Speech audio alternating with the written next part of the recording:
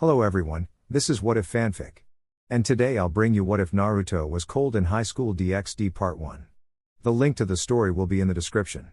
If you want to hear a fanfiction, please comment down below. Now on to the story. Uzumaki! Blue eyes opened reluctantly. He stared at the screamer. Shido was his name, the man hated him. Another one among the many who shared the sentiment. Sorry, Sensei, he said. The words were impassive and uncaring, something he wanted everyone to know. Be sorry when you become a hobo, Shido snarled at him. The teacher pushed his glasses back as he continued the charade. This is the third time you fell asleep this week. Disrupting the class with your blatant show of delinquency. Sleep when you're at home. I worked late last night, the blonde replied, his unkempt hair flickering as he ran his hand through them. He wasn't going to apologize a second time. He didn't say anything further. There was no need to. They didn't care about him, nor did anyone else. Well, a few did, but they were unique cases. No guardian, no parents, no relatives. It was funny to him, this whole situation. Naruto Uzumaki mused in his mind, laughing at his fate. The man who flipped off destiny on every turn finally admitted defeat in its face. He could tell how his friends and family would react to him acting in this manner.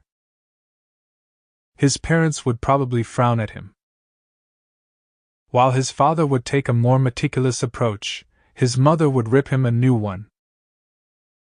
Jiraiya and Tsunade would have done something, anything, to break him out of that state. His friends too. But they weren't around. None of them were. He was alone. The blonde understood what Sasuke meant that day.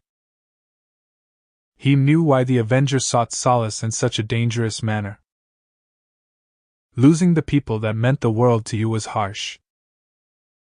A part of you went with them, and now that Naruto wasn't with them any longer, self-loathing and isolation became tempting drugs. It was better this way. Naruto was a far cry from the person he used to be. Despite all that, he missed them. All of them. Sighing, he reluctantly grabbed his pen and started jotting down notes. He didn't need to think about them right now. He didn't want to hear Shido's obnoxious voice sneering at him, berating him, and so many other words that he chose to ignore. It irked him at the moment. The hushed whispers and gossips regarding him didn't help his case either. It only annoyed him further. Just a bit more, he thought. Then I can go home. If he didn't fall asleep a second time. Then again, lunchtime was up ahead. The school cafeteria was a place that he looked forward to visiting. That was something worth looking forward to. XXXXXADMXXXXX. So, a beautiful redhead said. What have you picked up, Kaneko? Pervert smells like a dragon, Bucho. A bland, monotonous reply came from a petite, 15-year-old girl. Far too small and lithe for her age. It seems our hunch was right, the redhead said. Hope swelled in her. And what of the fallen? Is she still dating him? Yes, Kaneko replied. He goes out with her nearly every day.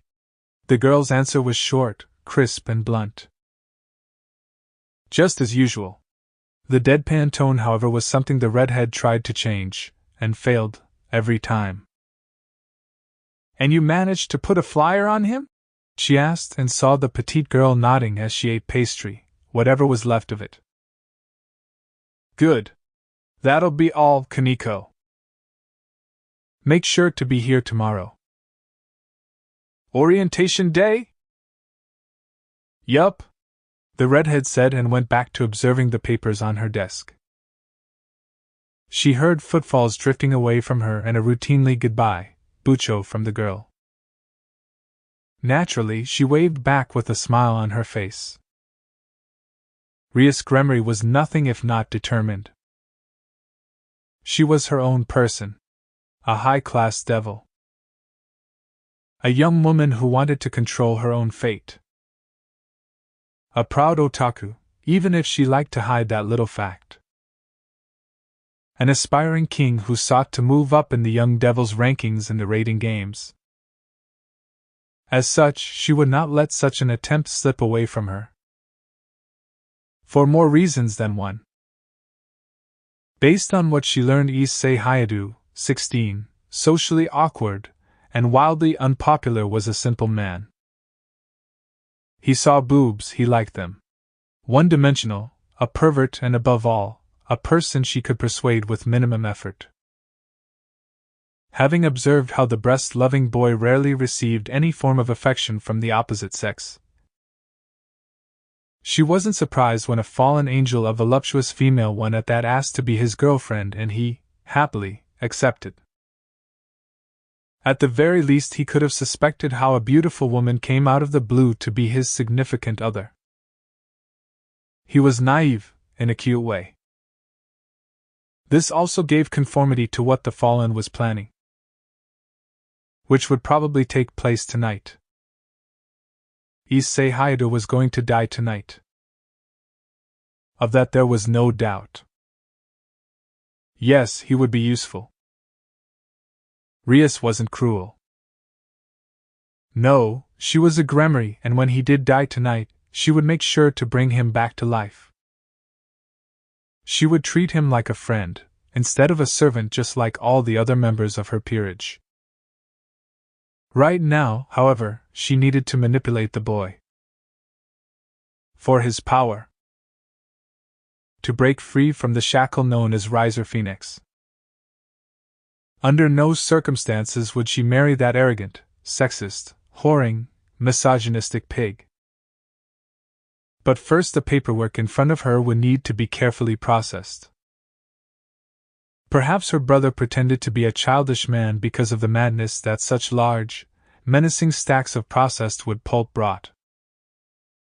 With a reluctant sigh of misery and annoyance, she began. Being a king is hard. XXXXXADMXXXXX. She saw him every day. Well, each day he came to school, that is. Or, when she would have some free time and observe what the boy did every now and then. Nothing unusual. He was a normal person, the average human being. About as intriguing as the rest of the world's population, where nameless people with generic faces would bite the dust eventually and be forgotten to time. However, he was more interesting than he wanted let on. Always looking bored, or pulling off a performance that convinced the world in regards to his state of mind. She had her eyes on him ever since he joined 2 years ago.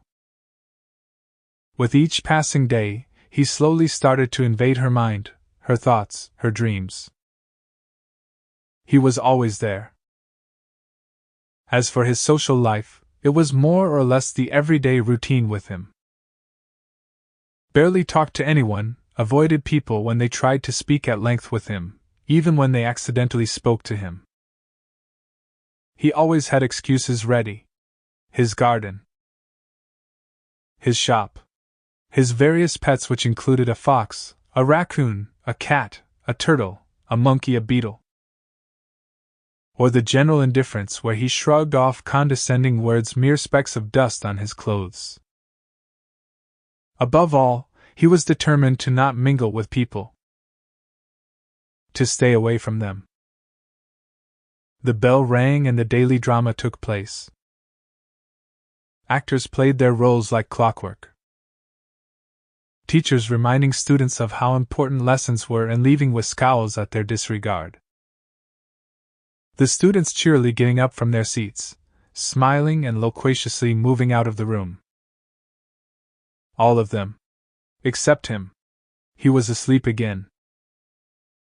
She had to wake him up. She was class representative after all, and she wanted to be the first thing he saw when he woke up. Slowly leaving her desk, she walked with a normal if not regal pace. The black-haired girl was glad there were no worshippers around at the moment. While she enjoyed the adulation and the praises to a certain extent, everyone had their limits. After a while, their words began to mean less and less from the first year too. Nothing mildly interested her, except her friend's freedom which she was still striving for. Until he appeared in her life. Naruto Uzumaki. The delinquent as everyone saw him. The hobo as Shido called him. The future dropout as the students labeled him. But to her, he was so much more. Uzumaki-san, she chirped. Her voice honey. Her smile, a gift for men. Class ended? You don't want to be left behind now, do you? She reached out her hand to wake him, gently, but stopped when she heard the reluctant groan. He got up drearily like a zombie from his grave. The blonde rubbed his forehead and stretched his neck. A yawn escaped his lips as he leaned back into the chair. Finally, she saw it. She saw them. Those lifeless blue eyes, dark and dull and empty. The pain hidden so carefully beneath those darkened pupils. It made her shiver. It made her tingle. But most of all, it made her worried. For him. I see, she heard him say. A voice she knew was filled with apathy. He didn't even look at her as he stood up. Thanks, I guess. She wasn't surprised. He was always like that to her. It was only since the last 4 months she had to decrease her animated talks with him. She was perhaps one of the few who ever spoke with him length, and even after 2 years she knew so little about him. Orphaned. Raised alone. Somehow getting a scholarship, a lucky pick she assumed. Attractive, if he didn't have that look on his face. And always alone in that small bubble he made around himself. It didn't sit well with her. Loneliness was something she knew and the consequences that came with it. Uzumaki-san, she said, putting on her best smile. A full-blooded man would melt at the sight. But him? He was still finding the hallway more interesting as she faced his back. Still, she wasn't one to give up easily. Would you like to get lunch together sometime? No, he said immediately. She expected a slower response. Are you sure? The black-haired beauty was still hopeful. Yes. It seemed he was still stubborn as ever. Really sure? He walked away, not even bothering to spare her a glance. Akino Himejima made a silent promise to herself. To not, even slightly, ignore him like that again. Things would undoubtedly change after tonight, for the better she liked to think. Then she could begin her friendship anew with him. With Naruto Uzumaki. XXXXXXXXXXXX. The world hated him. If not, at the very least, it had some sort of grind against him. It had to. Here he was sitting in the park, leaning against a tree and enjoying a good sandwich under the starry sky. Nature was at its finest. The pale moon glowed dimly, and he finished his semi-dinner. He went on to smoke and enjoyed the slow, burning sensation of the tobacco. Despite what people said about cigarettes, it did serve its purpose. A momentary distraction that Naruto became accustomed to. Mentally, the blonde made plans to have some ice cream tonight. Ko Town did have its fair share of perks along with its oddities. Yet trouble tore through the lands, searched under every rock and shook every branch until it found him. Naruto knew this world, peaceful and ordinary as it seemed, was anything but that. There were no large conflicts going on. Warfare here sophisticated even if the humans were unimpressive. However, there weren't just humans in this world. Senjutsu helped him feel the presences of everything around Ko Town. Animals, humans, and 3 other signatures he couldn't recognize. One felt comforting and the second was confusing, almost as if it was at war against itself. Finally, last one felt heavier than the others. The second type were the ones he had seen and avoided. Out of fear? No. He didn't want attention from these crow-winged people. Then again, he should have known better. When he was 9, he received an object out of the blue. Its existence and ability only confirmed his theory that this world was bizarre, and the object, somehow, concealed his presence. Regardless of all this, he went on with his life. It didn't concern him anyway. Will you die for me? Now, it was different. He saw how a couple entered the park. A bit younger than him, perhaps. Then the girl asked that question, not the most romantic one either. She reeked of bloodlust. A quality he didn't want in his girlfriend should he ever become bound.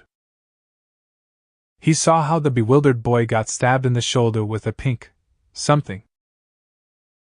Naruto didn't want to assume what it was, given the awkward shape the light-conjured weapon had. He could have saved the boy.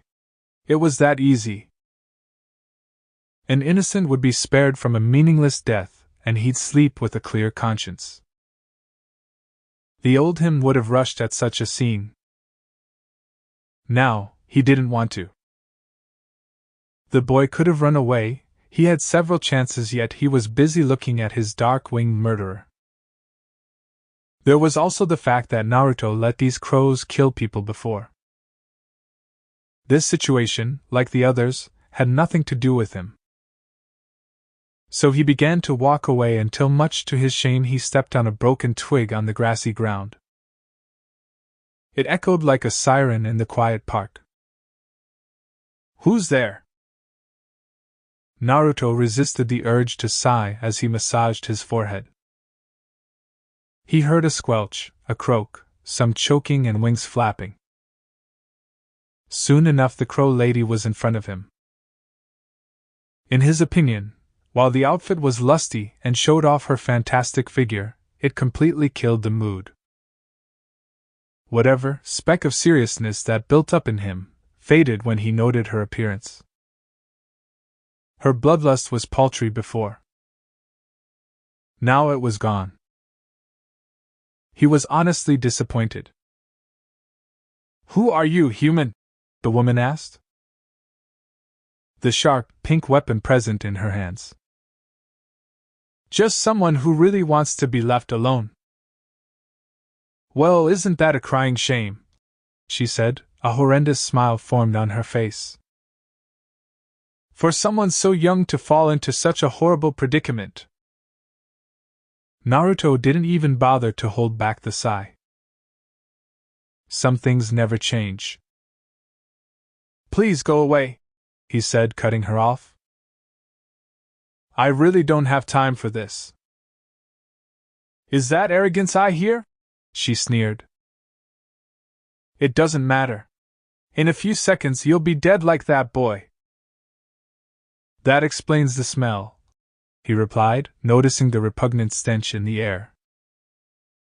His plans to get some ice cream were completely ruined now. "Don't worry, you'll be doing the same very soon. Before we start, Naruto told her. Mind telling me what you are? Rainier, she replied. At least she had manners if not tact. Your personal angel of death. He had to close his eyes at that. Death. Was he afraid of death? He didn't know anymore, he'd seen its face so many times before. Did he want to die at the hands of a woman claiming to be an angel?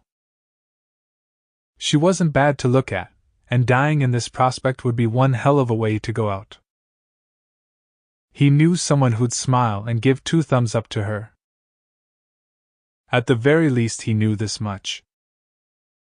This woman, crow, or angel as she liked to call herself, could never kill him. No matter how much she tried. Angel, huh? I think you're mistaken, Crow, he said, his blue eyes seeing how fury settled on her features. She seemed to have taken some offense to his wording. One point to you, Naruto. You dare mock my wings? You worthless Adam's pawn! She howled, and the boy opened his eyes, lunging towards him with the weapon, to gut him and leave him for dead. It was so slow. Naruto reached out and caught the weapon. Let's take this elsewhere. XXXXXADMXXXXX. Rias Gremory heard his wish. His penultimate request before leaving this mortal realm. He wished to see a beautiful woman before he died. The heiress could grant this wish. Kneeling down in front of the boy, she let him drink in her appearance. There were worse ways to go out.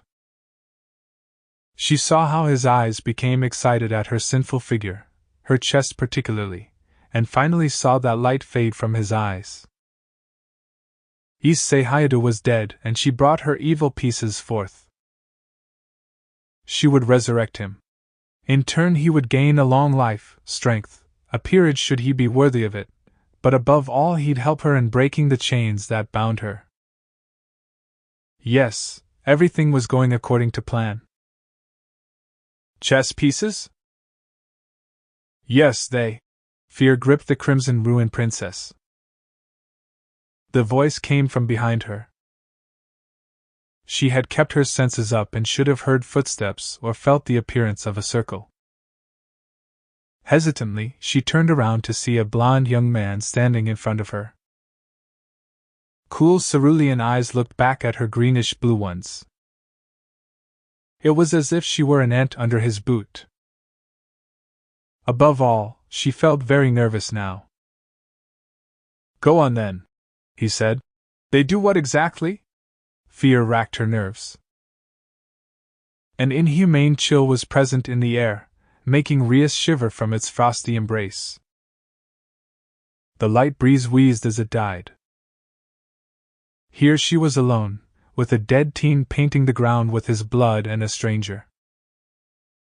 From what Rias guessed, he was old as her, yet the young man's posture betrayed his age. His eyes bore no warmth. A face devoid of all emotions. An aura of death loomed around him. Dark, bleak, and suffocating. It was like he was luring her into a trap where only her doom awaited. She tried to muster courage. To speak up and show this human he was human, from what she could tell that she, Rias Gremory, was not afraid. She'd fought stray devils, fallen angels, exorcists, and foul beasts. Looked them dead in the eye before erasing their existence. Surely she could face him. Then, as if feeding on her turmoil, she felt gravity weighing down on her. Her throat tightened, she suffocated. It tormented her, commanded her, and instilled the fear of God within the descendant of Gremory and Baal. She failed. Her devilish heritage seemed as threatening as a child armed with a rubber duck. The longer you take, the more time we'll waste, she heard him say. The sheer absence of emotions in his voice made her more nervous. He's just human, she kept reminding herself. Distraction was a method to stave off fear. Her brother often told her so. If she could fight him, hit him with her power of destruction, then he would be no more. One shot, that's all she needed. But then she noticed a strange object in her enemy's hand. Metallic, sharp black. A kunai. She hadn't seen it in his hand before, unless he let me see it. This is starting to become troublesome, he said, and for a moment, the Gremory heiress swore she saw his lips slightly twitch. Like a ghost, it disappeared before the deadpan expression settled again. She'd seen that look before. She had definitely seen him before somewhere. It was after a while that her mind finally remembered who he was. How could she not recognize him? There was no one else with whisker-like marks on their cheeks. Naruto Uzumaki. The misanthropist, as so many called him. A person who minded his own business, spared his attention to no one, and simply went about his days. Rumored to be connected to criminals due to some rumors about being seen with the police. Now aware of who stood before her, Rias started to form a plan. "You're Naruto Uzumaki, right?" she asked, mostly to calm herself down first and to delay whatever he was going to do. Especially with that kunai. "You're the Gremory girl," he said. The blank voice was disconcerting. He pointed a finger at her lap. "What were you about to do with that chess piece?" Ordinary humans should never be aware of the supernatural. Nor should the supernatural let humans know they exist. A fundamental agreement between the underworld, the Gregory, and the heavenly host. Here she was, on the verge of gaining the key to her freedom, and the only obstacle in her path was a human. Her devil side advised her to be done with it and erase him. Yet a part of her did not want to. On top of that, this human unnerved her. He kept her on guard, and his horrible eyes didn't move away from her. Not even for a second. She had only one clear choice. Rias would deal with the consequences later. "This will bring him back to life," she said. Perhaps appealing to this man's human nature would help. In the end, all humans like to believe that deep down they were good.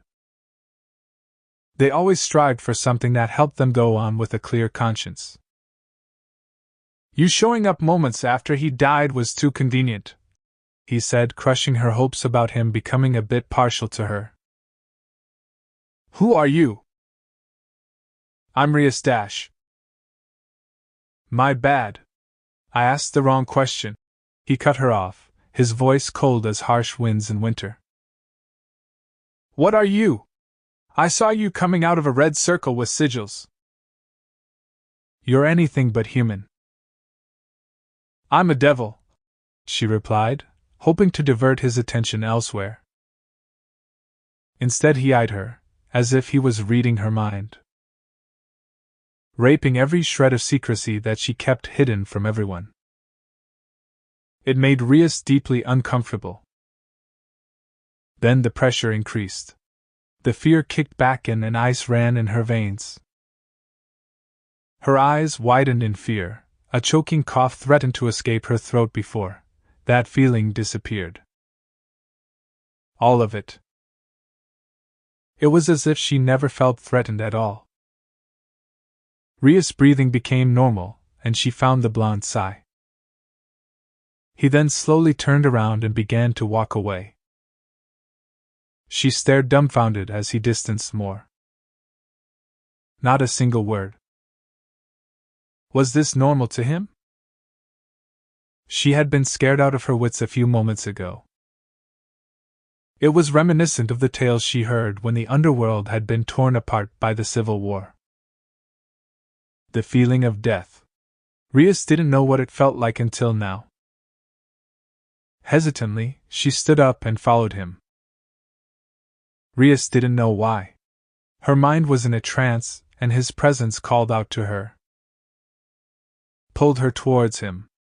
But rationality was still there. The heiress needed to sort this out. Wait, she said, hoping to use some of her magic and remove this memory from his mind. If that didn't work, since this human clearly had a sacred gear of some sort, or at the very least some magical reserves, she would have to keep the peace. Gremory, she heard him speak. It held no malice. There was no comfort in it either. What you do is your business. It doesn't concern me in any way. Don't bother me, or try to find me, and I'll forget about meeting you here today. She couldn't even reply as the man exploded into smoke. Rias coughed, shocked at what happened. It was the first time she'd seen something like this. Thankfully, her mind was working properly, and she still had a future member of her peerage to resurrect. Naruto Uzumaki was something she would deal with later. Still, something needed to be done about him. He knew too much and... Wait, her eyes darted around. Where's the fallen angel? Rias had come here with plans to kill her. She was sure the woman would smile and gloat over Issei Hayata's rotting, reeking corpse. Yet she was not. But Uzumaki was here instead. First things first, she said, heading back to the corpse. Summoning her evil pieces, she placed 3 pawns upon his chest. She chanted the incantations of old, told him to rise from the dead and serve under her. They glowed, a circle formed before disappearing. She smiled widely when her attempt failed. She was right, had been all along. Placing all 8 pawns upon his chest, her heart skipped several beats when 2 of them began to glow a bright red shade. Rias Gremory was one step closer to freedom. XXXXXADMXXXXX. Wrath, pride, envy. They were her sins. She fell because of them. How she envied the hairless apes the seraphs adored and loved. It was distasteful. With time, her wings darkened as her distaste towards Yahweh's greatest creation increased. On and on she let her vanity fuel her hatred until finally, her white wings became black. Again, she blamed the humans for her disgrace and chose to collect her debt. They were nothing more than pawns in her eyes. A flock waiting to be led by a shepherd. All of them. Nothing more than flawed scum. And today, one of them battered her into the ground as if she were nothing more than a fly. The moment she lunged at him with her spear, he caught it with his bare hand and crushed it. Before she could gasp, he placed his hand over her mouth. The next thing Rainier knew, she was outside the skirts of Ko Town and was slammed against the cold surface. She was surprised and shocked at this human strength. But it was nothing compared to the way he looked at her. As if she were a pest. She wasn't such a lowly being. The former angel never was and never would be. Letting her wrath loose, she flew and decided to skewer the human with her spears. However, the man seemingly disappeared from her view. The fallen angel felt a violent tug at her wings. He had appeared above her and with one hand, twisted her right wing. She felt the pain, each of her nerves emphasizing the anguish he was putting her through. Then he grabbed hold of the other wing, proceeding to torture her more in midair before she crashed into the ground. Her face caked in mud, dirt, and grass. Defiantly she rose once more, and he told her to stay down. Warned her that if she continued he would break her. She refused the offer, spat on it, and assured him that Rainier would tear him apart. He simply replied that he would keep his word. It was her greatest mistake. Now Rainier was broken, beaten, scarred. She couldn't even see him move, he was but a blur in her eyes as he kept disappearing and reappearing. Between each interval, she felt miniature explosions hit her. The human only hit her 9 times, but each of those blows felt as if Mjolnir was striking her down. They shattered her bones, tore her muscles from the inside, and shredded her skin. Here she laid ruined, in a puddle of her blood and urine. She couldn't control herself when the pain became far too great. Her amethyst eyes looked up to see him standing near her. Looking down on her. Perhaps he would end her now. "I told you what would happen," he spoke with a slothful tone. He stretched his neck, looking away from her. "I gave you a chance, but you didn't take it." Silently, she acknowledged those words. Her voice would come out as nothing but a whimper if she tried. Her throat was one of the places he had struck in the beginning. She saw how he reached for his back, and a small blade rested in his hand. He bent down to her level and looked at her. The fallen shook in fear. Something invisible choked her. Wind screamed in agony. The moon was hidden by blacker clouds. A shadow of darkness loomed over her. It told her how pointless her efforts would be against this man. No, this monster. The blade came down to her throat, and she felt the cold metal press against her. It cut through her skin, and some blood began to leak out. The damned feeling that was putting her into an abyss was not going away. Rainier looked at his eyes and prayed to Yahweh, to Michael, to the Holy Spirit. She saw her own death in those eyes. "I should kill you," the blonde said. His hand reached around the back of her head, taking a fistful of her hair, and lifted her face up to meet his. The blade was still there, and Rainier knew her time was at hand. Until the hopeless feeling disappeared when he threw her back into the ground. Once more, the fallen angel found herself surprised at this human. She was sure he would end her now. After thoroughly ruining her in battle, this was the only conclusion she could draw. An eye for an eye. The one true rule of the world. But then, his voice broke her out of her stupor. He stood over her. "That would be something you probably do." "Distasteful I find you, you're not worth the effort. Hardly someone I need to kill." Rainier felt worse now. To be called worthless, it was her greatest fear.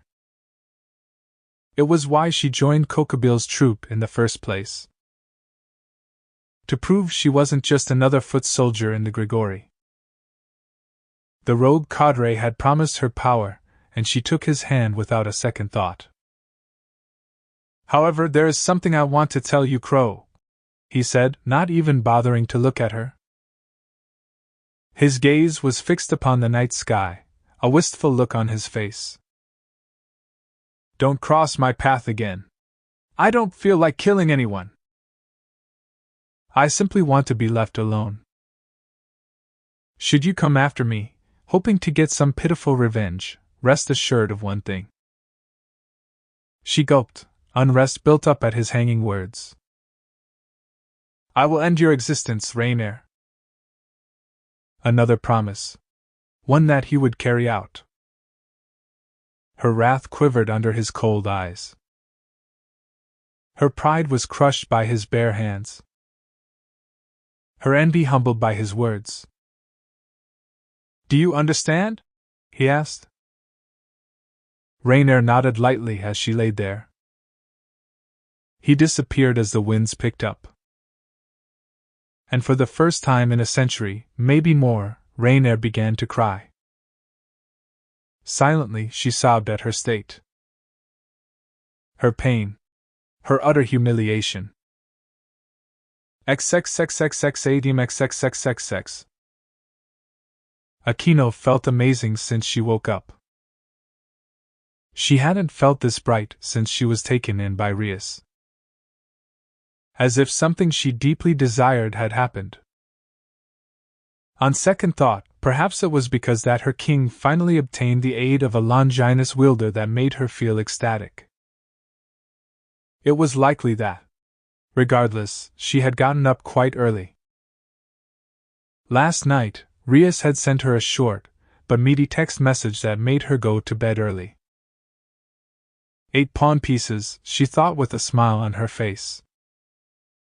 He was strong, the young pervert of Ko. It seemed Rias' assumption held merit after all. She was also thankful to the other owner of Ko Town, Sona Citri, didn't take the boy into her peerage. The Citri was a friend of Rias since childhood, and understood her plight. Akino made a mental notes to somehow make it up to her. And now, here she stood near a ramen store that opened up roughly 5 years ago, but hardly caught her attention until the first year of senior high.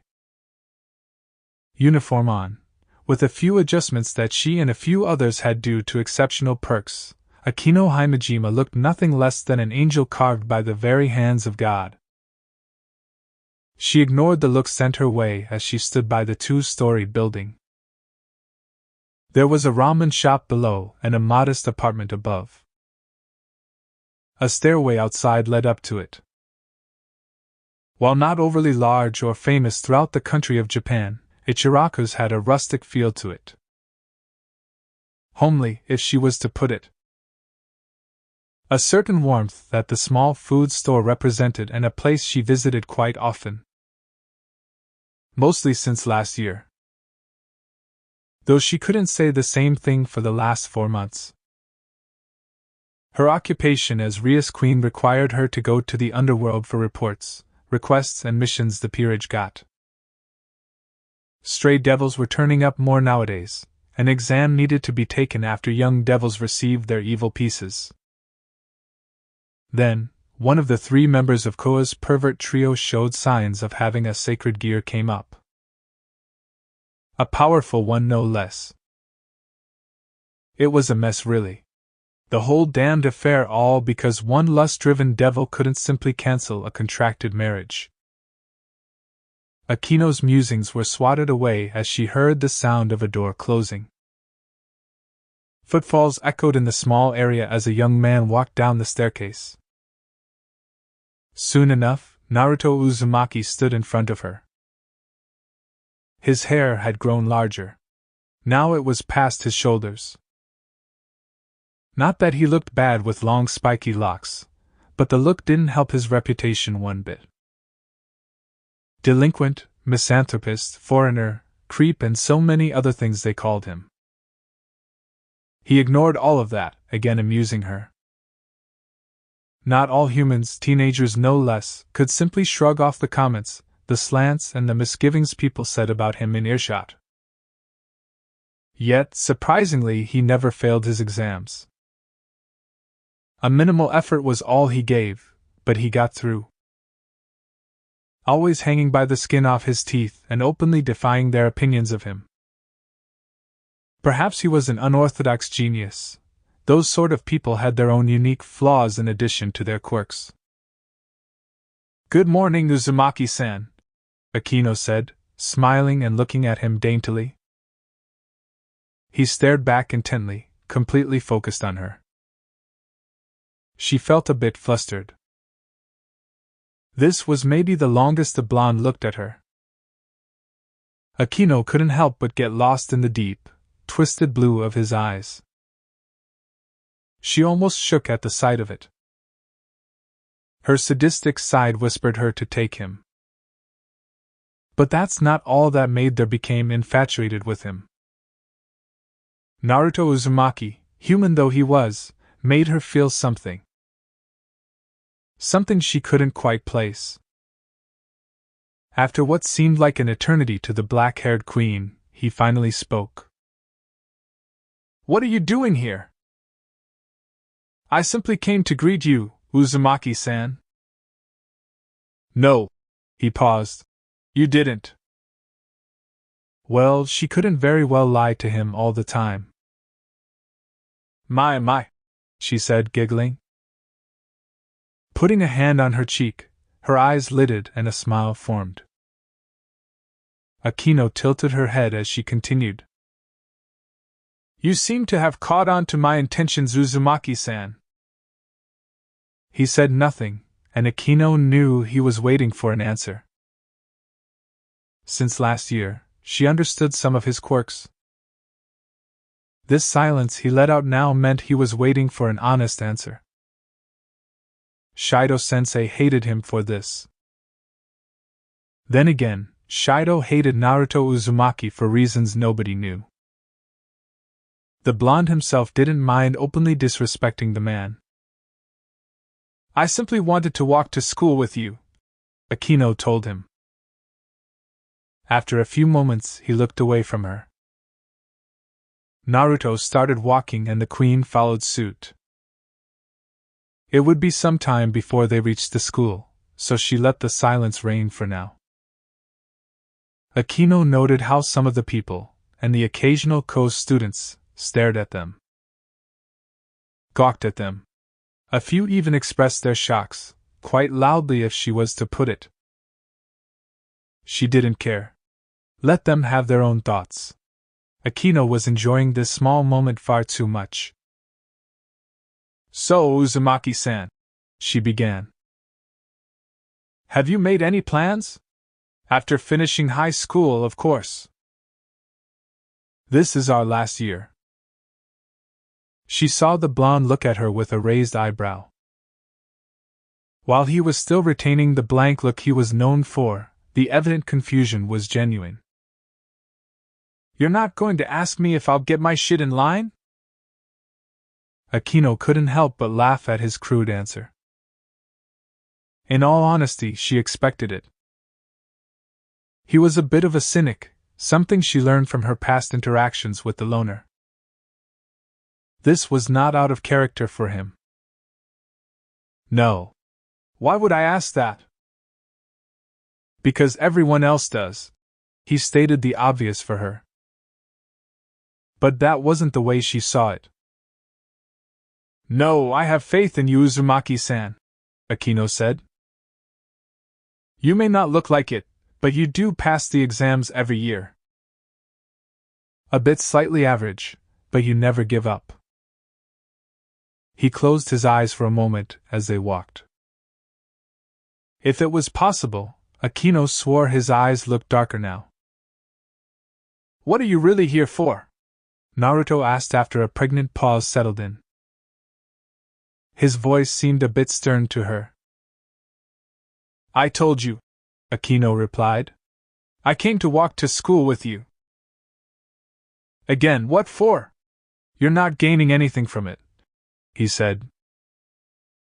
His voice seemed curious. "Well, that's not entirely true," she said, a playful smile formed. "I am gaining something. I'm going to regret this," she heard him say as he stopped, staring into her eyes. More precisely, he was gazing into her soul. It was surreal. Her breaths became shallow. The heart skipped a bit, hammering against her chest. Cheeks flushed red, unable to hide the blood rushing to her face. The act ravaged her mind over how he could do this to her merely by looking at her. "What exactly are you getting from this?" he asked. She recovered herself and focused on his words. Sometimes the truth was better than a lie, and Akino Himejima didn't have any intention of lying to him. Why should she? Drawing a breath, she spoke as her violet eyes stared deep into his blue ones. Because, Akino said, I like spending time with you, Uzumaki-san. Instead of walking away like usual, he stood there, glued to her words. Neither of them moved or looked anywhere else. Until finally, he spoke once more. You, he said, drawing out a pause. You're going to start bothering me again, aren't you? Akino laughed again. Melodic in nature, her elegant, silky voice made every passerby stop to simply see her radiance. Finally she ceased and looked at the man's back. She learned another thing today. Naruto Uzumaki said the most unpredictable things. Am I that overbearing? Yes. He walked along with her. Well, it's a burden you'll have to bear. I wish you wouldn't bother me, woman. That's not happening, unless you live in your own world. I do. Unfortunately, I have to share it with you. The fact that he said it in such a bland and obvious way made her want to write these things down. Naruto Uzumaki had a strange way of seeing things. You know, Akino said after some time. Her eyes fixed on the clear sky. I'm surprised you didn't run away this time. I don't run away, he said.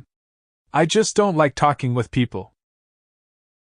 That's sad, Uzumaki-san, Akino added with a bit of seriousness. She smiled nonetheless. Not talking with people. Being alone. It's never a good thing. It is for me, he said sagely. Then I'll simply have to change that. Change what? Well, for starters, making sure you talk to someone, she said. And then you finally getting some friends. And by someone you're referring to yourself, he pointed out. You know me too well, Uzumaki-san. Akino tilted her head. Perhaps I'll get to know more about you. No need to, Naruto replied. There's nothing interesting or good about me. I'll be the judge of that, Akino replied, defiantly. Did he think he could brush her off? No. She would punish him regarding this later. But for now, she needed to tell him something. Something she thought about him, but never had the chance to say it to him. You are interesting, Naruto Uzumaki, she said. And you are a good person, otherwise you wouldn't have fed those homeless people at the park. Have you been stalking me? I prefer the term observing. School's here, he said, and Akino realized just how much distance they had covered. The stares, the surprised shouts, revolts and curses flying around was something she expected. Before long, Naruto was walking ahead. See you for lunch, Naruto-kun. He stopped hearing her words. Kun? He asked. She nodded her head. Since when did it become Naruto-kun? Since now. Calling you Uzumaki-san was becoming too formal for me, Akino replied. Besides, we're way past that point, Naruto-kun. After all, we're friends. Aren't we? She expected an answer. After their small walk and conversation together, Akino didn't expect him to strafe away. One day she would get to him. She then headed towards the direction of the occult research club in the old building. First she needed to visit Rias and congratulate her. Their peerage had, after all, gained a new member. Opening the door, she found Rias sitting at her desk. A worried frown marred the features of her king. Her friend and Akino spoke up. "Is something wrong, Rias?" she asked. The redhead looked at her, nervously. "Akino," Rias said before pausing, "how do you know Naruto Uzumaki?" With those simple words, Akino Himejima felt a pit forming in her stomach. XXXXXADMXXXXX. He couldn't in class today. Despite his attempts, he failed at such a simple task. His mind was fogged, obscured with thoughts he couldn't shove away. Last night, he fought an angel. Saw the Gremory girl claiming to be a devil, recognizing the heavy signature he sensed, and stated she would bring the dead boy back to life. Which she did, as he saw the boy running around in the building today. The brown-haired teen looked healthy as a horse. In fact, Naruto could feel his energy. It was similar to the redhead's, but there was something else. Something he couldn't quite place. That wasn't a major concern. He died, he came back, and it was, frankly speaking, not worth a damn. Everybody won, as long as they would leave him alone. The only thing bothering his mind was a girl. Akino Himejima. That woman was troublesome. Shikamaru Stick couldn't describe her better. The One-sama started to talk to him since last year, one of few who ever did. Always striding forward with a smile on her face, the black-haired beauty seemed enamored with him. Akino would talk to him at least once a day, and Naruto would give the necessary amount of answers. Nothing more, nothing less. For months ago, that had stopped. Naruto was internally grateful to God, or whoever was up there, for this divine intervention. Despite staying alone, old habits were never easy to kill. No matter how much time passed, he was still himself. Naruto Uzumaki, the man determined not to make the same mistakes he made before. Then came Akino Himejima, clobbering him with conversations. This morning, when she appeared, waiting near his house, he became surprised. Though he didn't show it. His sensei, the copy ninja, would have been proud. Her presence was similar to the Gremory girl. It was also similar to Rainer's, and, lastly, it felt human too. Before today morning, he noticed there was something unique about Akino, but never took note to sense her life force. She always did seem a bit perfect to him. Far too beautiful to be human. Last night's events made him raise his guard a little. So, he kept his sensory perception activated. The night went peacefully, but this morning someone was outside his house. Just waiting there. Hoping to face an enemy, shock hit him when Akino of all people turned out to be that person. Just like with everyone else, he kept her at arm's length and looked for lies, deception, false notions under her words. He found none. The woman meant him no harm. However, it wasn't the fact that she was a devil, or a fallen angel that bothered him. No, it was the fact that she cared about him. When he was reborn, the first thing he was a door. The door of an orphanage. He was a baby then. Naked as the day he was born. It wasn't easy, growing up all over again. A few perks included no large populace hating his existence. He grew normally as he could. However, he was still truly alone, and over the years, the blonde came to enjoy the isolation. So when a girl, a beautiful one no less, was interested in him, and went out of her way to meet with him, talk to him and tell him he was a good person, it get to him. By God, it did. Much more than he thought he would. she stalked him from time to time too. His profession gave him away. Years ago, he opened up a ramen shop, mostly as a means to earn after certain events took place. One day, a large group of policemen entered his shop to eat. After learning of his orphan status, they forced him to go to Ko Academy. They even made a petition to see that he would receive a scholarship should pass. If he didn't, he'd be placed in a system where someone would look after him. Naruto didn't want that. So he took the exam, cheated in it as well, and studied here free of cost. He would finish high school and then do something with his life. The policeman's genuine act of kindness and large tips were the only reasons he let them go. After that, everything was still going well. Then, Akino barged into his life. Naruto thought he finally won when she left him alone for the last 4 months. It was just a delay. And now, he sat with a dilemma. Lunchtime had come and gone before he found himself in the last class of the day. Naruto knew why he found today a bit more bearable than usual. Akino Himejima. The damned woman. She called him a friend. He didn't want to be friends with anyone for that matter. That feeling of being close to other people, where a sense of conformity and caring about other people settled in.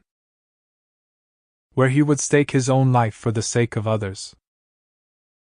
How he would worry about them later. No, it was better to not have them at all. After all, it was a proven theory. People close to Naruto Uzumaki died all the time. It was his curse. He didn't want the lives of more people on his conscience. Naruto couldn't believe himself at the moment. To be slightly affected by simple act of kindness from her, who just wanted to be friends with him. No, he said in his mind. I don't need anyone. I've done it before. I can do it again. He had his own demons. They were his to bear. Letting people get in his life would only complicate things. Naruto Uzumaki and Akino Himejima. Please report to the student council room. The voice blared throughout the school's comm system, and everyone in their classroom stared at him. Mostly at him, as his name was mentioned alongside one of the school's idols. Groaning, he got up and didn't bother waiting for Akino. He had ignored her for the entire day since entering the classroom. Opening the door, he walked forward, and much to his inner ire, Akino had caught up with him. She was faster than he gave her credit for. Akino's face didn't have that smile anymore. The one he saw this morning and countless of other times. She looked better with it.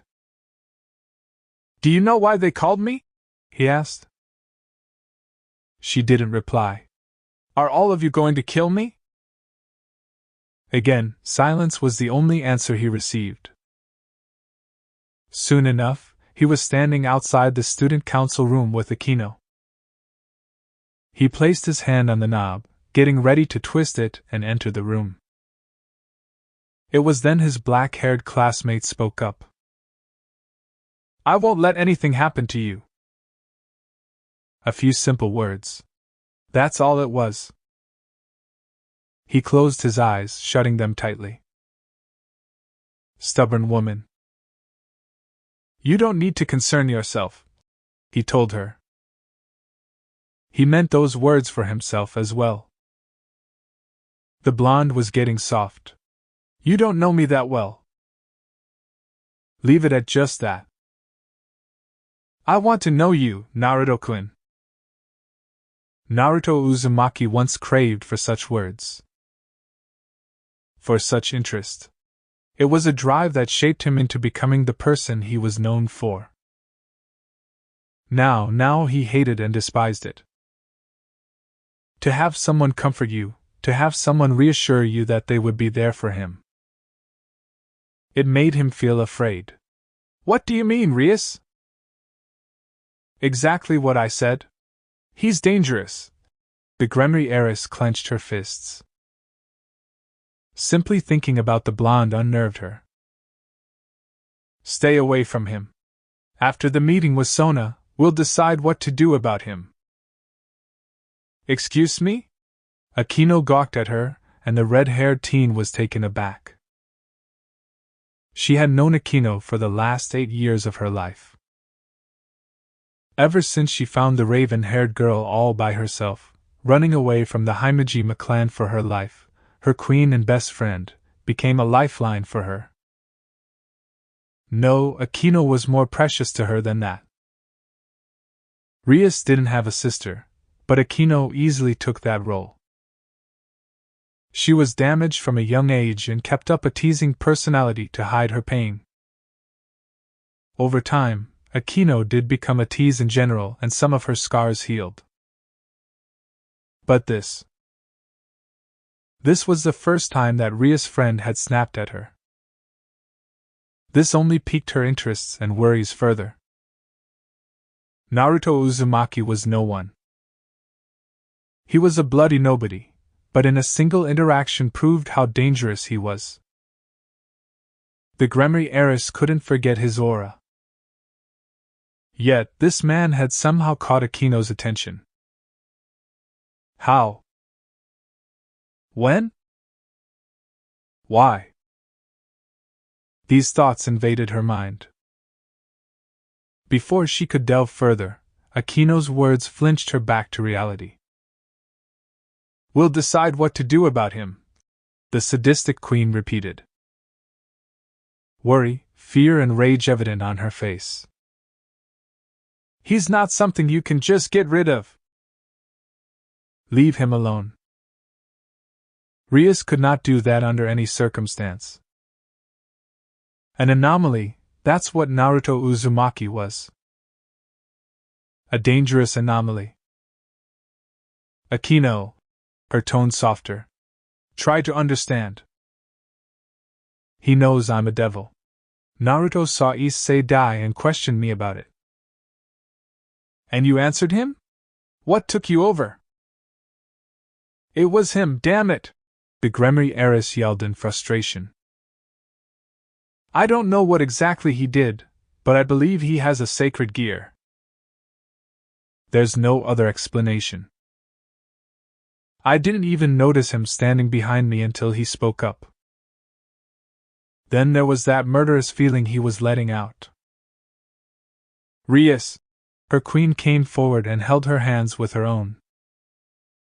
Just hear me out, please. It was an action both of them had done for years. Her queen was stronger than her mentally, given how she grew up. Akino was no doubt one of the pillars of support that was there since she grew up. She would listen. Rias had a soft side for people close to her, and this was Akino of all people. What happened? The raven-haired girl asked. Both of them sat on the couch as the Gremory heiress let out a sigh. She began her tale anew, more calmly this time. She told her queen everything that happened. From her waiting for Issei to die, her first attempt to resurrect him, and meeting the blonde. Rias spared no detail and saw Akino become confused at last night's events. She noticed how a conflict danced in Akino's eyes. The genuine amount of frustration that the reborn devil was going through. It didn't make the crimson-haired ruined princess feel better, though. It only made her feel worse. To think her friend was somehow involved with Naruto Uzumaki. Does he know about me?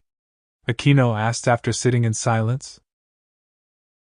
I didn't tell him anything else other than the fact that I'm a devil and I was going to resurrect Issei, Rias said. He barely spoke and told me not to bother him. But I can't let someone like him roam around. I'm going to contact my brother and dash. Please don't, the redhead heard. Akino's violet eyes that always twinkled with excitement, allure and a shining gleam were gone. Instead they seemed like dark amethysts slowly being drowned. Akino, she said. Just what is he to you? How do you even know him? I know him since our first year at high school, Akino regaled. At first I thought he just didn't like people. Then I slowly began to notice something else. He was an orphan, he had no one and lived by himself in a house while maintaining a small ramen store. The queen paused a bit. Rias motioned for her to continue. The heiress was finding this to be far more interesting than she thought. So I sometimes followed him. Rias noted how her queen's cheeks became a bit flushed, out of embarrassment. I found out he talked with no one. He met no one and sometimes disappeared for days. I didn't even realize that observing him became a daily thing for me. Then, I started talking to him from last year. Her queen let out a sigh. He's not the most social person in the world. Even by Gasper's awkward standards. No one can be that bad, Rias replied. Though after her conversation with the blonde, she didn't dismiss that thought. The first time I said hello, he said go away. A fond smile settled on her queen's face. After that I kept talking to him each day. I even tried helping him with his studies, but he didn't need it. You'd think he would be a bad student considering how lax he is during classes. It could be a sacred gear, Rias reasoned. It did seem possible, and seeing the hybrid shrug her head. She waited for Akino to finish. It mostly involved me talking, but over time he began to talk back. Sure, they were short answers, but he did give in. I felt like I finally got somewhere with him, her queen said. A small frown formed. Then 4 months ago, I didn't get that many chances to talk to him cause of duties, the Phoenix thing and training. Rias fiddled a bit. It was clear that Akino was interested in this teen. A part of her felt guilty for taking away her queen's chances at talking to the boy. I talked a bit with him yesterday, but not as much as I wanted to. So when I got up early, I went to his house. Akino explained. I waited for him and we walked to school together. I even said I'd see him for lunch. Akino, Rias said, not sure how she felt about this. Granted, there was not much interaction from the cold-hearted and steel-tongued blonde, but her queen seemed so enamored with him. I want you to promise me something, Rias, Akino said. My king. This never happened before. Akino never ever called her by her title before. Please don't harm him, she asked. Or was she begging? I'm sure he's not going to cause you problems. As long as we stay out of his way. I'll even stop talking with him, but please don't let anything happen to him. Akino, Rias asked, clearly surprised at the black-haired girl's words. I just don't understand. What is Naruto Uzumaki to you? I don't know, she replied, her tone lost. With a wistful expression she spoke again. I don't know what he is. But for the life of me, I can't get him out of my head. This is confusing. I know, she replied. I can't explain it myself. But I want you to promise me you'll do nothing. I'll try, but Sona needs to know about him as well, Rias added. She is the other king and half of this territory is hers after all, she has a right to know. I owe her that much. Fine, Akino said. But I just want you to know. If anything happens, if Temper's FLYW and her peerage attack Naruto-kun, I will protect him. And in that moment, Rias Gremory realized something.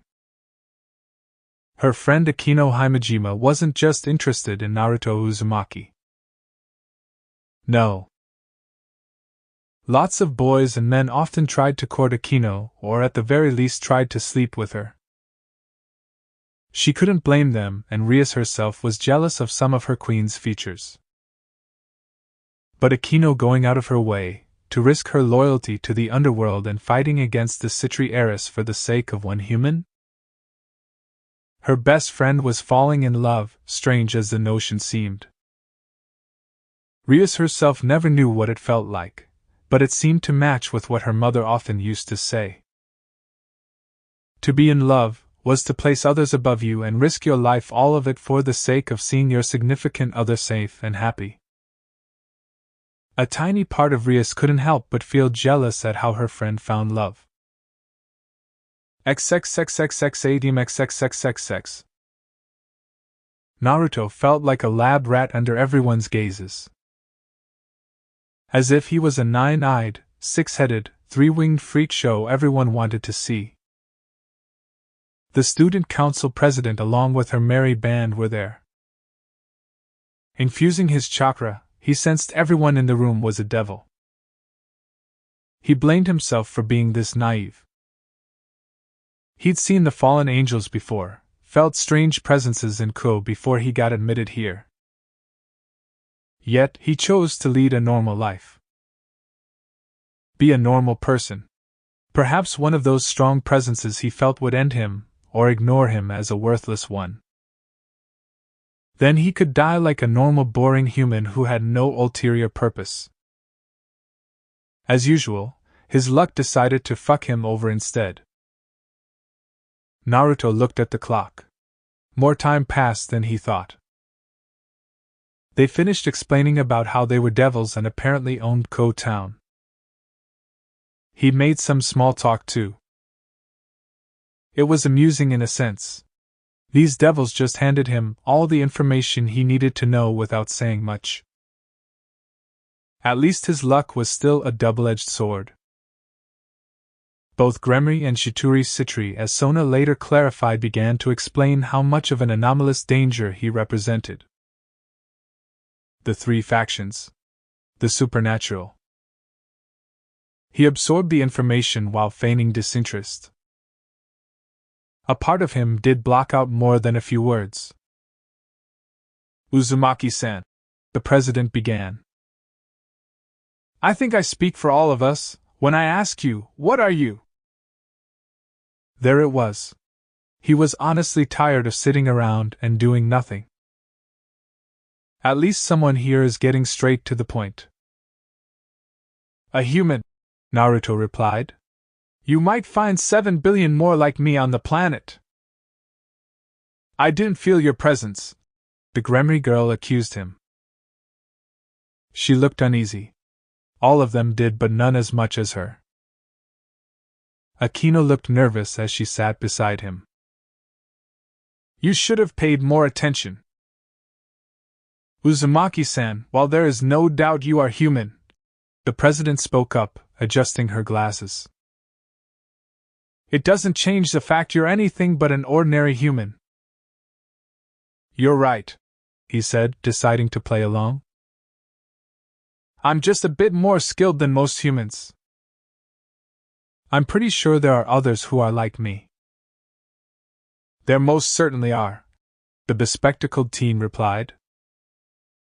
He wasn't surprised. In a world filled with angels, devils and fallen angels, some strong humans were bound to appear. It made more sense than anything. Especially when he considered a certain item he had. Survival of the fittest was still the name of the game. If that's all, I'll leave, Naruto said. He had a shop to run after all. That's not all, Uzumaki-san, Sona spoke up again, and the blonde waited. How do we know you won't go against us? That you're not a spy working against us? If that turns out to be true, you're more than welcome to kill me, he replied. Despite their surprised looks, he continued. I'll tell you what I told Rias Gremory over there. Don't bother me, do whatever it is you devils do and leave me alone. He got up as Akino stared at him. Naruto didn't want her to look at him like that. He didn't want anyone looking at him like that. One last thing, Uzumaki-san. Rias spoke up this time. What exactly are you capable of? Would you rephrase that? I meant your abilities, your powers, so to speak, she asked. Power. In the end, it was always about that cursed strength everyone wanted to attain. There was a time he craved for it. After seeing what power could do, he began to despise it. My powers are something you shouldn't concern yourself with. I'm nothing too special. A word of advice, Uzumaki-san, Sona said. Power comes at a price. No matter how uninvolved you want to remain, something will always catch up to you. It wasn't a threat, he could understand what she meant. A simple warning to be careful, and he was now, much to his dismay, a part of this biblical supernatural hillbilly world. That idea of leaving Ko didn't hold so much merit anymore. It was like a shackle now. A prison built to confine him here, and if he did disappear, someone would no doubt come searching for him. Do you wield a sacred gear, Uzumaki-san? Sona asked, continuing her questions. Does it matter? He replied. He was sure that he didn't have one. The item he possessed was much more different than what they defined. Fallen angels and other supernatural beings often tend to be attracted to sacred gear users, she explained. A few people in this room wield them. Good for them. But in regards to your question, no. I don't have a gear, he said. Seeing the look of satisfaction on the president's face, and the worry now gone from Rias' face, he took it as a cue to leave. He had talked with enough people today. What happened to the fallen angel? Akino asked him. She left, he replied.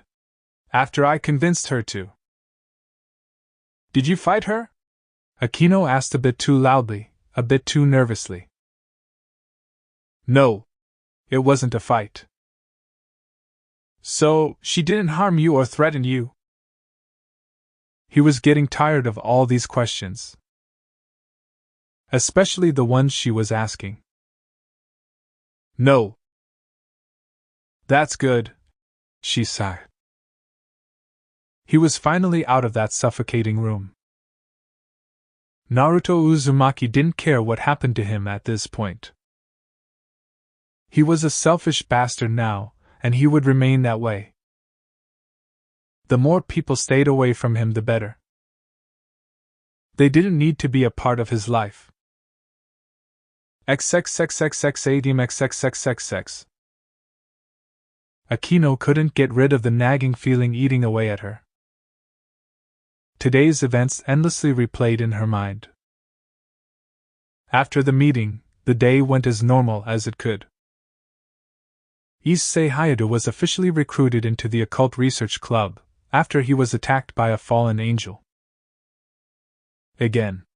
The filthy creature, Danasik he claimed his name was, seemed enraged as he attempted to attack Issei even with the presence of both her and Rias. It was unsettling, really. Usually, they would flee at the sight of them.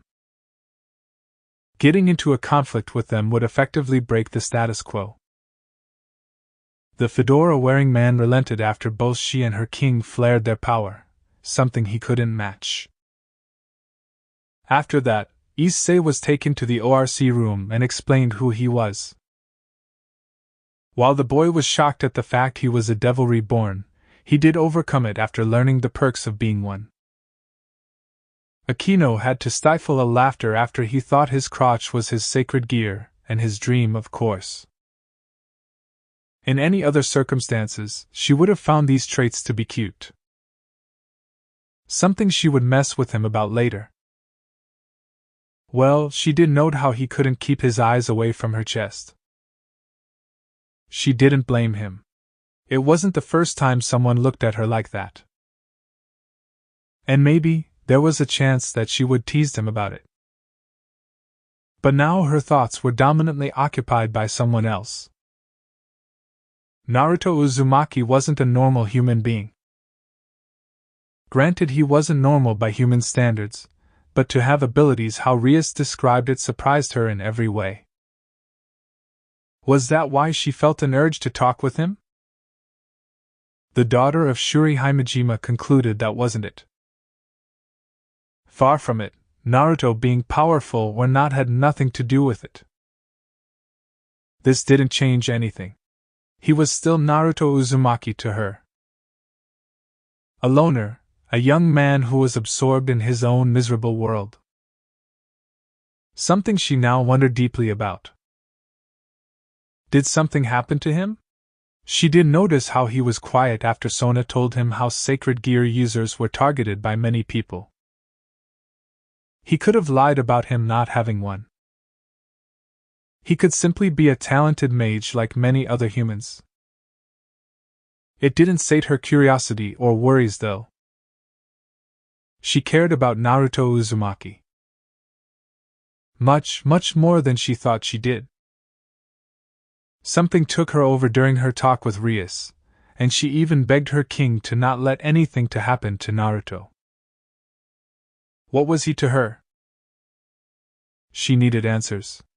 Seeing as how Rias was away and she didn't have anything to do, Akino walked out of Ko Academy after arranging everything in order.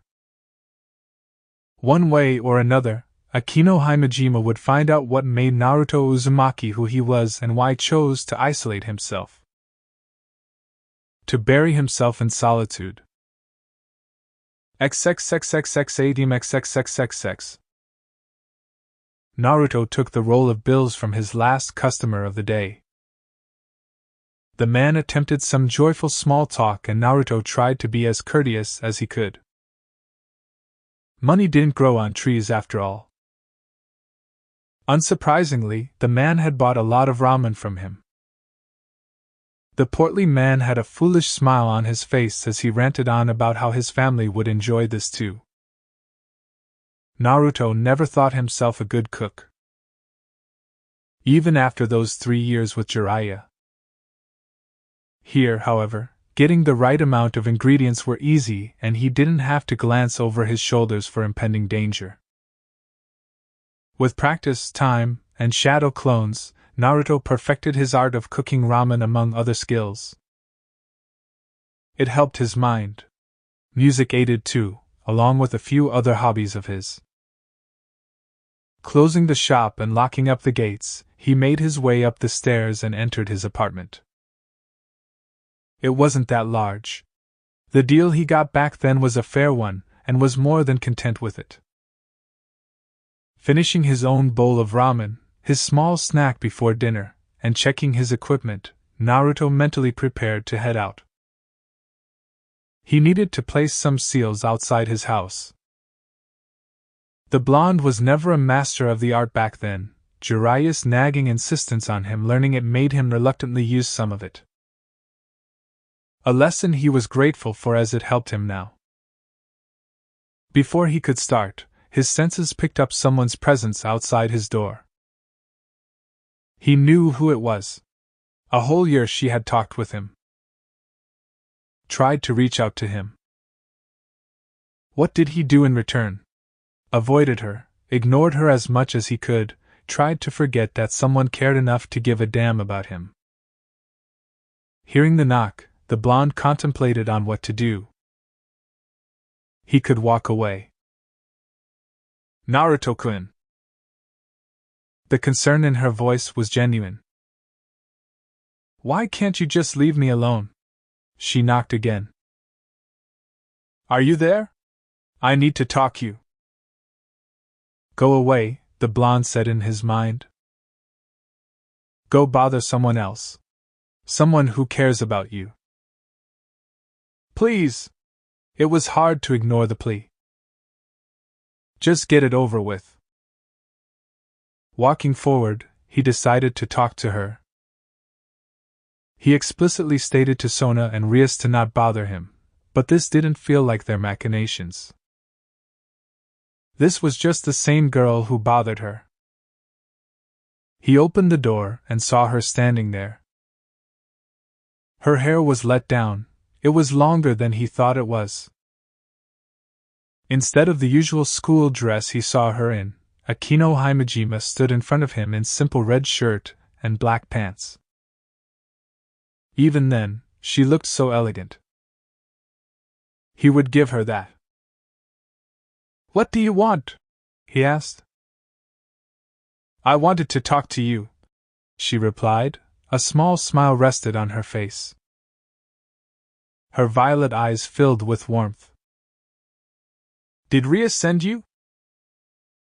No, she said, squinting a bit. She doesn't know I'm here. I thought I told all of you to leave me alone. His voice was stern. Maybe she would go away if he was rude. Just like he usually was, only this time specifically at her. He could be harsh when he wanted to. I refuse. The woman was more stubborn than he gave her credit for. Leave, Naruto said. There's no need for you to concern yourself with me. You don't seem to understand, Naruto-kun, Akino replied. The knowing feeling rose again. Exactly what don't I understand? That I care, she all but yelled.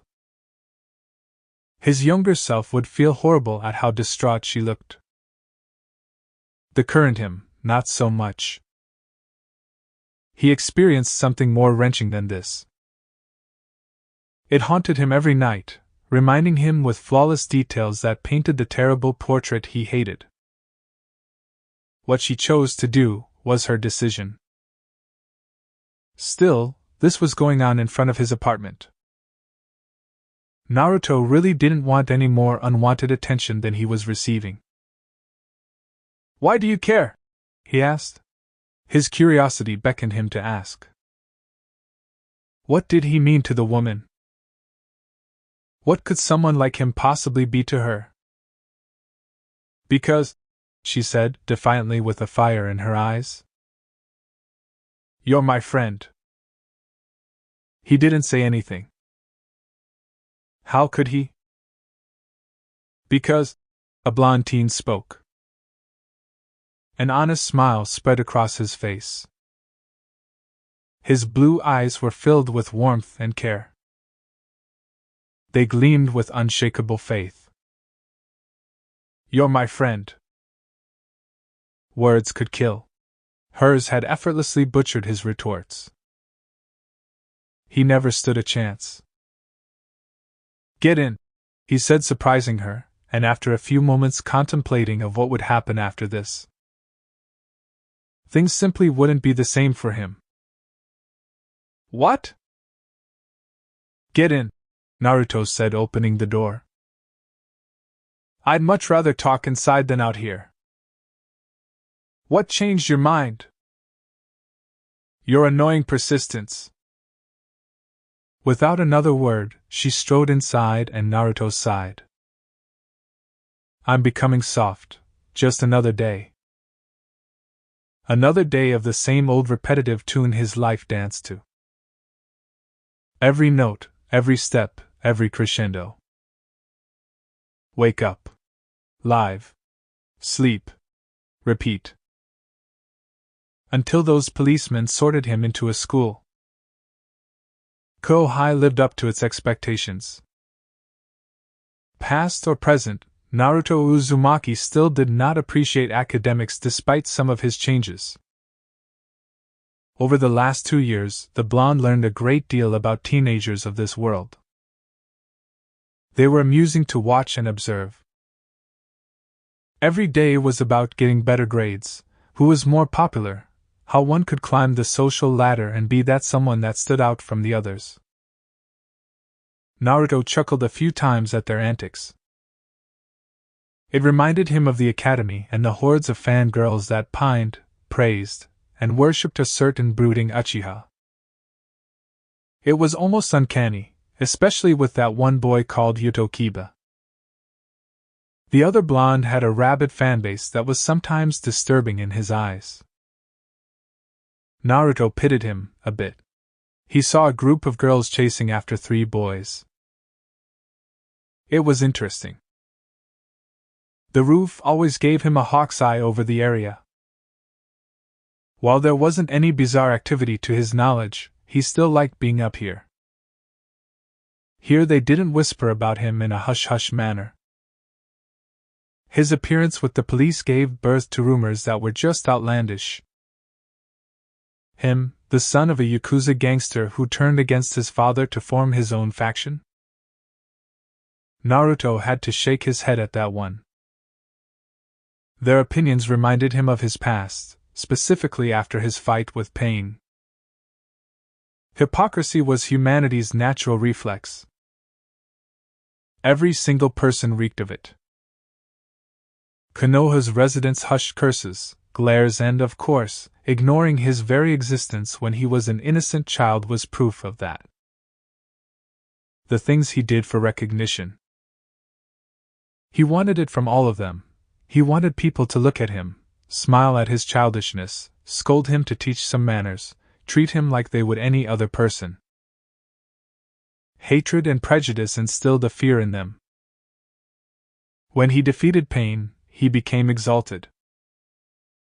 The very same people who ignored him, silently cursed him, and wished him ill will sang their songs regarding him. Hypocrisy at its best. Naruto himself was one. He was sure that had he been popular, they would sing about him like one of those flawless role models as the students labeled them. He didn't want that. Besides, lunches tasted better here. A soothing breeze would caress him, and he got a bit of peace and quiet up here. People his age were quite boisterous and noisy. He was that way too once. Seeing how the sun was moving, the blonde idly checked his watch. There wasn't much time until classes started again. Sighing, he jumped down from the tank and landed softly. He turned around and headed for the door. The sudden creaking of the roof's metal gate was something he didn't expect. Neither was the person who came through. The first thing he noted about this person was, undoubtedly, her eyes. Violet, soft and twinkling with mirth, there was something ethereal about them. Then her face, beautiful and perfect. Her curtain of black, luscious hair tied up in a high ponytail, reached all the way to her knees. Naruto felt a bit proud. She did justice to the color orange with that ribbon of hers. Finally, he noted her figure, and he could easily say that this woman undoubtedly was one of the most well-endowed females he had ever seen. Regardless, it wasn't her face, her eyes, her hair, or her figure that gripped his attention. It was her smile. An honest and charming smile that his blue eyes couldn't tear away from. He knew who she was, if only by reputation. Everyone in Ko Academy did. "Hello, Uzumaki-san." Her voice regal, silky, alluring and seductive. He understood why men pined for her. They'd be fools not to. But she was just another person in this school. Akino Himejima, one of the great ladies of Ko along with her friend. The redhead. One of the role models he'd thought about earlier, definitely people he wanted to avoid. They were at the top of the social ladder here, even if they were in the same year as him. If they saw him with the Akino Himejima, he didn't want to imagine the amount of ass-kissers that would line up near him. That said, she was no different from the rest. He would treat her the same as he did to the rest. Go away. His general response to people. If they stayed away, it was better. Naruto started to walk, not particularly eager to start classes. There was a new teacher, Shido. He didn't like him and vice versa.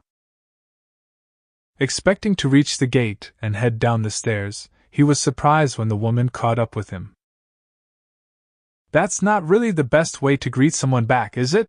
she asked. The smile was plastered on her face. She stood in front of him, defiantly blocking his path. The woman was stubborn and confident. An annoying combination. "Sorry if I offended you." He tried to douse her flames of interest. "Now move." The conversation shouldn't have lasted this long. It was supposed to end 5 seconds ago when he told her to leave. Era. Her voice was sultry. A smooth, unblemished hand settled on her cheek. "I didn't know you were this rude, Uzumaki-san." She was also overreacting. On purpose, no less. "Now you do," he replied. The blonde didn't like how the woman was dead set on speaking with him. Instead of moving, she hummed with a cute expression. Deep in thought, her eyes intently focused on him. "We'll need to work on those manners, Uzumaki-san. Wouldn't want Shonakaisha to hear about your edgy behavior. I don't want you getting expelled." "Wouldn't make much of a difference," Naruto replied, looking past her at the door. "Just another student who flunked." "But you're not just another student now, are you, Uzumaki-san?" Pinching the bridge of his nose, he decided to feign ignorance. Perhaps mark her pride. "Who are you again?" She blinked innocently. Once. Twice. "You don't know who I am?" "Should I?" A lie. Other than being immensely idolized, she could have been a daughter of one of the many patrons of the school. Or she was in the cheerleading squad. Yes, he could understand how that increased her popularity. "My bad then," she said, sticking her tongue out in a silly way. "My name is Akino Himejima. It's a pleasure to finally meet you, Uzumaki-san." "Can I leave now?" he asked. "Or do you have something else to annoy me with?" "Yes, we're definitely working on your manners the next time," she said, nodding her head and crossing her arms under her impressive chest. Just because he noticed them, perking up didn't mean he was having lecherous thoughts. Those fleshy orbs were huge. Large enough to rival Bachan's. Naruto mentally groaned at the comparison. He needed to leave and expel that thought in his head. Jiraiya influenced him far too much. "Goodbye," he said, not bothering to turn around. This was a good way to cut off people and disrespecting them. It made them feel like less and probably disliking him in the process. "See you tomorrow, Uzumaki-san," he heard from behind him. Naruto made a note to not talk with that woman anymore. 1 year he'd been in this school and got through with the least amount of conversations he needed to have. This woman was looking to end his streak. It was pointless. He would, probably, never talk with her again. XXXXXADMXXXXX. You have a cozy place. She looked around like a curious schoolgirl. Eyes were filled with excitement as she inspected his Spartan apartment. His aim to avoid the woman ever since last year was useless, like always. Can I be a bit blunt, Naruto-kun? You'd say it regardless of my answer. True. She shrugged her shoulders a bit, completely relaxed. Just as she'd been this morning, and the times before that when she would strike up conversations with him.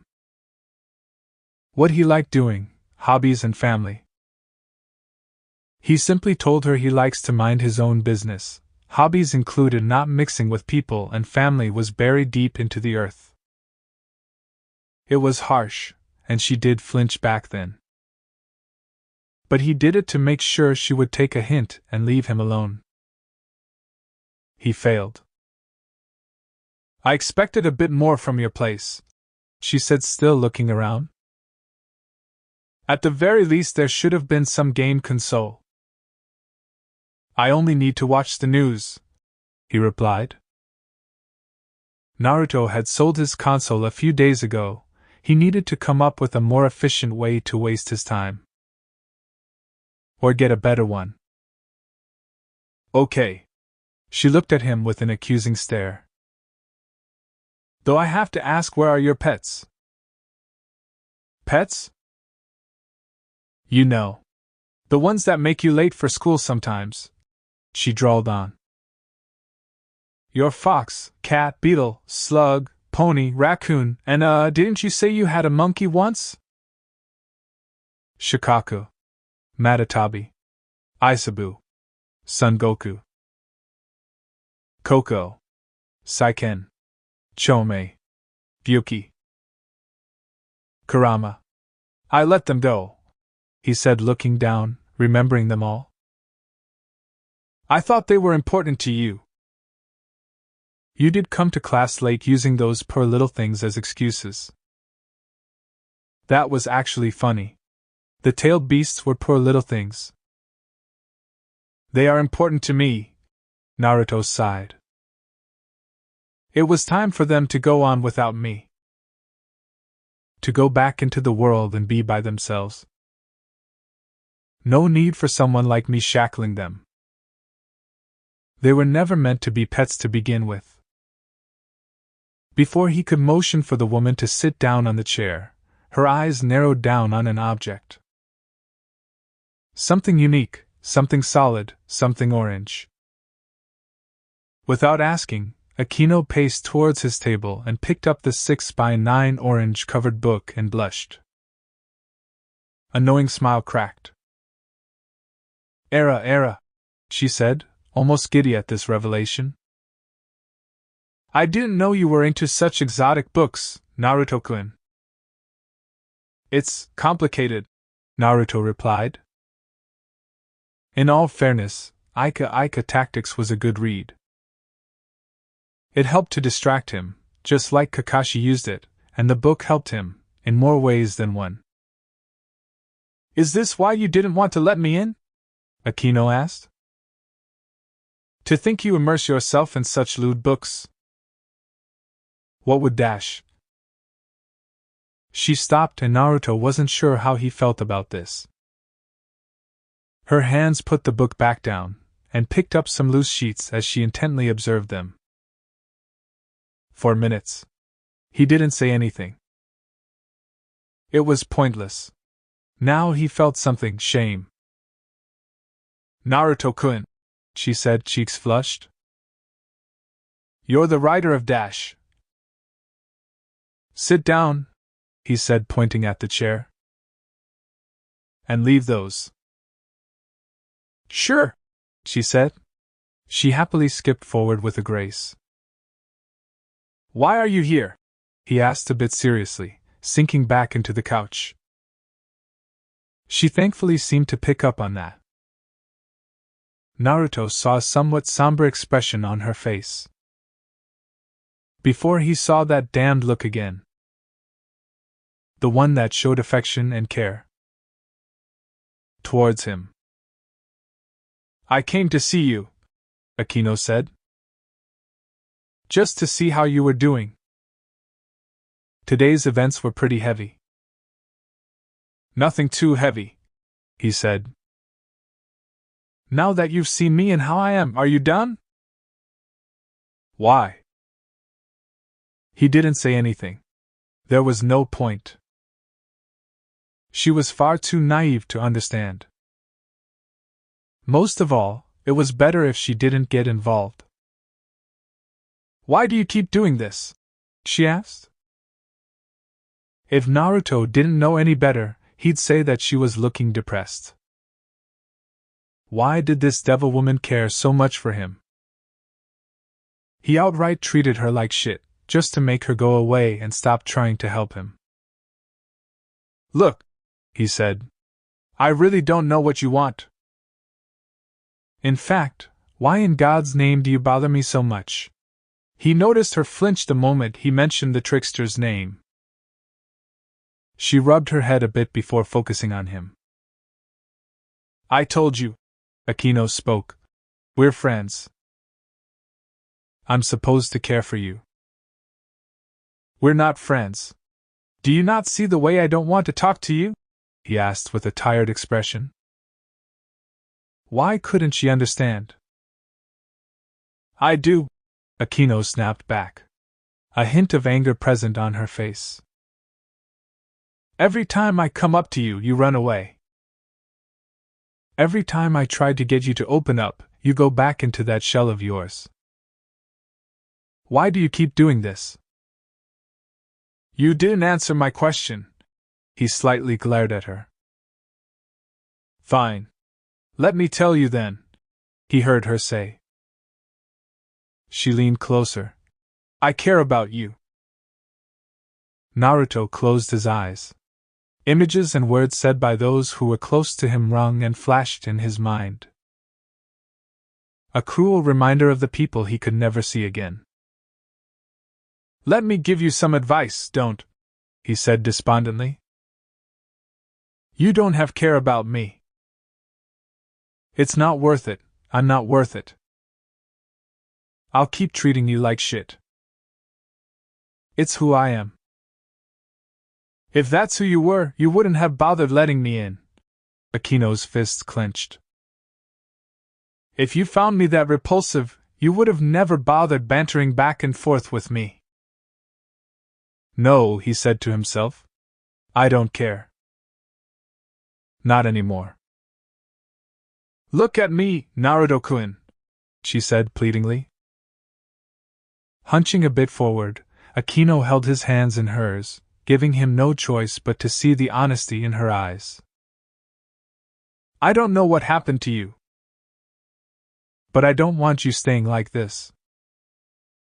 It's painful. Stop bothering me and get a new hobby then, Naruto replied. There's no need for you share this supposed pain you keep mentioning. If I don't, who will? No one needs to. I'll be fine. I am fine, he reassured himself. Staying alone clears your mind. Being alone is never a good thing, Akino said. There was no deceit in her tone. Loneliness never helps you. It keeps carving into you, making you feel like you're worthless. Just waiting for days to pass by and hope that all of this will one day end with you dying. Her hands tightened around his. They were soft, and her words, they weren't wrong. He was worthless. He let the days and nights pass by, just living like a hollow shell. And if I let that happen to you, Akino said, then I wouldn't be much of a friend. You're not my friend, he said, trying to break her resolution. You're nothing to me. After a moment, she shakily let go of his hands and stared at the floor. It was a low blow even for him, but at this point he couldn't loathe himself more. Maybe you're right, she spoke after a while. Shifting her gaze back up, he could see the tears well up in the corners of her eyes. She looked vulnerable and torn. Maybe I am nothing to you, but what sort of a person would I be if I couldn't save a single person I care about? He was wrong. Naruto Uzumaki loathed himself more. I'll be leaving, turning around and reaching for something in her bag. A lunchbox, something she handed out to him. Naruto didn't reach for it.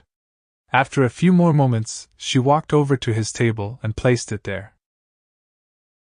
I made some dinner for you, she said dejectedly. I really thought I would be getting somewhere, but it's going to take a lot of effort. Don't bother. I'm not worth it.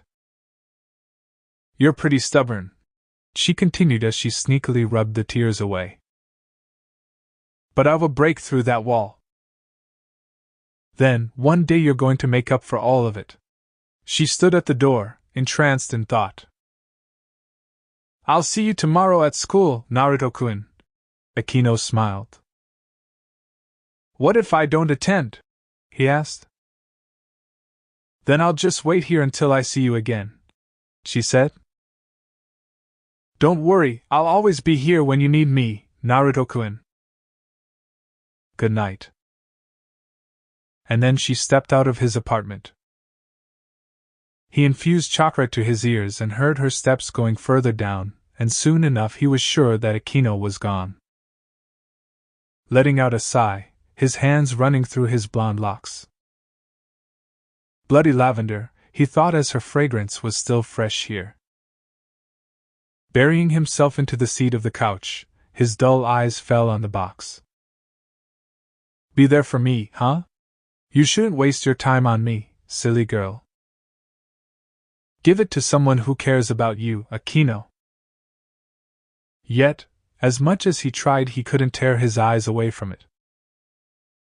They ensnared him. Get a girl who cares about you like me, Databane.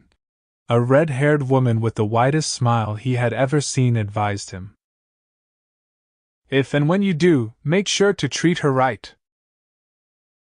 Not everyone will care about you like her. He shook his head as he remembered the brief encounter with his mother. How he wished they were alive. He didn't know what it was like. Having parents. What would you want me to do, Kaa-chan? XXXXXADMXXXXX. Shug, Rias said, witnessing the ending of Hunter x Hunter's Chimera arc. It baffled her to no end. How this anime didn't have a large following was almost insulting. Using a few tissues to dry her tears and wipe her nose, the crimson-haired beauty couldn't help but feel terrible. Sure, the good guys won, but she felt bad. Poor Komugi, she sobbed a bit more, immersed in the rich character she admired. Finally turning the laptop off, Rias prepared to go to bed, but her mind wandered off to her guilty pleasure. More towards how some great deconstruction shows were being ignored for other useless fanservice shows. Then again, the definition of good anime was changing. It was all about that eki now. Beautiful girls, jiggling boobs, and cute butts. Netherare harems, power wanks. And of course, the Onii-chan ones. Rias would have despised them if it weren't for the fact that those bimbos had a figure that was similar to hers. She often wondered what it would be like to be in an anime or manga. To be a helpless princess waiting for her true love to save her from all the evil in the world. An adventure where she could slowly discover who she really was when she would gain experiences from it. The Gremory heiress couldn't help but sigh dreamily at the thought. Perhaps she was a bit too girly, but she was who she was. Rias Gremory, a girl who was a devil, an heiress and a user of the famed power of destruction. But she also liked to watch anime, go to conventions and spend her time daydreaming every once in a while. Thinking about a pseudo-fairy tale life made her mind drift to Akino. Her friend was so infatuated with one Naruto Uzumaki, it boggled her to no end. What was it about him that made Akino be so magnetically drawn towards him? How did someone like him not show up on her radar? He was a sneaky one, the misanthropist. Deciding to move her mind away from the man who terrified her last night, she pondered on her choices. Until she felt a devilish presence. A magic circle formed in her room. The symbol of the Gremory clan glowed its usual crimson red, like her hair, and out of it stepped her queen, her best friend, her confidant. Akino looked outright shaken. Akino! The Gremory heiress rushed to her friend. What the heck happened? Nothing, she replied, far too quickly. Rias. What is it? Can I? Akino paused for a moment. Can I stay here for the night? At the end of the day, she was a devil. Not to say she was evil, but being a devil had its own unique set of circumstances, and with her particularly, it was greed. Not in the archaic sense, but rather in the achievement of it. The crimson-haired beauty was planning to go over to Issei's house and stay the night.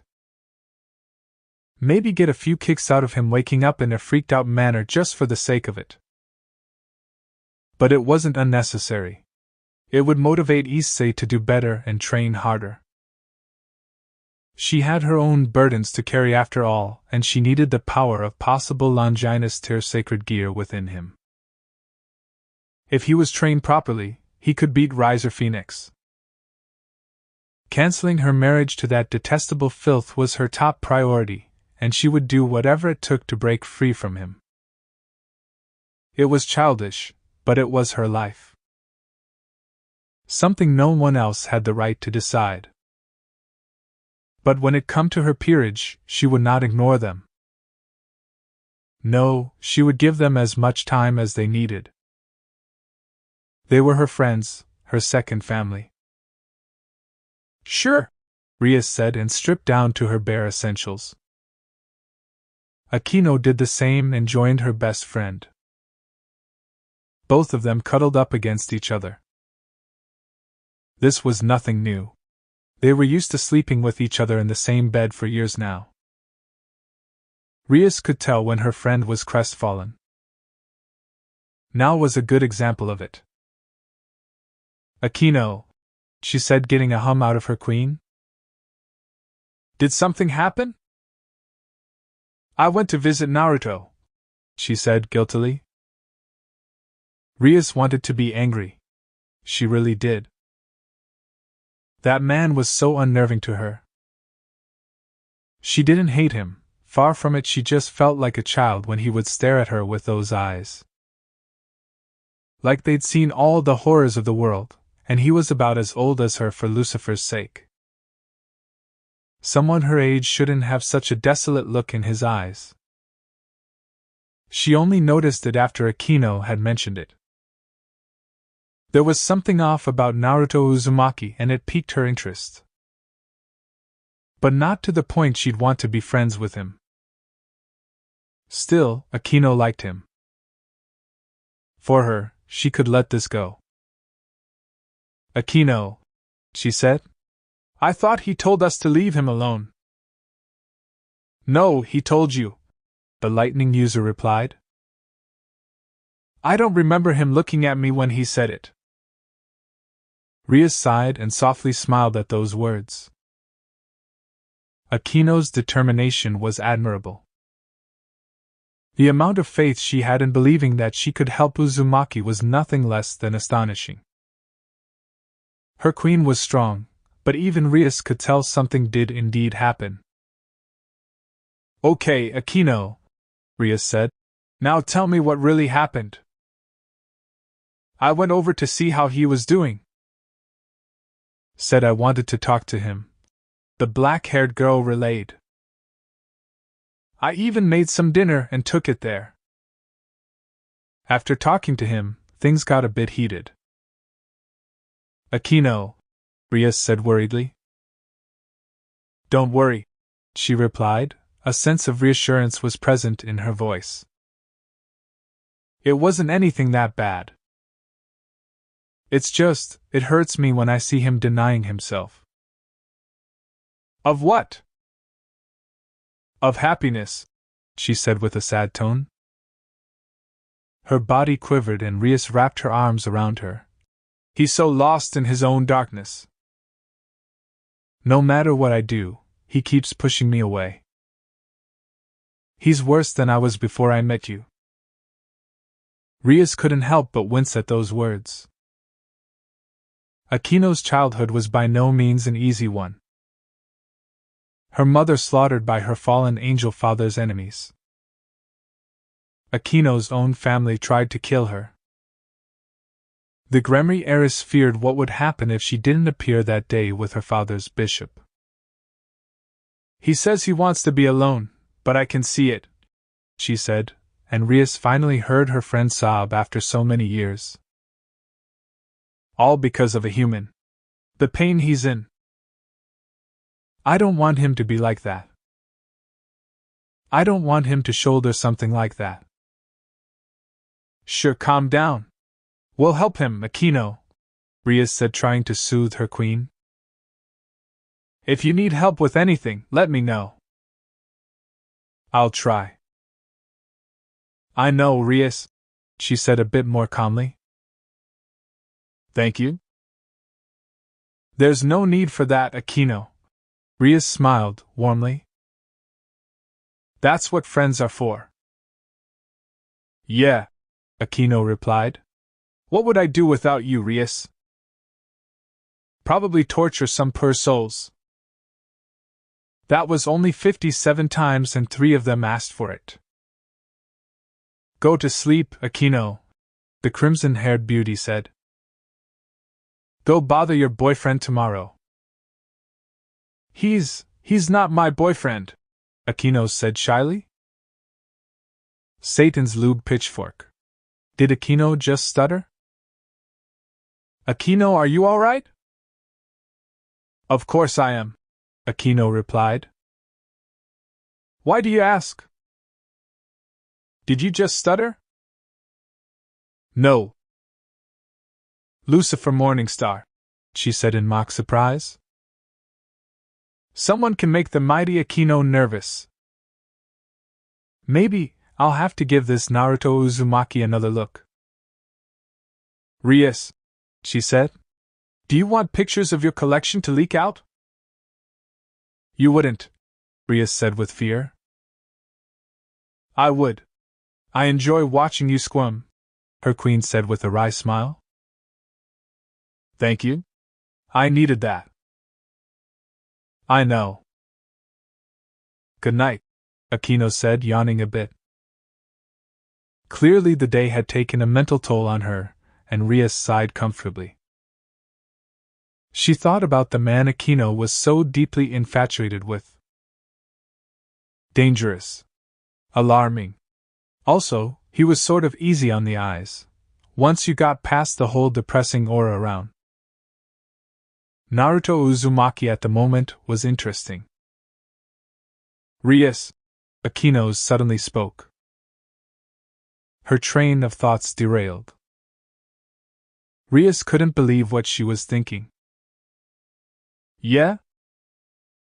Do you feel sleepy? Not at the moment. You? No. Same. Ice cream? Both of them asked. A giggle was heard from both of them. So strong was the understanding and friendship Rias had with Akino. XXXXXADMXXXXX. Akino got up early. Rias fell asleep much later after their sugary massacre last night. A perk of being a devil was how her body was self-aware, she was fit most of the time, and her exercises helped. She was grateful to her king for providing the much-needed soul comfort last night. Naruto's words, they'd almost cut through her. For a moment she did almost believe his words. That she was, indeed, nothing to him. The sadomasochist couldn't even begin to describe the sharp pangs she felt when he said those words. A seething pain she had not felt since she was 9, when she lost her mother and her abandoning father had bailed out on her. But in the end, Akino knew how the mind worked too. A lonely mind at that. Naruto Uzumaki was. She couldn't even begin to term what he was. What was it about him that attracted her to him? Was it his looks? Maybe. He looked amazing with that blonde hair, blue eyes, and a physique that emasculated everyone else at their school. Though it wasn't anything too brutish. It was perfect. He was perfect, to her at least. Perhaps it was the occasional pain she saw in his eyes that acted like beacon. Maybe it was because he was different. She didn't know what to think anymore. All she knew was that Naruto Uzumaki somehow, someway, wormed his way into her heart. He had taken a place there, and for all the gifts she had received in life, she just couldn't let someone alone and writhing in self-loathing suffer like that. So with a newfound determination she made breakfast for Rias, knowing full well her best friend would be a bit late today. Then she proceeded to make 3 bento. One for her king and best friend she so often liked to tease, one for herself, and one for, well, she'd have to do something about it if he didn't show up. Maybe give it to Issei. He was new in the peerage. Perhaps he could enjoy some of her cooking. It was with these thoughts that she found herself walking along the streets of Kuo. She of course had to go check everything at her old shrine house, and it was on the way to school. She stopped over at the bland-looking 2-storied house. Checking her phone, she went to a website and looked it over. It was a site that kept a track of the best-selling books in Japan. The Ika series with 2 books had been on top for the last 3 years. Their author, the mysterious Gama Sennin, was an enigma. Nobody knew what he looked like or where he came from. Until last night. Not only did she discover that Naruto read the Ika series, she preferred Volume 2, Violence, more, but was probably the author. Given his reaction, he had to be. The paper she read contained very fine details of a man utterly ravaging a woman. Her moans, her shuddering, her pain, her bliss. It was so vivid it made the reincarnated devil blush. Yet another fact that made her believe that Naruto wasn't just a loner wishing to drown in loneliness. He needed help, he just didn't know it. Akino stood near his door and knocked it, something she kept up for some time. Over and over and over again. More than 20 minutes. After she was sure he wouldn't answer, she went back to her path and came upon a most unusual sight. There by the lamppost near the comic book store nearly everyone had to cross, stood Naruto Uzumaki. His arms crossed and a blank expression on his face.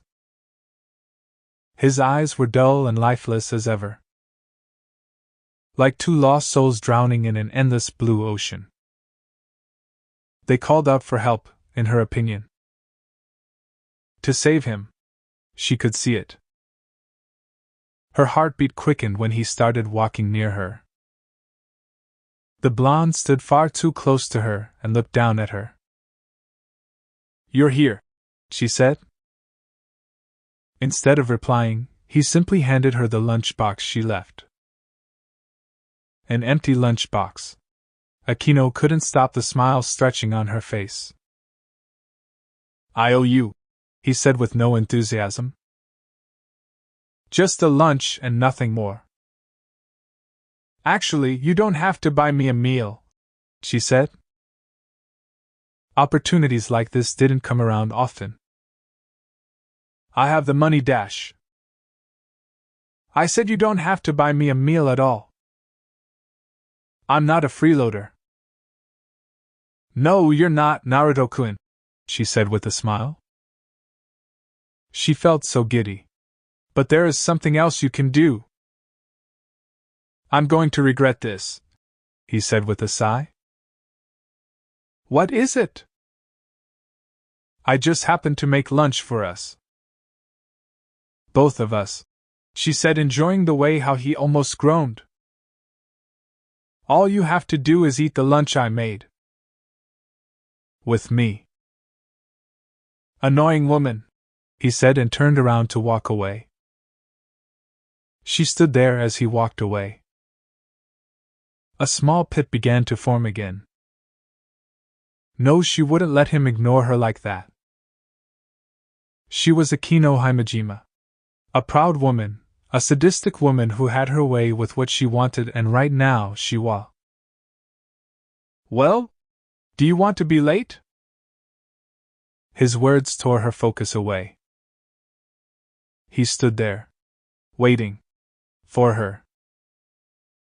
Sorry, she said and walked beside him. She beamed up at him, and he almost rolled his eyes at her behavior. Silence stood between them again. Still, it was nice being with him. It soothed her. I wasn't kidding about what I said, he said. You don't have to concern yourself with me. I know, she said. I don't have to. But I want to. Akino Himejima meant those words, and just for a moment, the queen of Rias Gremory swore she saw his lips twitch upwards. He hunched over the desk, resting against his arms, a makeshift pillow. The blonde's back rose and fell with each breath. They were like whispers to her. His face looked so content at the moment. The dark expression that marred it was gone. While he had narrow jawline, his face would look beautiful on a woman, and those faint whisker-like marks that rested on his cheeks piqued her curiosity. How the girls of this school didn't notice him was astounding to her.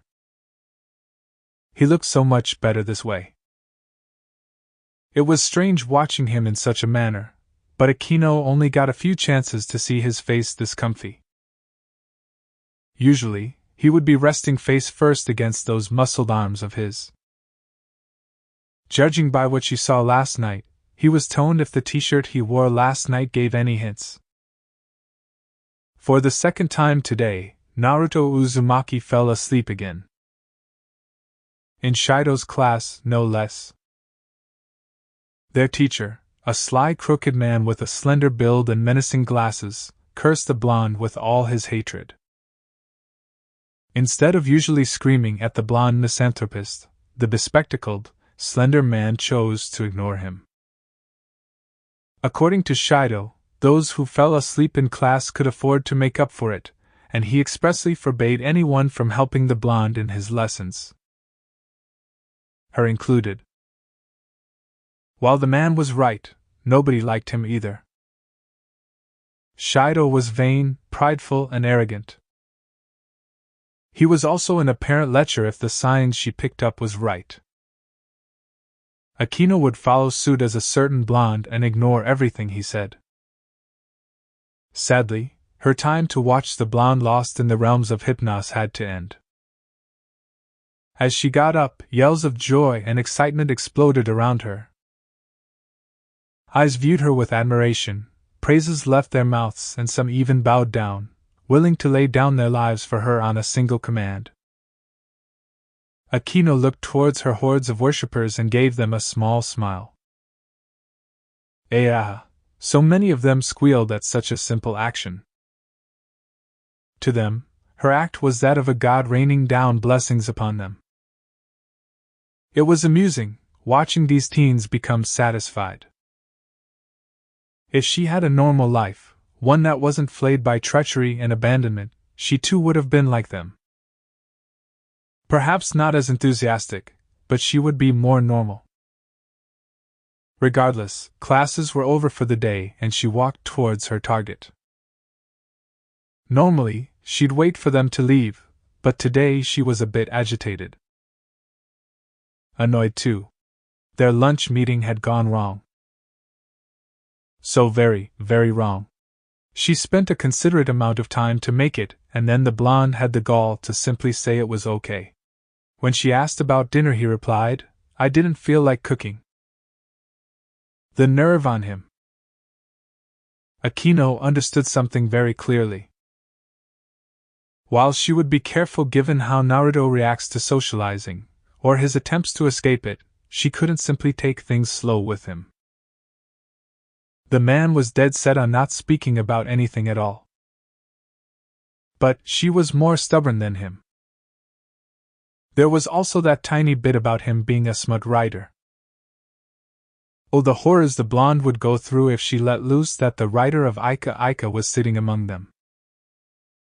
But blackmail was a last-ditch effort. Right now, she needed to break him out of that solitary shell.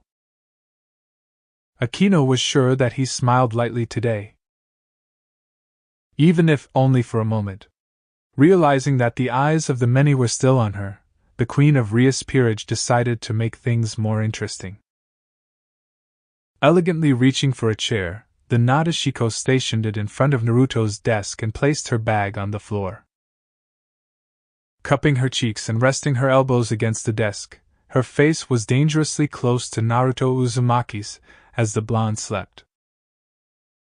He was in a trance, and she decided to test her luck, ignoring all the shouts of disbelief as their idol get near the poisonous Uzumaki. Her hand weighed its way through the air. Akino's fingers rhythmically moved as if hitting down on the perfect notes on a piano. Her targets, his whiskers. Did he purr? It boggled the reincarnated devil to no end. Almost there, she thought giddily. A maniacal giggle echoed in her mind. Let's see if you dash. Her hand stopped midway. An iron-like grip circled around her wrist as it began to move away from his face, and she heard a sigh. Naruto opened his eyes, looked at her with an annoyed expression. Don't. Will you purr if I touch them? Groaning at her question, the blonde released her hand and sat up. Naruto's hand was calloused and larger than her own. He looked at her with his usual blank stare, lamented by the slight annoyance he felt. Or his deadfish eyes, as Akino took to calling it. Any particular reason you're bothering me again? Yes, Akino said, tilting her head. Bucho asked me to bring you over to the ORC. Not everyone sees the real you. Oh joy, Naruto replied. The blonde raised an eyebrow at her. Wait, but who? Bucho. Gremory? The queen nodded her head, furrowing her eyebrows. I thought I told them to leave me alone. You did, the black-haired beauty replied. Akino didn't appreciate the hostile manner the blonde regarded her best friend and king with. I thought it would be better if you actually met her. Talk to her and the rest of the members. Maybe that would clear some of your confusions. Why? He asked, slicking his untamed hair back. It proceeded to do just the opposite, and she heard the blonde click his tongue. Is she looking to make a deal or something? If so, tell her I'm not buying whatever the devil's selling. Naruto-kun, Akino spoke with a serious tone.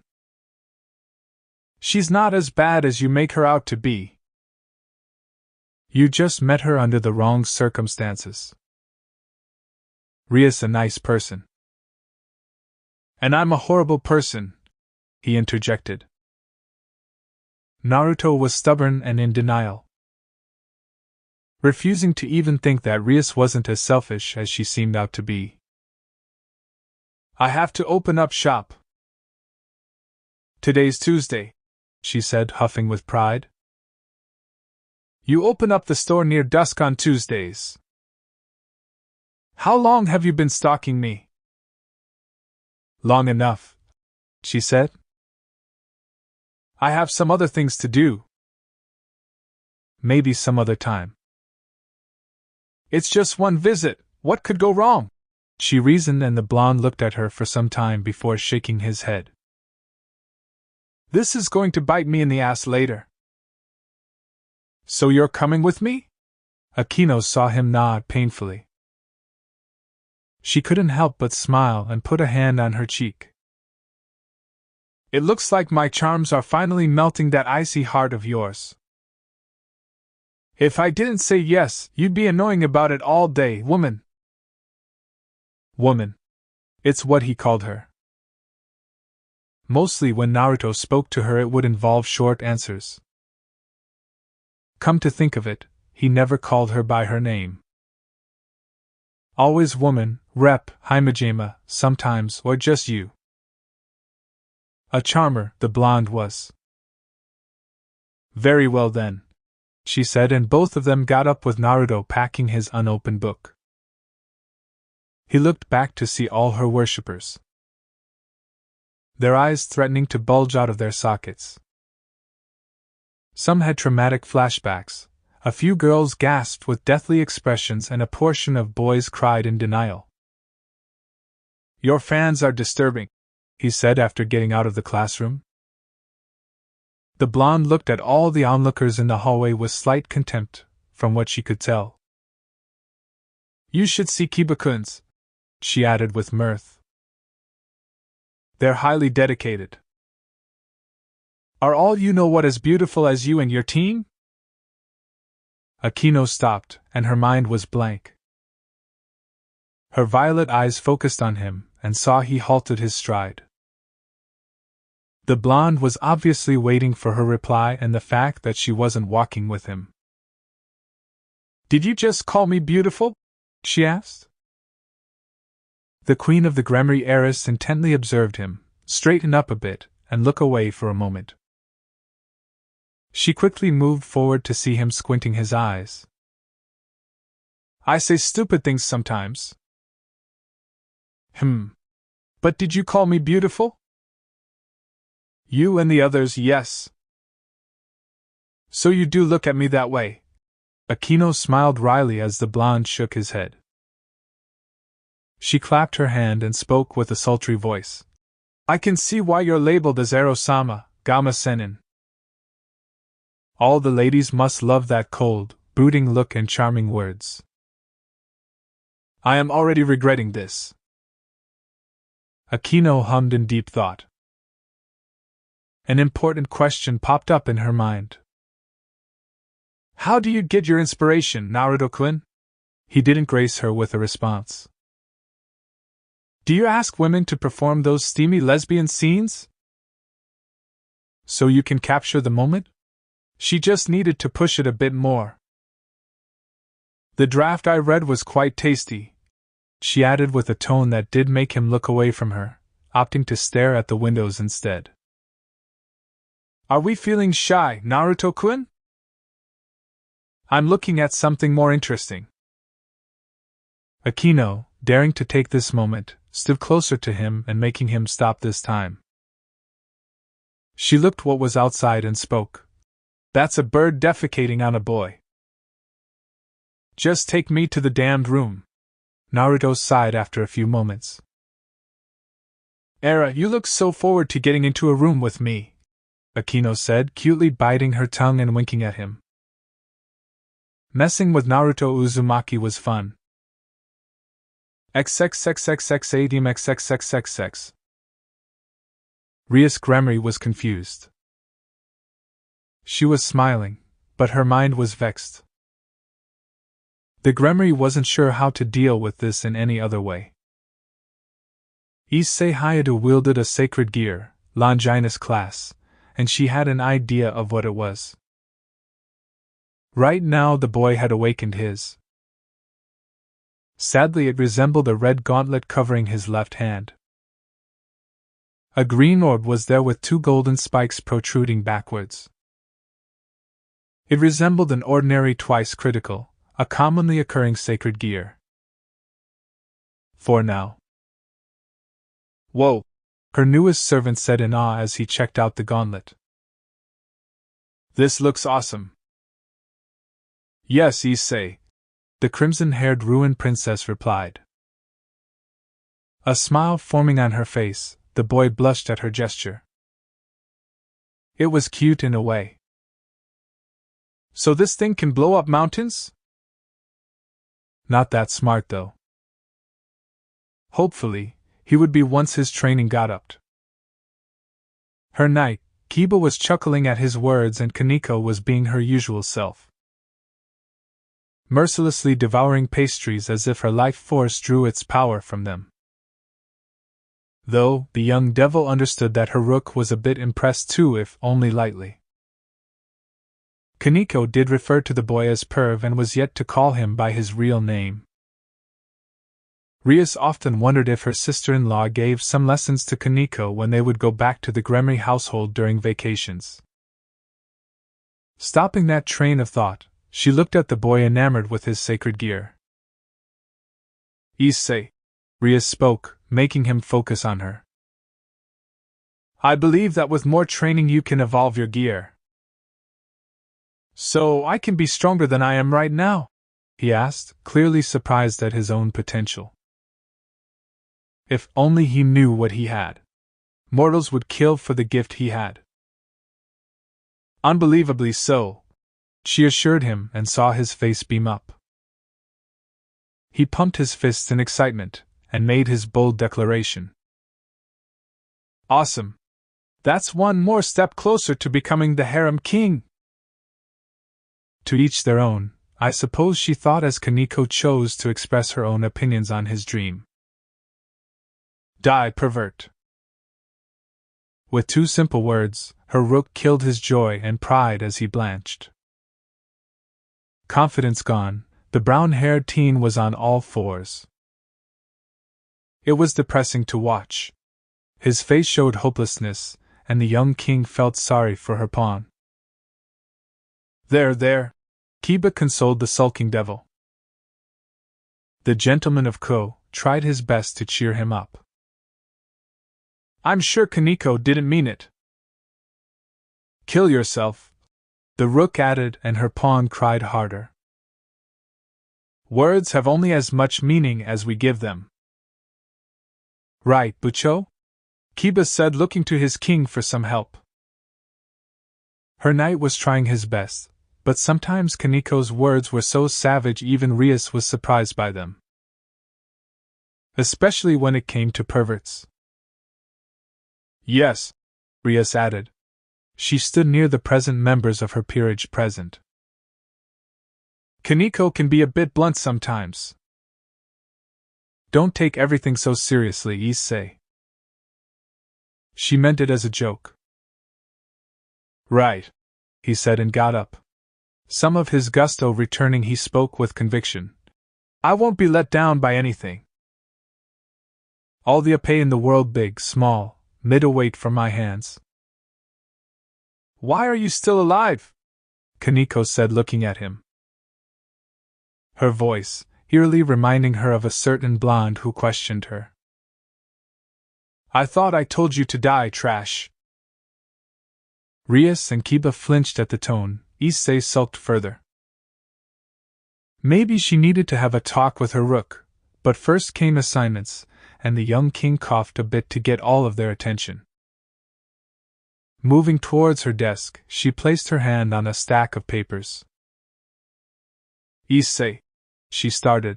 Like any reincarnated devil, you'll have to work your way up. As of now, you're a low-class devil. Work your way through the ranks, get stronger, and earn your promotion to become a mid-class devil. Then eventually, if you get the chance, to be a high-class devil and get a peerage of your own. But you have to start low. Your first mission will be handing out all these flyers. Okay? Hi, Bucho, Issei said with vigor. I'll show you that resurrecting me wasn't a waste. Rias had to smile at his dedication, and in regards to her plan, she decided to do something else. Keep that spirit up, Issei.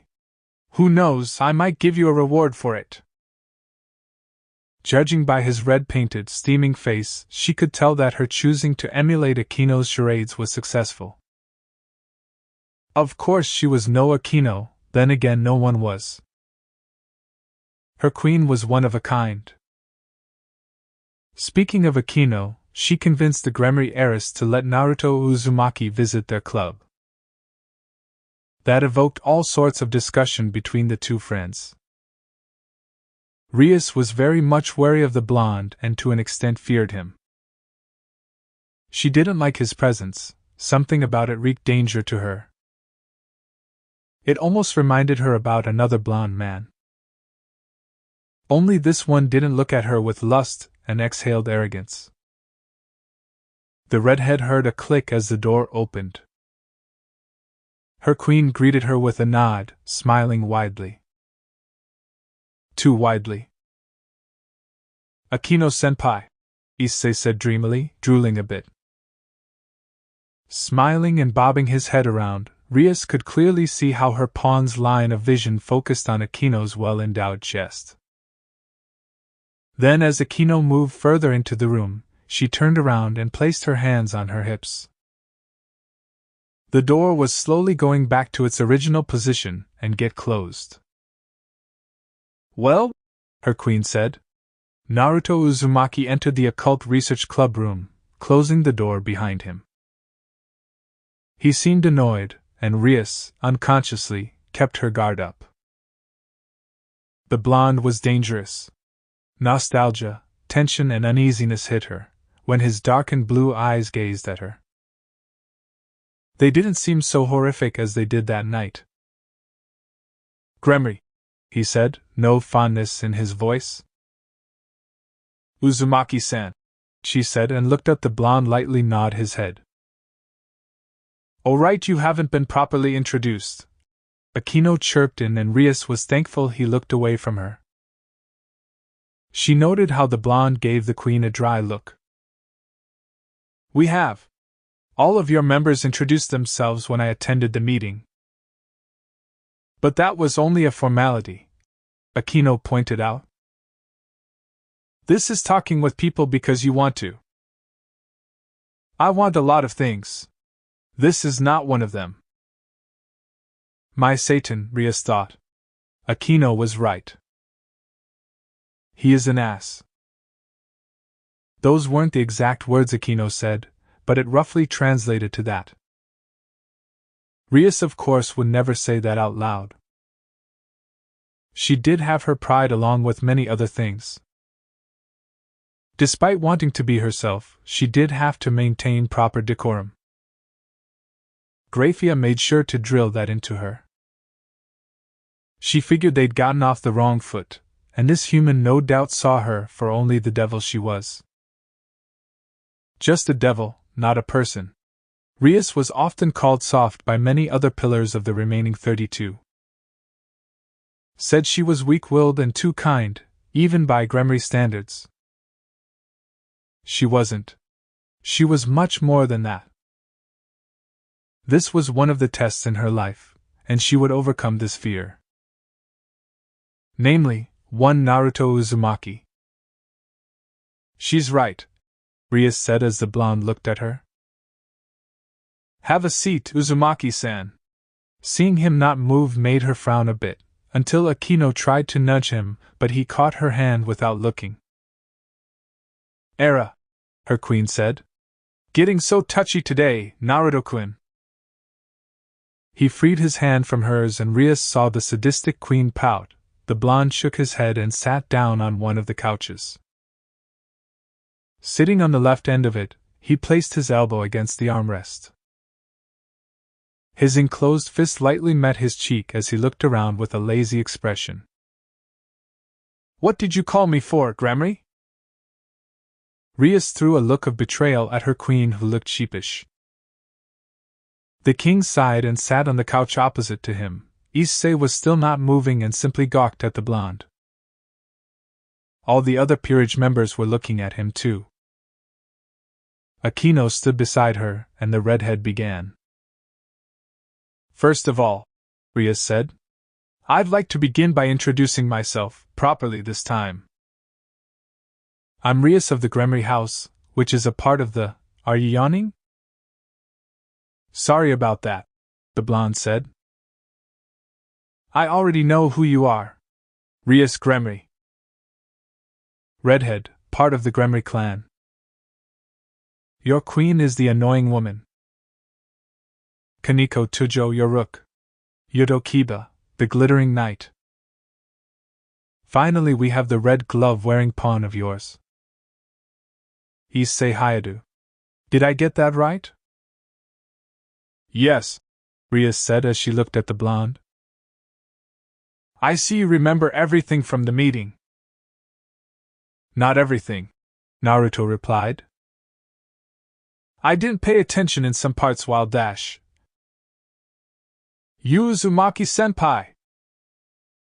The loud shout came from Rias' newest pawn as he pointed his finger at the blonde who raised an eyebrow. The king tensed at her pawn's action as he strode forward. What are you doing here, senpai? Issei asked, looking at the blonde with budding interest. Rias didn't remember the teen ever talking to the anomaly before. Do I know you? He replied, bland as Kaneko. Even her Nekasha looked at him curiously. It's me, Issei.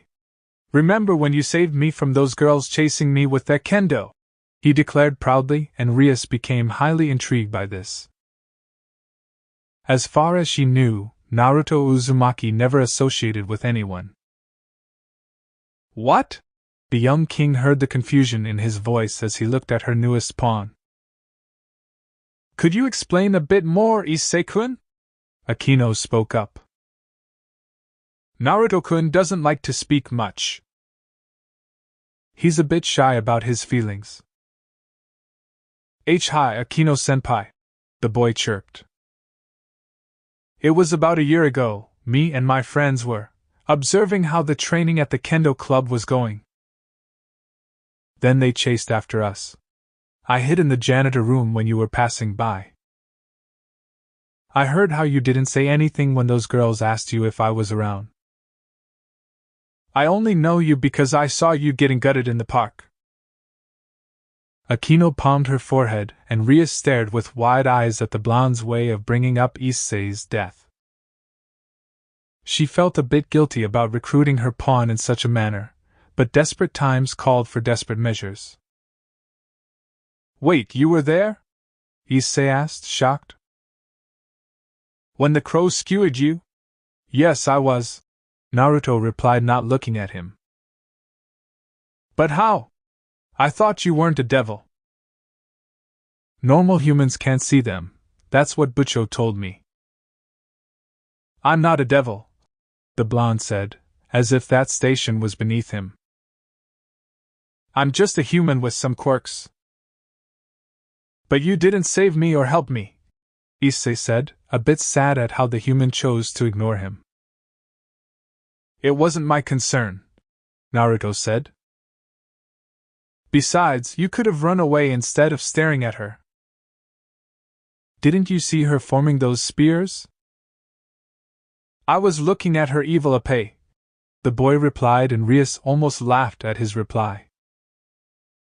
Kiba chuckled, Akino giggled, and Kaneko frowned. She cracked her knuckles.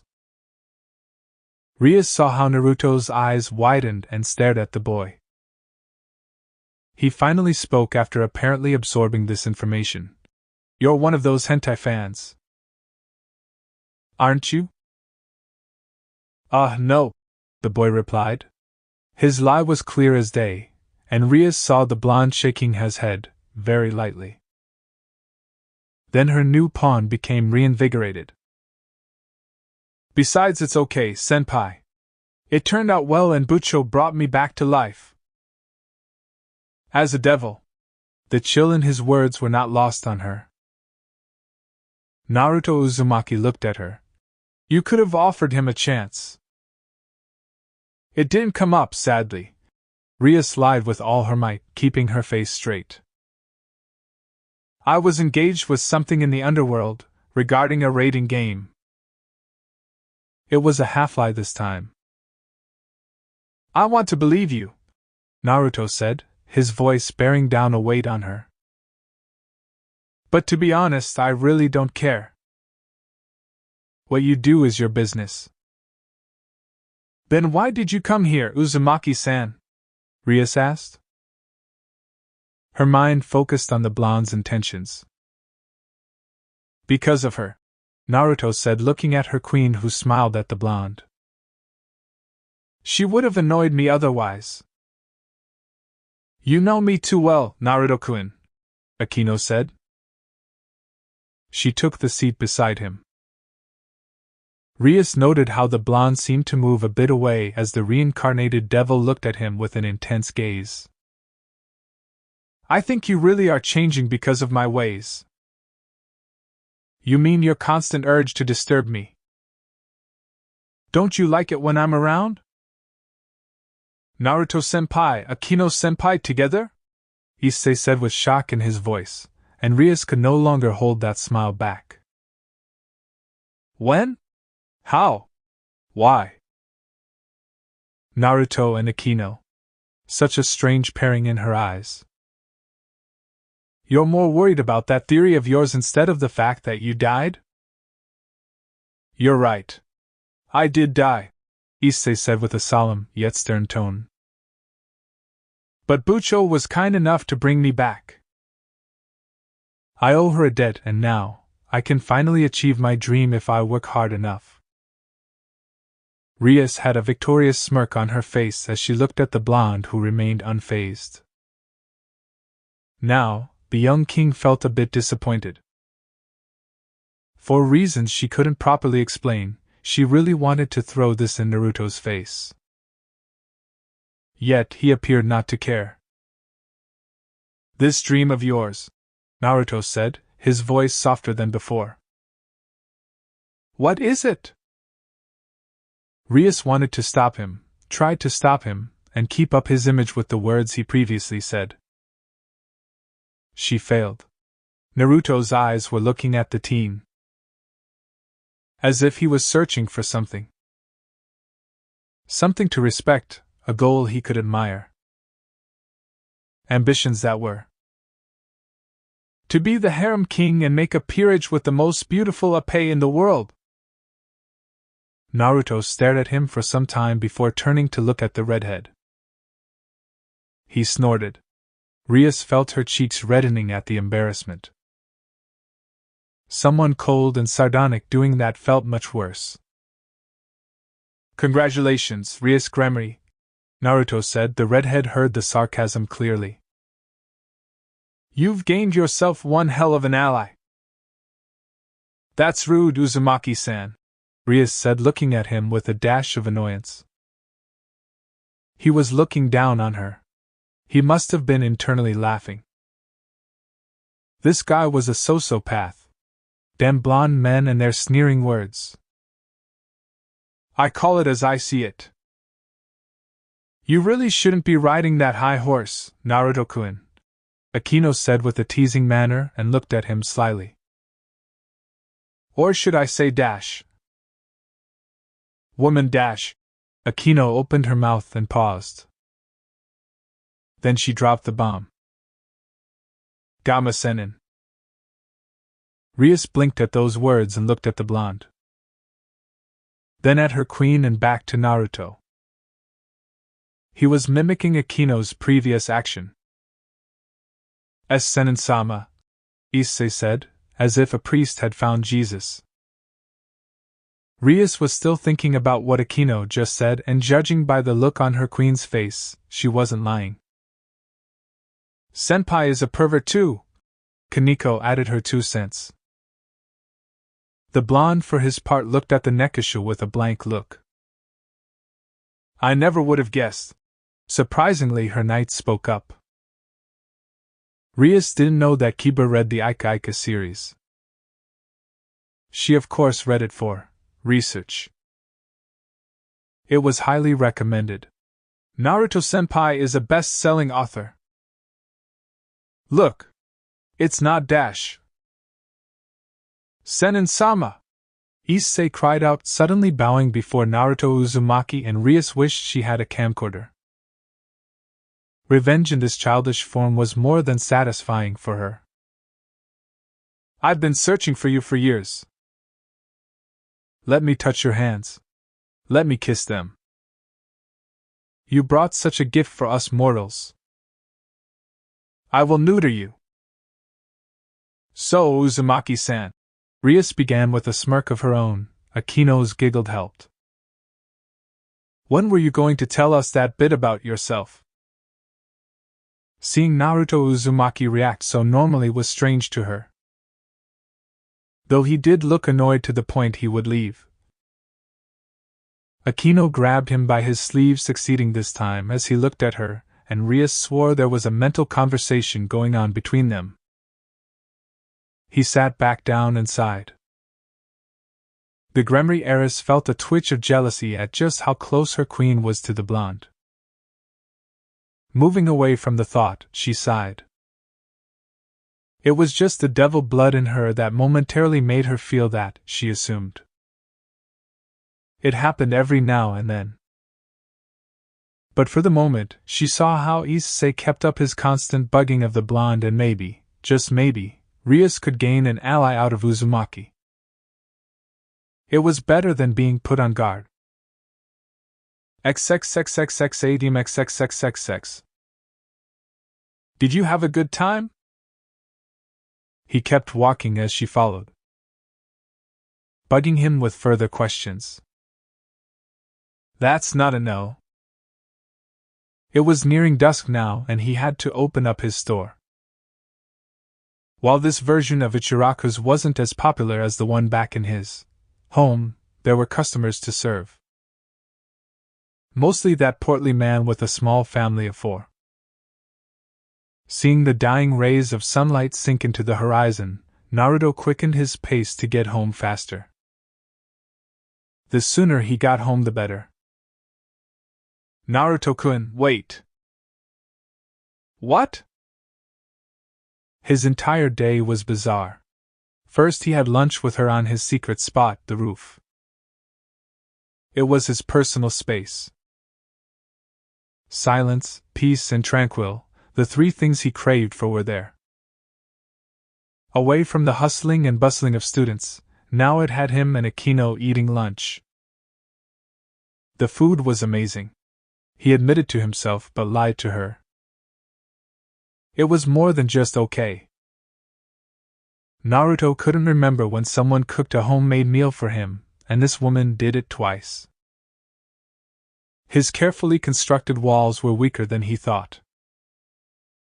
No matter how hard he tried, a part of him, a very small bit, still desired those foolish things.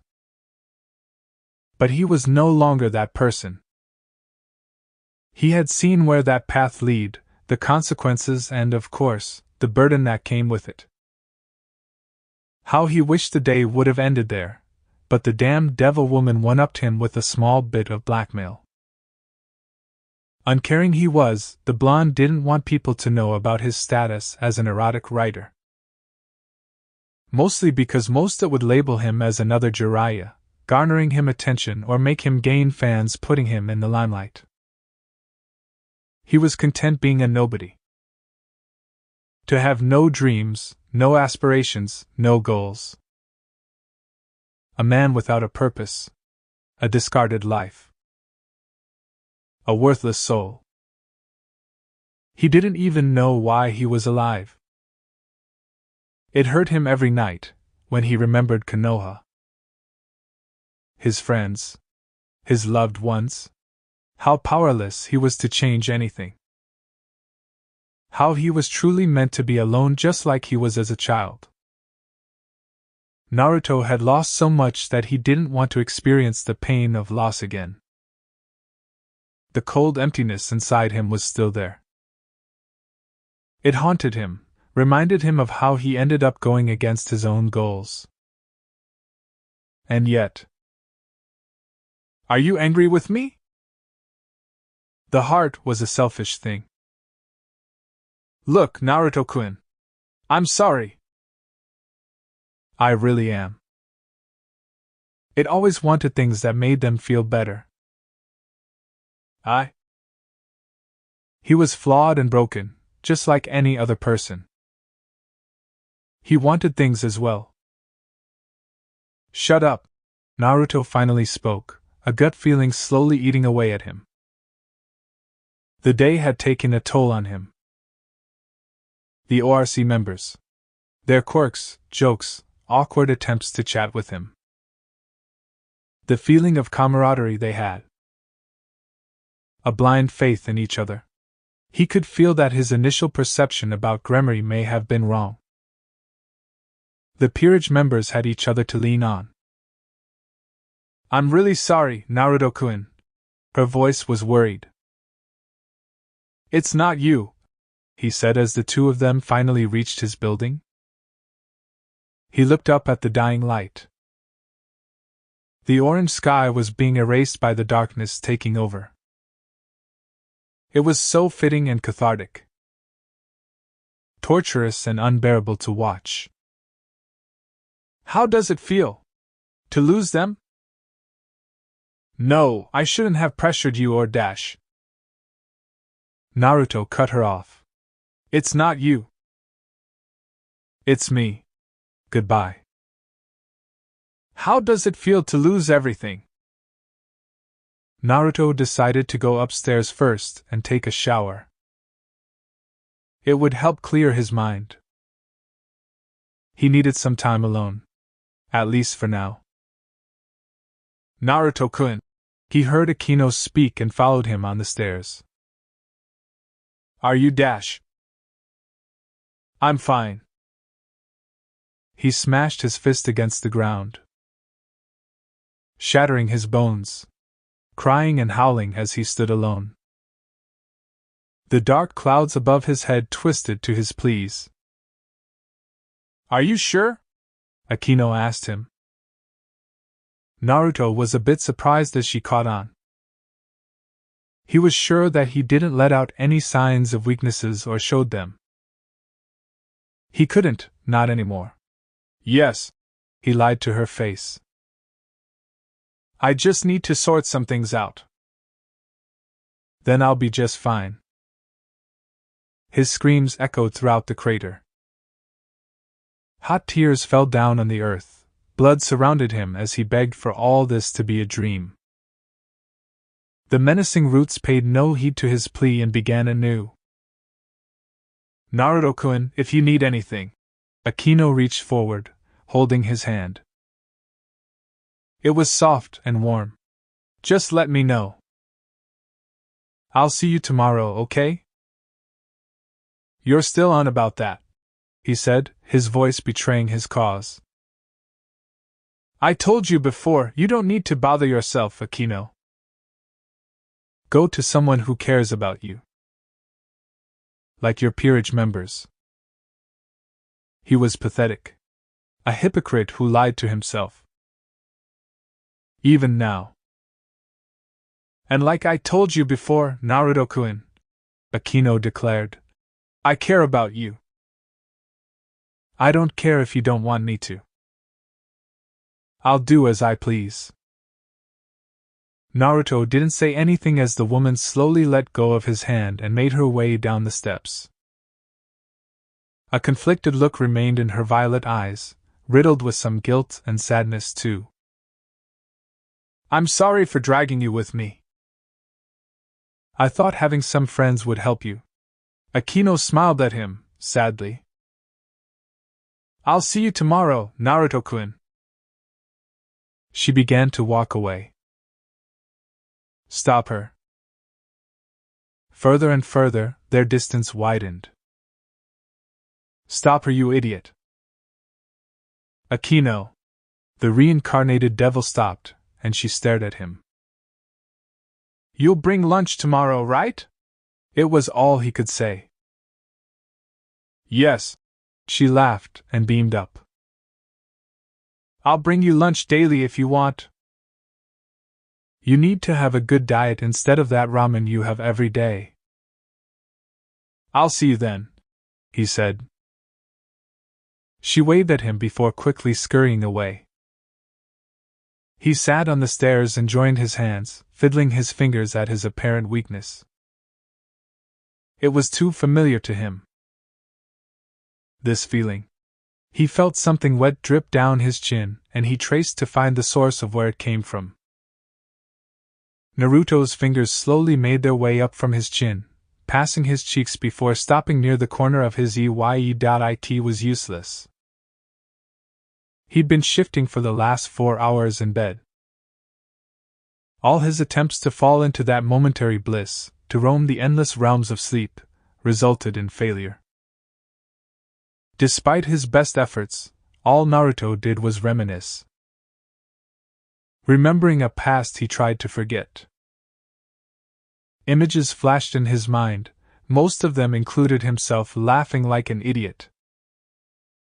A village hidden by forests, a mountain with carved faces, and the people he knew. A distant memory. He tried to emulate those feelings before, much to his own surprise. Perhaps it was his old selfish desire for comfort that drove him to do such a thing. In the end, it backfired on him, and Naruto realized how he shamed them all, his loved ones. Memories were vile. Repulsive little brutes, like nagging children at a fair bothering their elders with shattering screams. How he wished he could forget them. To lock them up in a house, forget where the key was, and move on. They reminded him of the things he'd done, the life he'd had, the blood on his hands. Reluctantly he groaned and sat up. With the graceful movement of a sloth, Naruto sat by the bedside. His hand reached for the nightstand and pulled the top drawer. Grabbing a pack of smokes and a lighter, he read the health disclaimer, warning him of the consequences.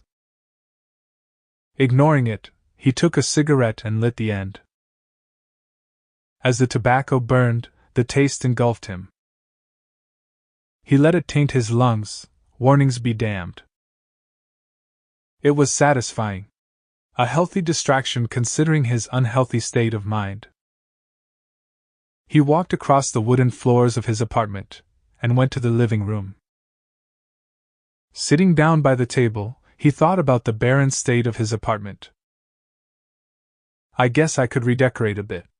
He tapped the cigarette over the ashtray and rubbed a sore spot on his neck. Need to change the pillows too, mentally adding it to his list of to-dos. But he knew it wasn't the hardened pillow that stole his sleep. Why did he bother to call Akino that way? Or ask her to make lunch for him in such a pathetic manner? Shaking his head, Naruto focused on finishing his cigarette. It ended quicker than he hoped.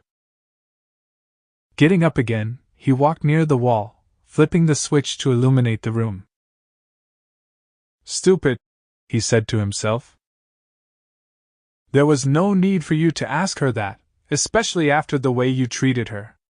Naruto finished berating himself with a weary smile. His grief was his own to bear. Akino was getting too close to him for comfort.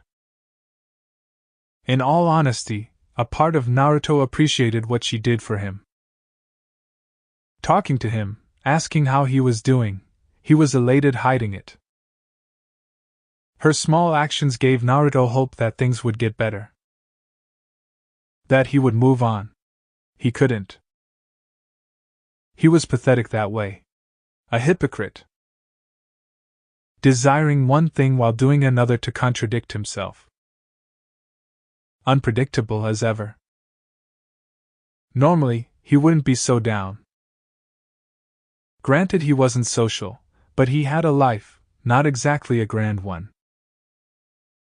Writing smut, running his store, watching movies, helping the poor when he got a chance. Naruto had planned for it to go that way, until the park incident. The latter events didn't affect him either. Akino was too nice for her own good. Then came her friends. While Naruto wasn't on the friendliest of terms with Gremory, he didn't hate her. He didn't hate anyone, save one person. Rias was just another person, another girl who attended the same school as him and was a devil. Even that didn't matter much to him. The same went for her peerage. They were people, who just happened to be devils. However, they made him remember something he chose to ignore. Bonds. In the end, it always came down to that. A part of him craved for it, even after everything. Sighing, Naruto walked near his bed and reached underneath it. He found the object, a simple scroll. Nothing fancy or endearing, it was as barren as the average sealing scroll. Unrolling it, his eyes traced the letters forming the matrix. It was perfect. Creating chakra-induced ink was not easy, but the perks outweighed the costs. Pervy Sage was right about Fuinjutsu being useful in the most unusual times. Biting his thumb, Naruto drew out blood and traced it across the letters. A puff of smoke emerged, and in the center laid an item, a simple blue album book. Sitting down on the floor, Naruto opened it. Despite knowing how wrong and disrespectful it was, Naruto needed some comfort right now. Even if it was for a few fleeting moments. XXXXXADMXXXXX. Rias Gremory glared at the letter. She finished reading it thrice. Each time she held herself back from shredding it. The scarlet sigil of Gremory was on the top, her parents' signatures at the bottom. The rich ink mocked her. Their consent made it worse. It was betrayal in her eyes. Why couldn't she be at peace? Why was her freedom at stake? Didn't she get to choose? Fate grew tired of her rant as Rias heard someone knock. Closing the letter, she opened her top drawer and placed it inside. Fixing her disheveled hair, which she had clawed at, from frustration and anger, Rias got up. She hoped it was Akino who knocked. Some good advice would be appreciated. Her queen had gone to Sona regarding the stray reports. Opening the door, she found none other than Naruto Uzumaki standing there.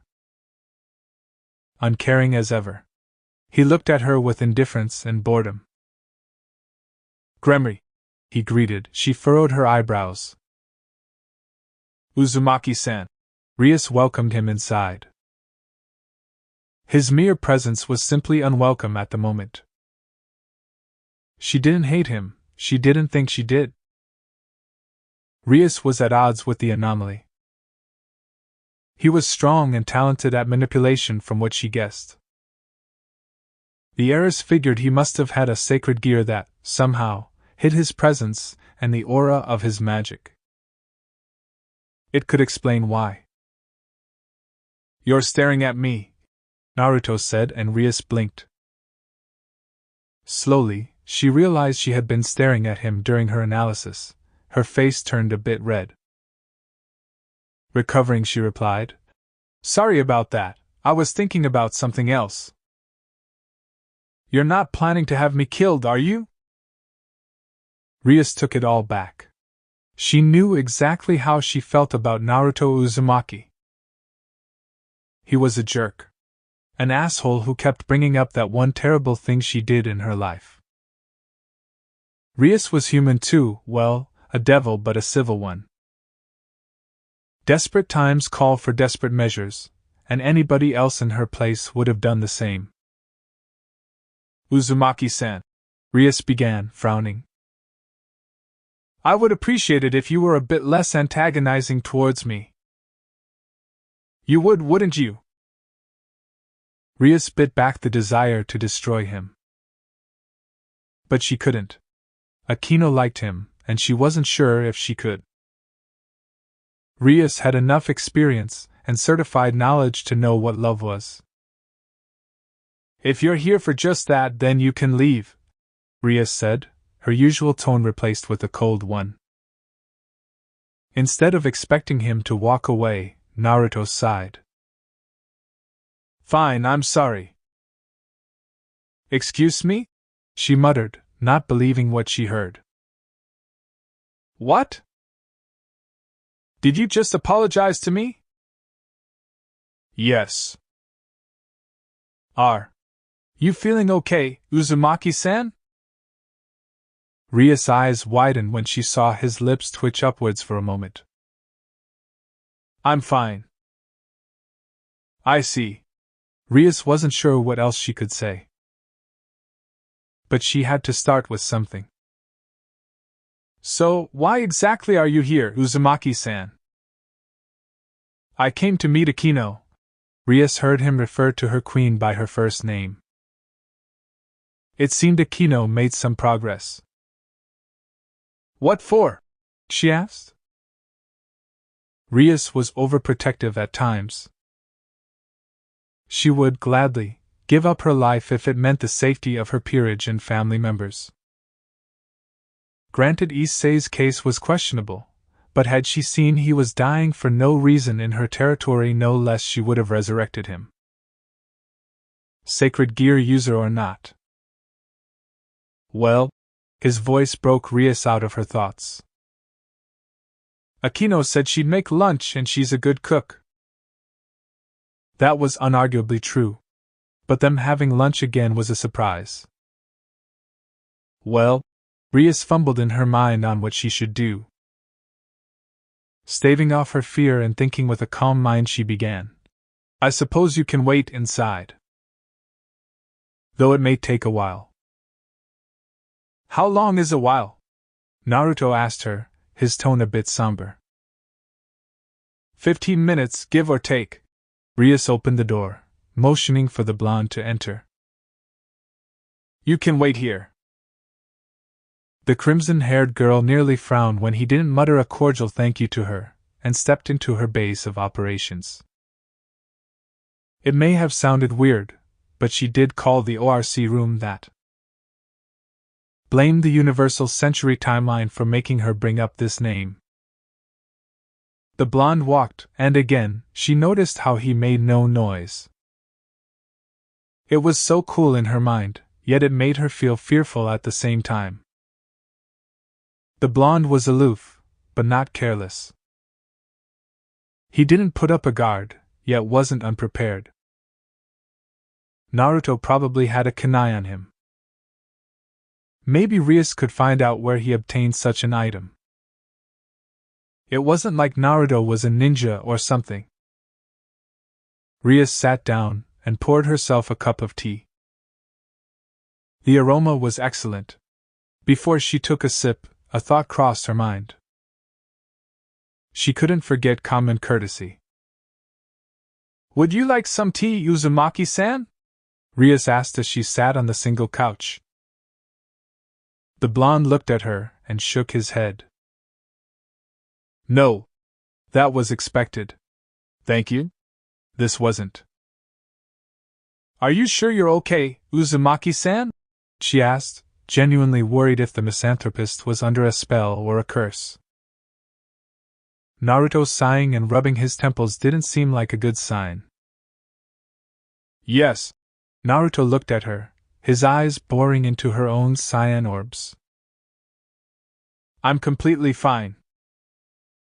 Taking his words as a sign he didn't want to talk, Rias took to finishing her tea and focused on passing the 15 minutes without trying to lose it. Rias groaned as she placed the teacup on the table and looked at her guest with a scrutinizing look. He didn't say a word and ignored her like she wanted, yet it got to her. The silence was unbearable to her at least. Damned letter got to her. And now, another source of something annoying sat in front of her. "How can you just stay quiet like that?" she asked, frustrated at how he was ignoring her. While Rias didn't plan to talk to him, his motionless posture freaked her out. Like he was waiting to assassinate her or something.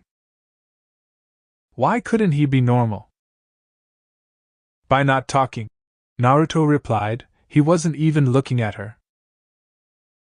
Besides, I was under the impression you could barely stand the sight of me. That's not true, Rias defended herself. I just think you're a weird emo with lots of issues.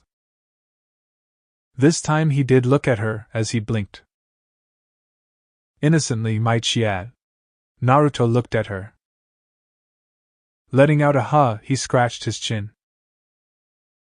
Well, at least you didn't lie, he muttered, typing something into his cell phone. So, Rias began trying to break some ice. Since they weren't enemies, they might as well fraternize a bit, as Naruto would be having lunch with her queen. She needed to make sure this guy didn't plan anything dirty. You're the author of Ika Ika. Immediately, she noticed how he stopped typing and sighed. Pocketing the phone, Naruto looked at her, seriously, as he spoke. I do it for the money. I never really saw it coming, to be honest, Rias added. Noticing his deadpan stare, she explained further. I mean, you're the Naruto Uzumaki after all. Misanthropist and all that. Is that what they call me now? He asked. The Gremory heiress noted how he seemed a bit interested. Among other things, Rias said. Though accomplished smut writer was something I didn't think you'd be. You read it, didn't you? Once. He stared at her. Okay, a few times. Naruto wasn't looking away. Akino made me do it. I see. And I didn't peg you, Akino, and your group for devils. He quipped back and looked at her with utter boredom. It does make a little sense now. What makes sense? Rias asked, her curiosity rendered insatiable at his words. She and all the devils did do their best to hide their presence as much as they could. Well, Naruto paused, making the crimson-haired girl sit on the edge. I suppose some of you did come off as too perfect. Huh! The confusion in the devil increased. Perfect? How? Nothing but good stuff about you all, always being the measuring stick, too flawless to be human. The blonde was focused on his phone, again. So you suspected us from then? Especially after Akino started hanging out with you? I didn't bother to, he clarified. I saw a few fallen before, and I did my best to avoid them. It wasn't my concern. That said, I never pegged non-humans going to school. Rias nodded. Naruto wasn't lying from what she could tell. Granted, she wasn't some more veteran practiced in the art of interrogation, but the Gremory liked to think she was smart enough. She was the current Lucifer's sister after all. Now that you know, what do you think of us? Other than you looking at me like an elaborate schemer. Rias saw him sigh again. Must be his thing. The girl wanted to know his opinion. Rarely did the Uzumaki talk, from what she learned. To be honest, Naruto paused, leaning back into the couch. You, Akino, and the others being devils or humans doesn't change anything. Well, not much anyway. Since discovering the room where Surzex kept her pictures from her birth to the present day, Rias became speechless. It didn't make any sense. She was a devil, a high-class devil and heiress to the Gremory house, unless her adorably cute nephew Millikas became heir. And this knowledge of her being a supernatural being didn't faze him at all. Excuse me? Rias gawked. What do you mean it doesn't change anything? It means I don't care, he replied. Akino is still the girl who annoys me, with stalking on the side. Your devil friends are students of this place. And your Rias Gremory, the redhead. Naruto finished and closed his eyes, yawning. Rias stared at him and took note of his blunt words. He viewed her as Rias, the redhead? Was her hair a beacon? It was in the underworld. The devil pouted, knowing he wasn't looking at her. She owned half this town, damn it. Naruto Uzumaki was a thorn as ever, and didn't look at her in a special way like everyone else. To him, she was just another teenager and... Wait, she thought and shook her head. She coughed into her hand, and when he didn't look, Rias repeated her action. Still no response. Uzumaki-san. The devil spoke and Naruto opened his eyes. What do you mean by redhead? Stop trying to delve into things, he replied. You're a redhead and that's it. Your hair was the reason I even remembered your name. Is it too flashy and rough to look at? No, it's too beautiful, Naruto said and immediately groaned. Forget that last part. But she couldn't. Rias wasn't innocent. She had tasteful content that proved otherwise. The first thing guys noticed about her would be her chest. Then her face, her ass, her hips, and so on. Her hair was the last thing she expected someone, a guy like Naruto of all people, to find beautiful. On top of that, he was treating her like a normal person. Get a hold of yourself, Rias, she internally screamed, slapping both her cheeks. They were warm and Rias knew her face was garnering the same shade as her hair. He just complimented your hair. Lots of guys have done it before. Except they didn't. Shaking her head, she twirled a strand of her hair. Naruto had closed his eyes and was listening to music with his headphones. When did he do that? Also, how dare he ignore me after shamelessly flirting like that? Getting her mind out of the gutter, Rias tried to stop thinking about it as she stared into the ground hard. You seem frustrated, he stated, and by magic, his earphones disappeared. He stared at her with those deep blue eyes of his and...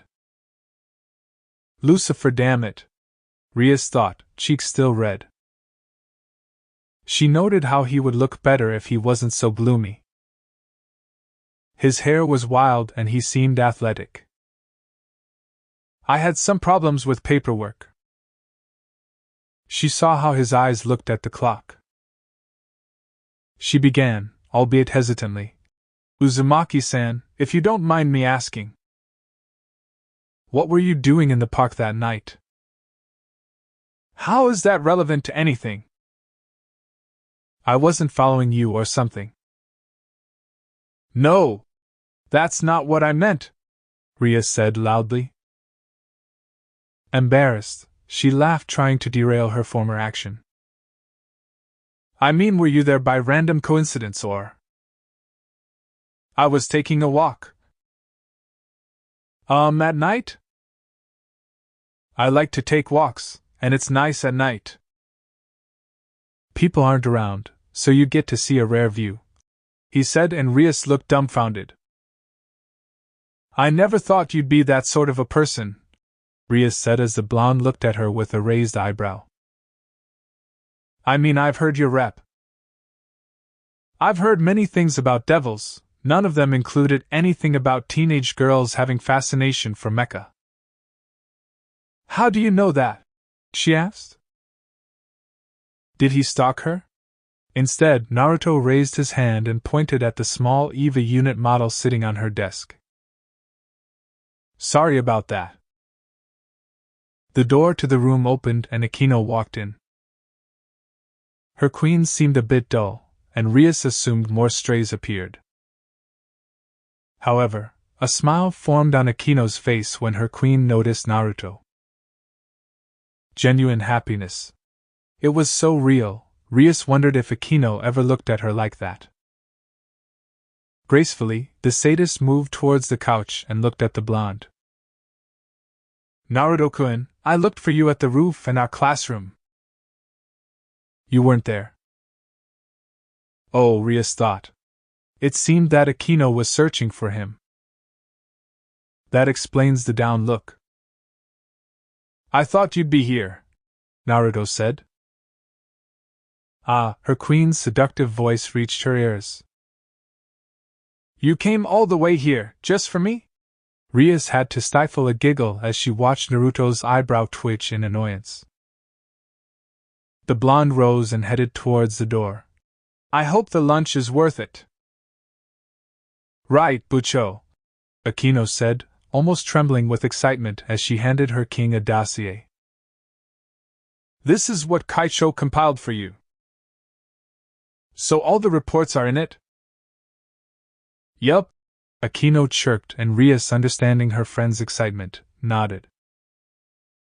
Well, I'll see you after classes end, Bucho. Sure, Akino, Rias replied and saw Naruto outside the threshold, idly walking away. Impulsively, Rias stood up and spoke loudly enough. Goodbye, Uzumaki-san. He didn't reply or turn back, but waved his hand. Akino's giggle took Rias' attention. Oh my! Her queen muttered as she picked up the 2 boxes on the cupboard. You and Naruto-kun must have bonded quite a lot. I wouldn't say bonding, but we did talk. And? He wasn't being a jerk, and apologized for being one if that means something. Trust me, Bucho, Akino said. It definitely means something. With those words, her queen left with a quick pace. Rias closed the door. Happy for her queen's attempts working, and felt glad that someone viewed her as a normal person. Even if it was a borderline delinquent. As she passed by the mirror, she looked at herself. Her hair was still everywhere despite the quick fix. She had a lot on her plate, and it was starting to seep into her personal life and her fun time. It will be okay soon, Rias thought as she reached for the comb. Brushing down her long curtain of hair, she thought about what the misanthropist said. Beautiful hair, huh? XXXXXADMXXXXX. How was it? Omuris was something she cooked many a times. Akino did it before, and could seamlessly pull it off any other day. She was a torturer well versed in the art of sadism, but she was a better cook and a proud one. The black-haired girl was nervous because Naruto asked her to make lunch. When he said those words last night, Akino felt a burden being taken off her shoulders. She could tell that Naruto was conflicted ever since he left the ORC room. His eyes darkened, they were in pain. Now, she was sure that Naruto had suffered from something in his life. In fact, Akino feared that her closeness with him had weakened. Instead, something good came out of it. His small act meant so much to her. He never, willingly, engaged into conversations, and from what Rias said, he did talk, which was a lot if Naruto's less than acceptable social life was something to hold as an example. Taking that as incentive, Akino poured all her effort into making omuris. The pan-fried rice was perfect along with the right amount of ketchup and chicken, which she placed into a thin omelette sheet. She added tomatoes as a compliment. It should be perfect, and she waited for the critique.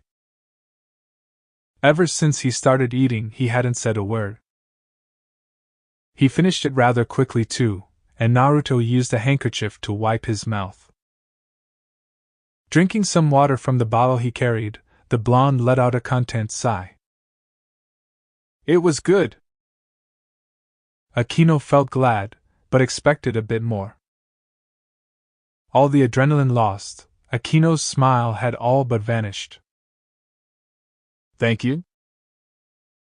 Her eyes widened at the two words. Akino faced the blonde beside her, who smiled. Was it a smile?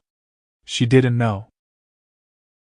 The hybrid realized this was the first time she saw him smile. It was really good. Akino's heart fluttered. Then, the smile faded as the monotonous expression returned, with a boring vengeance. He looked up to the sky and the black-haired girl unknowingly gulped a bit. She wasn't sure what to do. Naruto Uzumaki thanked her. She was no fangirl, nor did she let out the feeling she was shy. The latter was Rias, but Akino didn't know what to think. This was the first time she was speechless, ever since discovering her mother's closet filled with endless BDSM gear. But Akino wouldn't mind seeing that smile again. Unknown to the sadist, her own face was adorning one and Naruto chose that exact moment to look at her. Your cheeks are red, he said, and Akino coughed a bit. She didn't know her face could turn that red. It's nothing, I think I have a fever, she said, and Naruto hummed. You're not feeling too bad, are you? Holding back a small urge to shout in joy, she shook her head as he nodded. Are you worried about me? I don't have to be. I guess you're pretty strong. That's true, Akino said, glad the conversation sided to something else. Letting her usual habits take over, she continued. And when my enemies cross my path, I like to crush them. Break them down. Hopelessly show them the abyss. Make them feel despair and dash. You're a sadist, aren't you? Akino stopped immediately and smiled. Naruto was looking at her with a deadpan stare. Well, dash. At least you have some flaws. Oh my, Akino said. You might want to be careful, Naruto-kun, otherwise I may have to teach you some manners. I'm not letting you enter my house again, he said after taking a pause and nearly got up, before Akino reached out and caught his wrist. She tugged on it twice. I was just kidding. I want to believe you, he said. But masochists and sadists are crazy by nature. Not true, however, we are honest, Akino quipped and smiled. There's still some time left, Naruto-kun. Please sit down with me. He didn't reply and stared at her for a while before shrugging.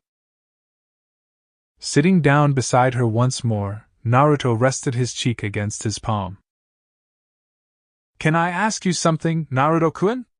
Akino looked at him as he sighed. This was an important question. You never hesitated before. What do you do when you're not at school? I think you stalked me enough to know exactly what I do. Akino laughed at that. It was true. She had seen him stroll down to the comic book store, giving out food to the homeless. I know, but hearing it from you makes it better. I honestly can't figure you out. Naruto yawned a bit. Akino could tell he was sleepy again. It wasn't a normal day at Ko if the blonde didn't sleep in at least one of the classes. But it was only now she noticed how bloodshot his eyes were. Your eyes, she said, reaching forward, but his hand caught hers. Despite the calloused palms, his hand was warm. The latter was something she didn't expect given his nature. But it wasn't unwelcome. I didn't get much sleep, he said and slowly let go of her hand. For a second, Akino thought she saw a tattoo on his wrist, but chalked it up as imagination getting the better of her. You never really answered me. Akino cupped both of her cheeks as she stared at him, her entire attention pinned on him. I do what everybody else does. Eat, sleep, dash. That's not what I meant. Akino cut him off. I meant hobbies or something you do for fun. I feel like we're talking too much nowadays. Naruto looked away from her. Maybe you should go back to ignoring me. My life was a bit better when you didn't annoy me. Akino clenched her fist as she remembered that time. While she had no obligation to meet him nor did he ask her to, it was a time she wasn't fond of. That was cheap on his part, just like that time when he called her nothing. Yet here she was, refusing to leave his side. Get used to it, Naruto-kun, she said haughtily. One of these days you're going to apologize to me. Deciding to be bolder and mess with the blonde, she leaned against him. The queen rested her head against his shoulder. For a second Naruto almost froze. Akino smiled at that. Looping her arm through his, she clung tightly. She could feel him trying to move. Don't, she said. There's only a few minutes left. It wouldn't kill you. For a moment he didn't say anything and chose to remain stiff, before finally she felt Naruto's posture slacken a bit. They stayed that way as Akino let out a sigh of contentment. This feels nice, doesn't it? Akino waited for a reply, but she settled for the silence. Why are you doing this? She heard him ask. His voice sounded lighter. Because, Akino smiled as leaned more against him. It's what I want. I don't think most friends do this, Naruto said, a bit of uneasiness in his voice. Most people don't call their friends nothing. Akino said the last word trying to imitate his voice. Touché. Don't worry, Naruto-kun, Akino said, closing her eyes. You're going to make up for all the times you were being a jerk. Otherwise, I may have to punish you. You're weird. The sadist giggled, enjoying the moment too much to register how the blonde rolled his eyes. XXXXXADMXXXXX. Torture. The word came to his mind. Akino Himejima was torture incarnate. Naruto had done his best to avoid people. A part of the former Jinchuriki knew that no matter what happened, people never truly changed who they were. The core remained the same. With some effort it was possible sometimes. That said, he was still afraid. Fearful of bonds, the weight that came with them, and the utter horror of losing them. In a year and a half, Akino had been chipping at his walls. The last 4 months were better since she ignored him for God knows what reason, but even he knew the truth. He was afraid of Akino, or rather, it was her affection he feared. When the Queen of Rias Gremory had stopped talking to him, a part of him, as much as he tried to deny it, missed her. Naruto didn't think about her all the time, but sometimes he wished she would bother him. He wanted the woman to visit his ramen store, again, and talk to him while served the other ramen lovers. Then, Akino introduced him to Rias and her peerage, who were colorful to say the least. He even blurted out that Rias had beautiful hair, which was true, but he had no intention of saying that out loud. Her crimson locks were something which caught his eye a few times, and he blamed his father for making him inherit the same fetish. It was with these thoughts Naruto kept walking and got closer to his home. He bumped into someone, and before Naruto knew it, The man muttered something about filth on his clothes. The green-haired, lanky man walked away, and the blonde had half a mind to stop him. Venting out anger helped, like cigarettes. "Uzumaki-san!" A cheerful, jovial voice reached Naruto's ears, and the blonde bit back a sigh. "I've been doing that a lot recently." Turning around, Naruto saw a fat man approaching him. The man wore a suit and was sweating bullets, his breathing erratic, and his black hair slicked back. "Glutton," Naruto said calmly. "I see you haven't choked on your own breath yet." "Funny as ever, Uzumaki-san." The man laughed and wiped the sweat off his brow. "I didn't think I'd be meeting you outside of Ichiraku's." "Neither did I. Apparently I'm unlucky." Naruto didn't even try to hide the amount of annoyance he felt right now. "You are lucky, Uzumaki-san. People associated with me have the devil's luck," he shouted, and Naruto shook his head. The man Naruto became annoyed with was Yashiro Nanakase. His #1 customer at Ichiraku's, and was a freak of nature. Naruto couldn't believe how this man consumed more ramen than him. The noodle enthusiast in Naruto became disgusted at his gluttony and chose to call the man glutton. Nanakase didn't mind. "Any particular reason you're bothering me in the middle of the day?" Naruto asked. "Right," the portly man said. Bringing up both of his thumbs up, the man smiled. "I got a promotion." "Congratulations." Naruto didn't even bother to look at him. "Now move." "Uzumaki-san, I thought you'd be a bit happy." Yashiro spoke, dejectedly. Naruto rolled his eyes as he tapped the man's shoulders. "Just keep my business running, and I'll be happy enough. Hell, I'll even throw in a few extra eggs every now and then." Naruto began to walk away as he heard the man shout something. The blonde had larger food for thought, and he was already near his home. Footfalls resounded as he walked up the stairs and brought out a key from his pocket. Sliding it in, he unlocked the door and stepped in.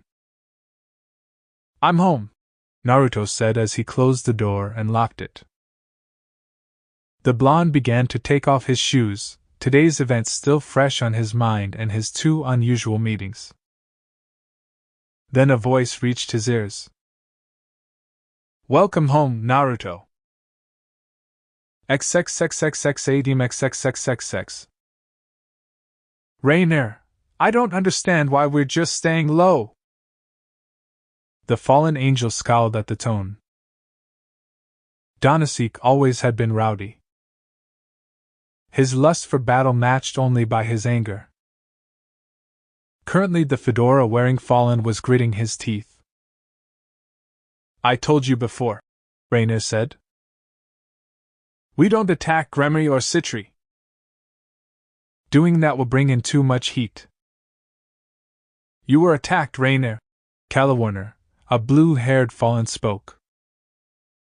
"Granted we are on enemy territory, but you don't just expect us to let the guy who roughed you up to just let this go." Formerly known as Yuma, she appreciated Kala's words. They were genuine and heartfelt, but the truth was Rainer didn't want anyone from her troop meeting him. She still remembered his words, his promise.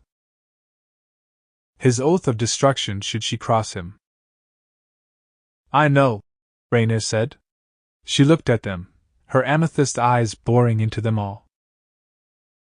"But I need all of you to listen to me.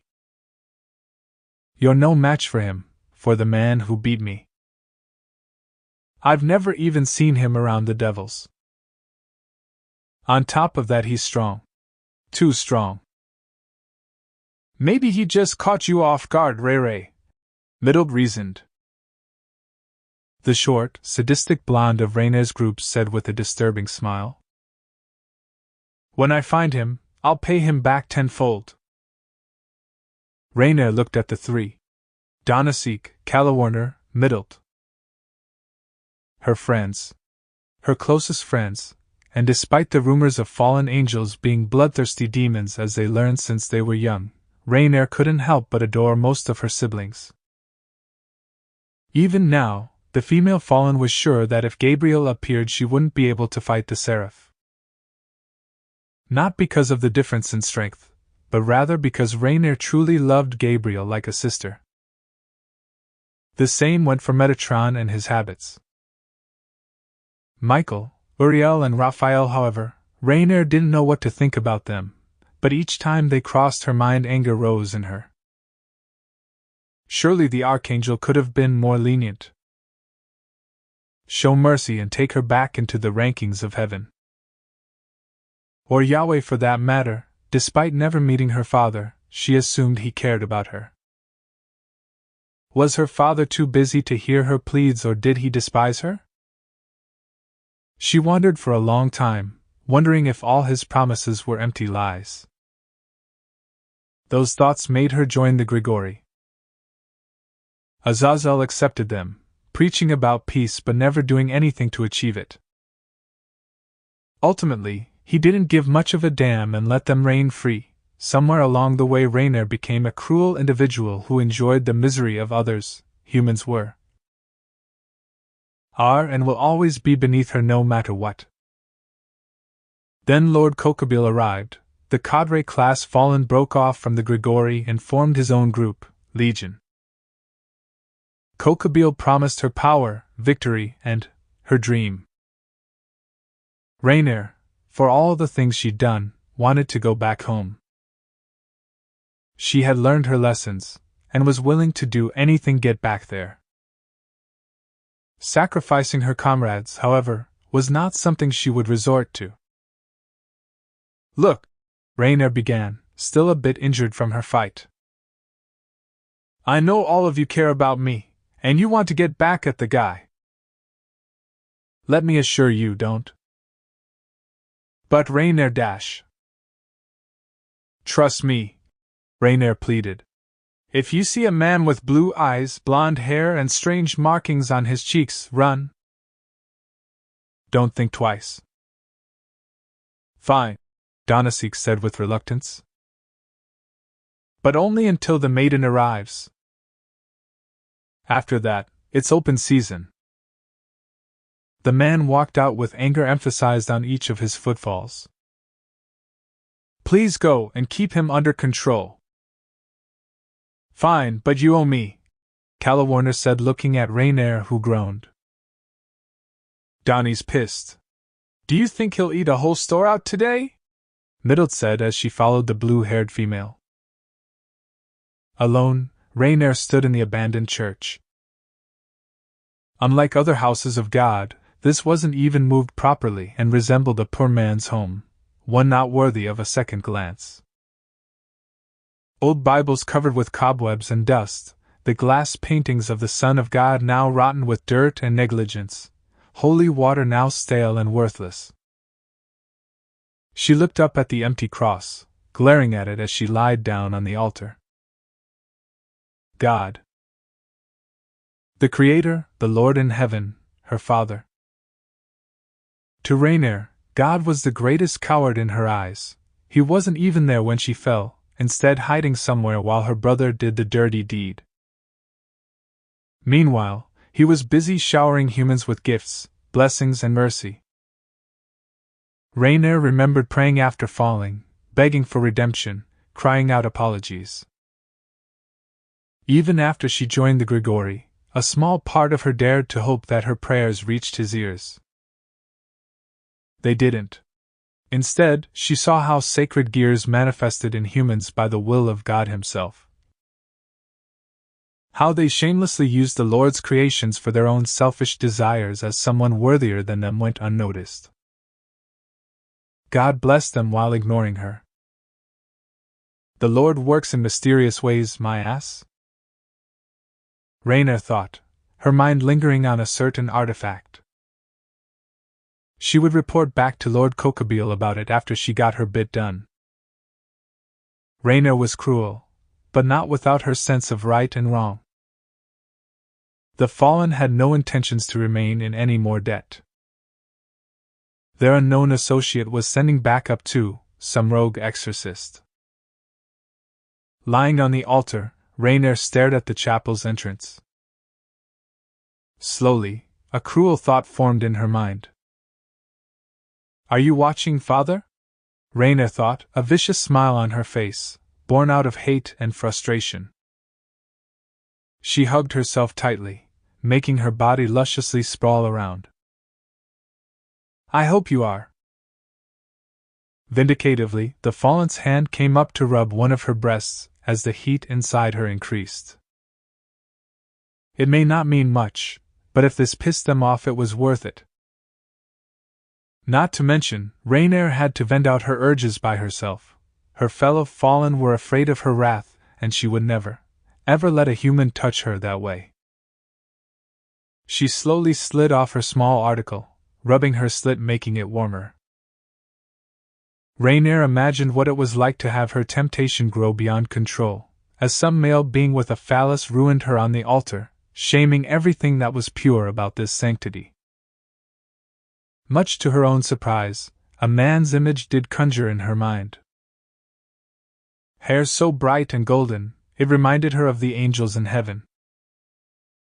Cold blue eyes, too deep to belong to humans, they burned like ice.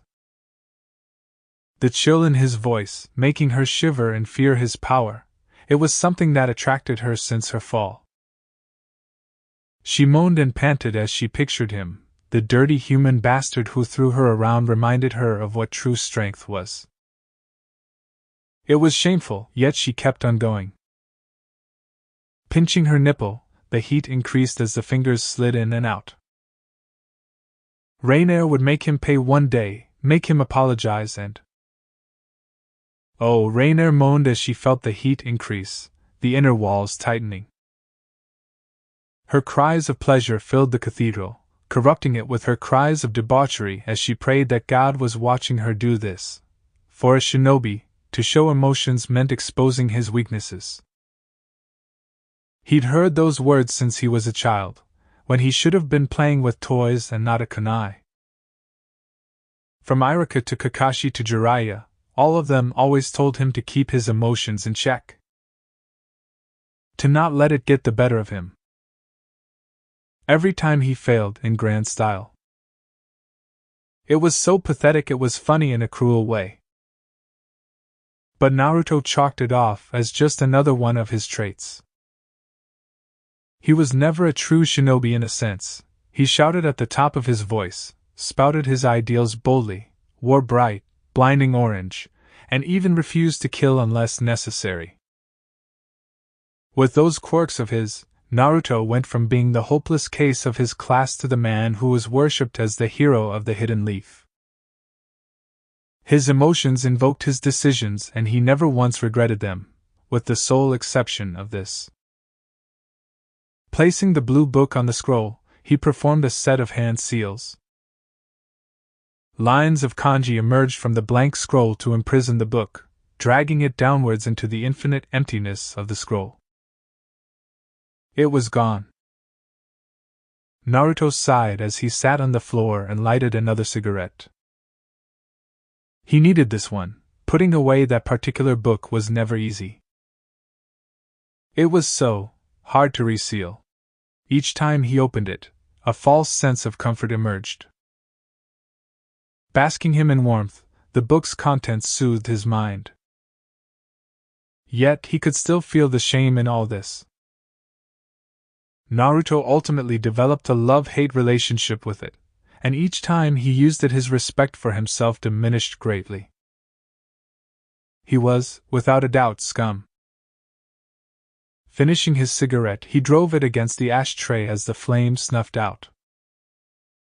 After washing his face and drinking some water, he headed down to his shop where there would no doubt people would be waiting. His ramen was semi-famous in Ko, and he was sure the blob was up for at least one more round. Well, the clone's memories made the last part very clear. Stepping inside, he noticed how Yashiro was slurping up the noodles as if his life depended on it. Normally, he would have shrugged it off, but now his family came with him too. His wife and 2 kids. All of them cheerful, happy, smiling like idiots. The young girl in particular, Anoko was her name, if he remembered correctly, was the most excitable among them. Yashiro's wife, Chie, and his son, Kanzuya, seemed to be content. The family of 4 were ecstatic at Yashiro's promotion. All that sentimental candy floss, right there in his shop. Naruto-san, Yashiro spoke, with food in his mouth. Today's batch seems extra special.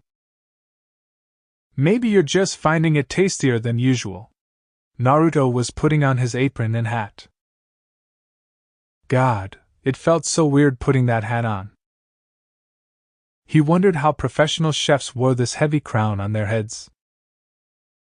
Food tastes better with friends and family, Chie, the plump, brown-haired woman said.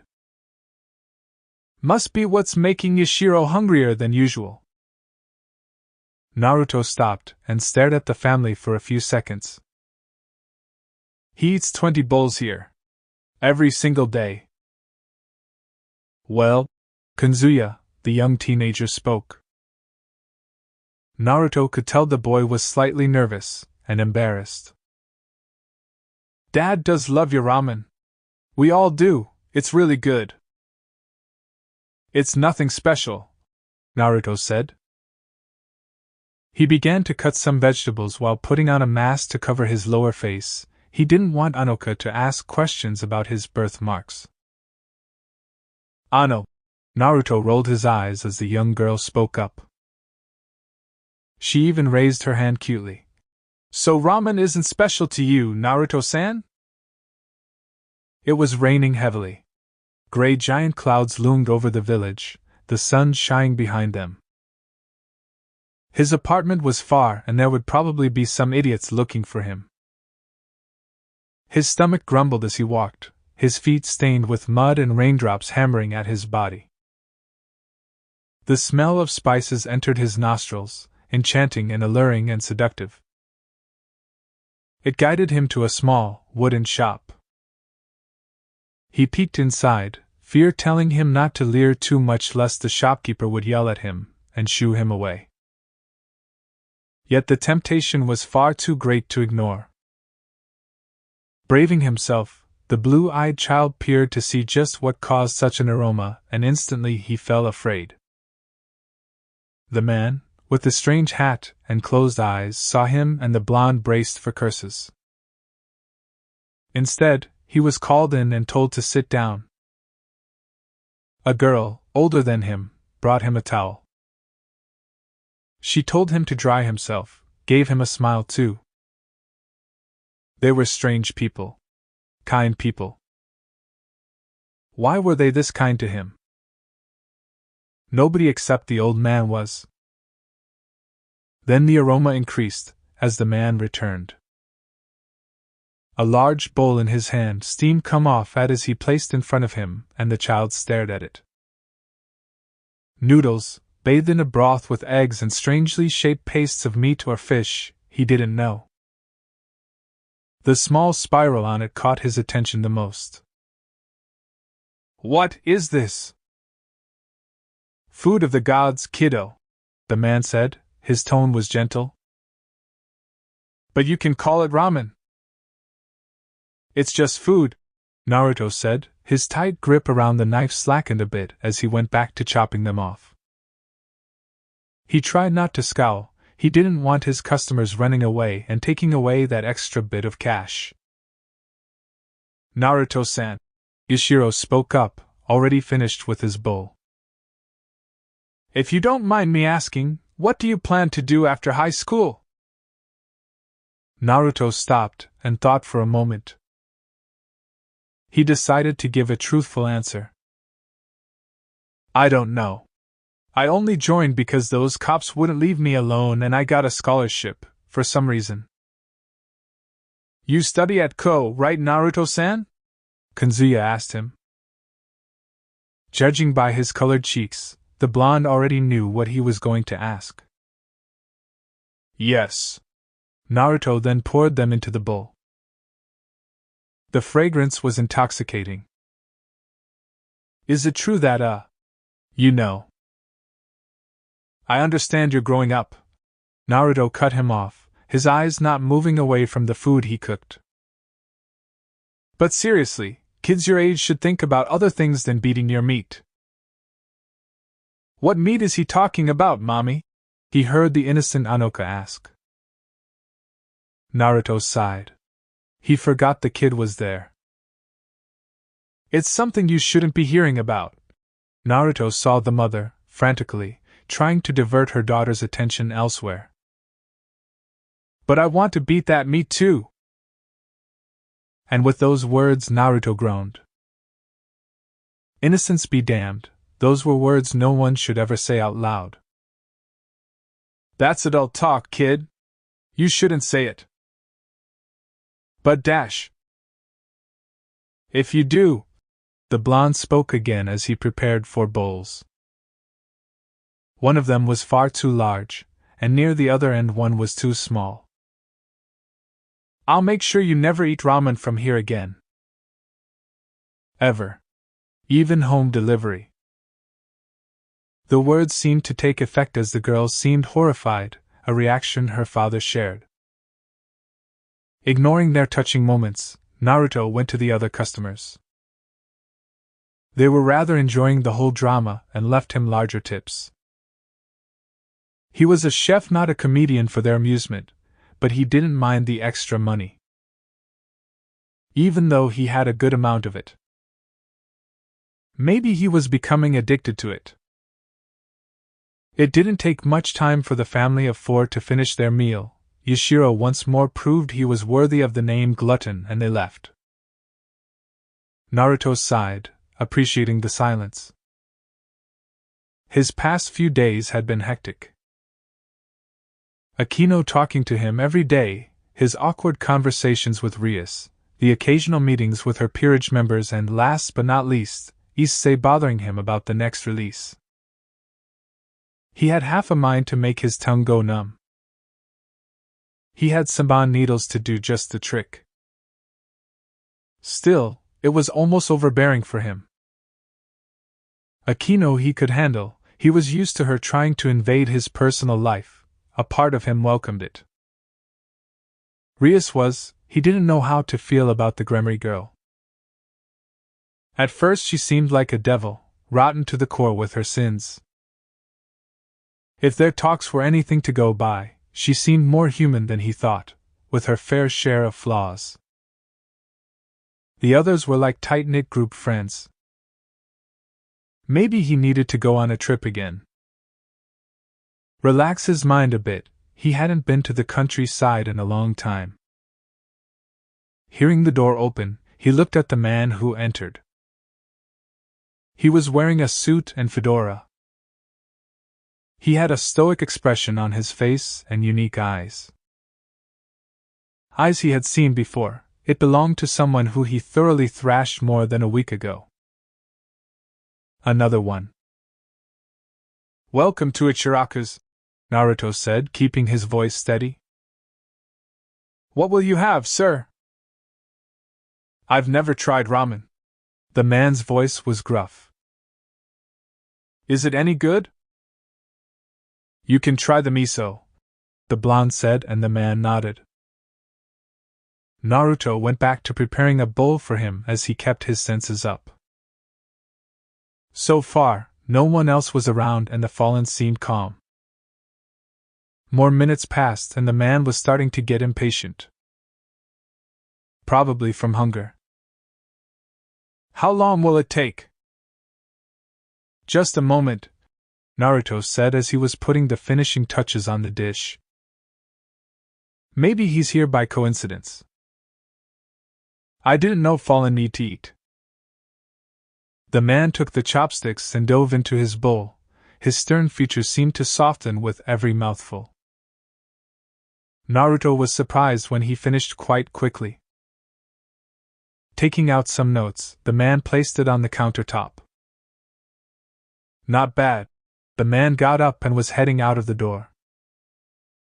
The moment he stopped, Naruto reached for the kunai underneath the table. The fallen turned around. Why are you wearing that thing on your face? I have a cold, the blonde lied.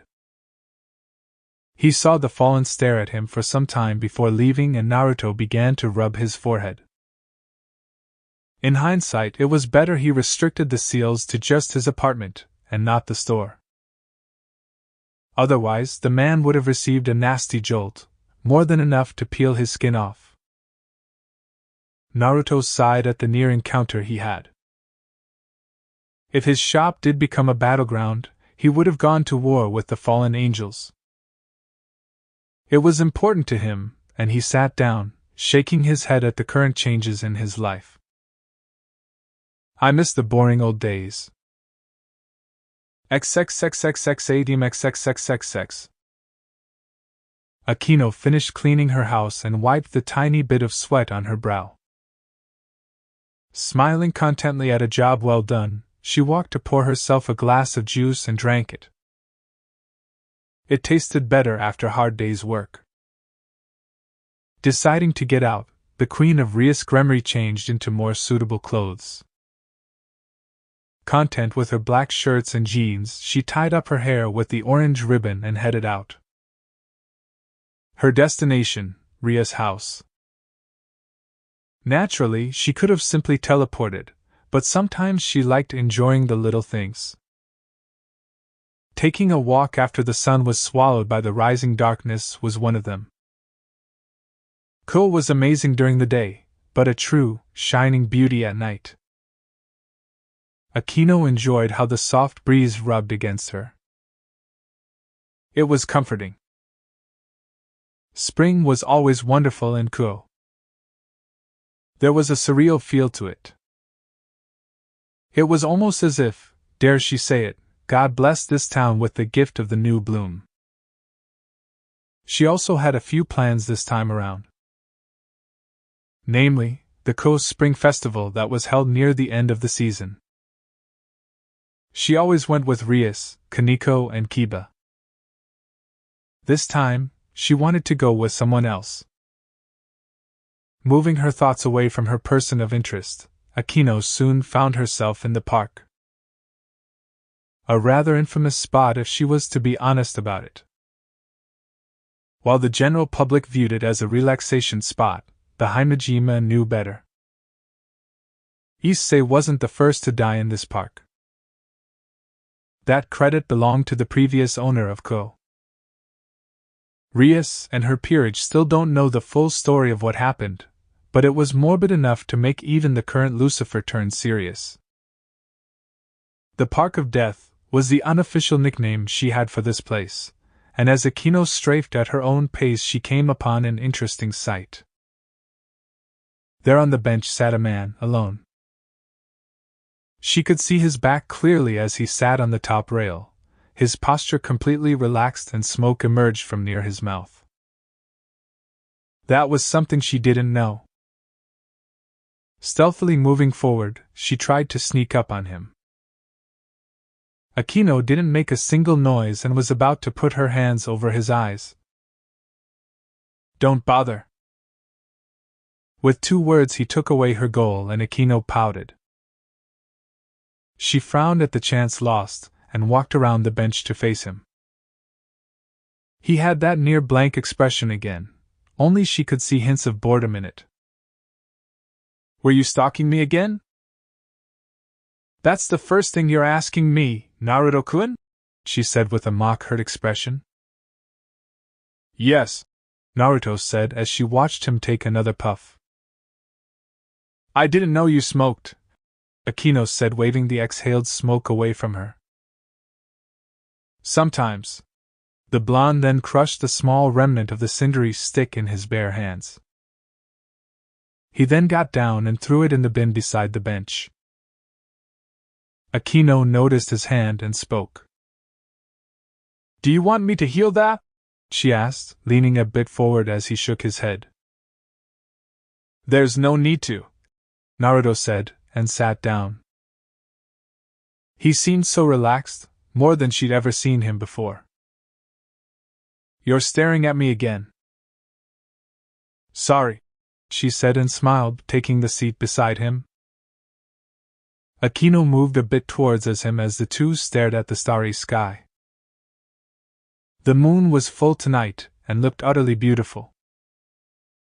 The moon looks amazing tonight, doesn't it?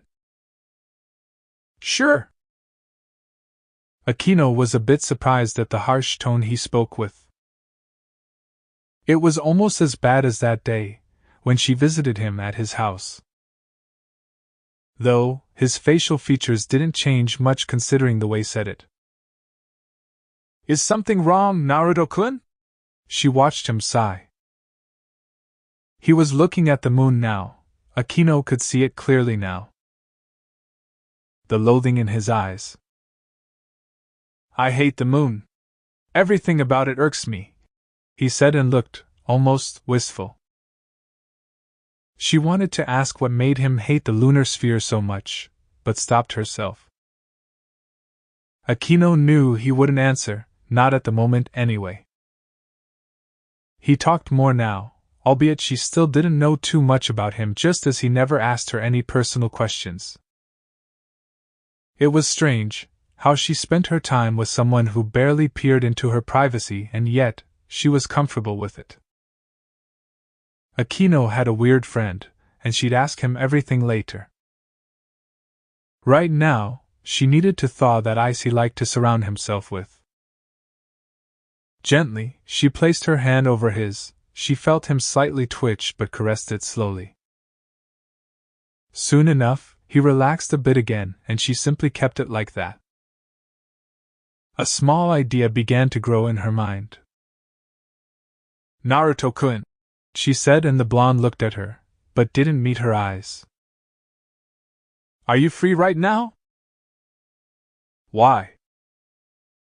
Well, I'm going to Rias' house, and I thought if you don't have anything better to do. Akino stopped and tucked a strand of hair behind her ear. You could maybe come and hang out with us. Naruto didn't reply and merely stared back at her, and it sort of got to her.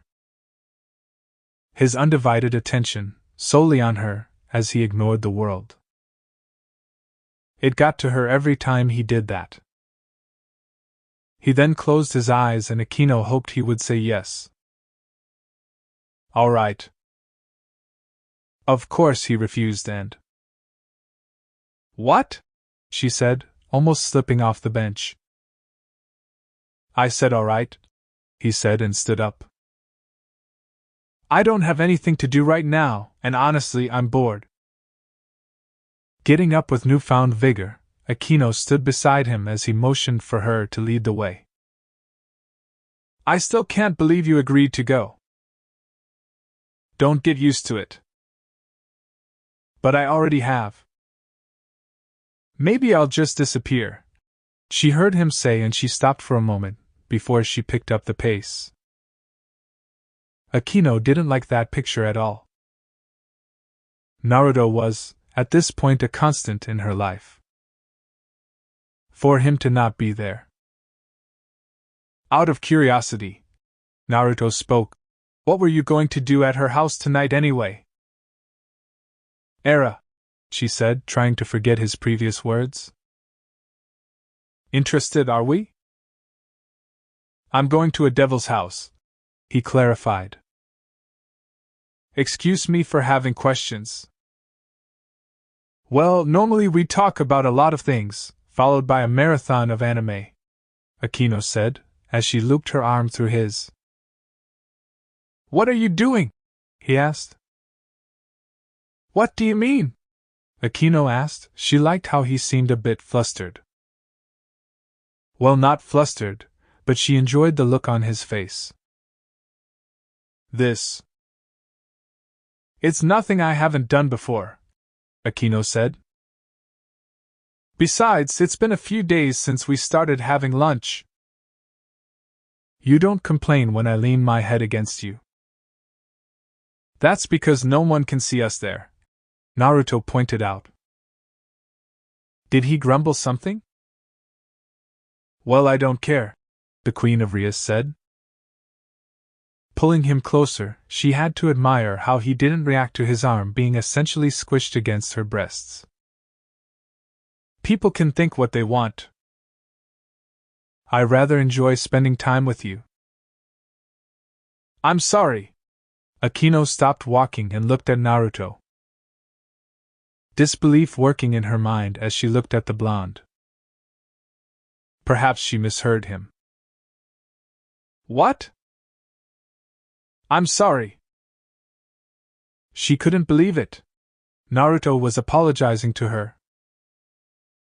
Keeping her reaction at bay, she gulped a bit. Akino didn't know what to do. The hybrid never imagined him saying something like that. It was so bizarre.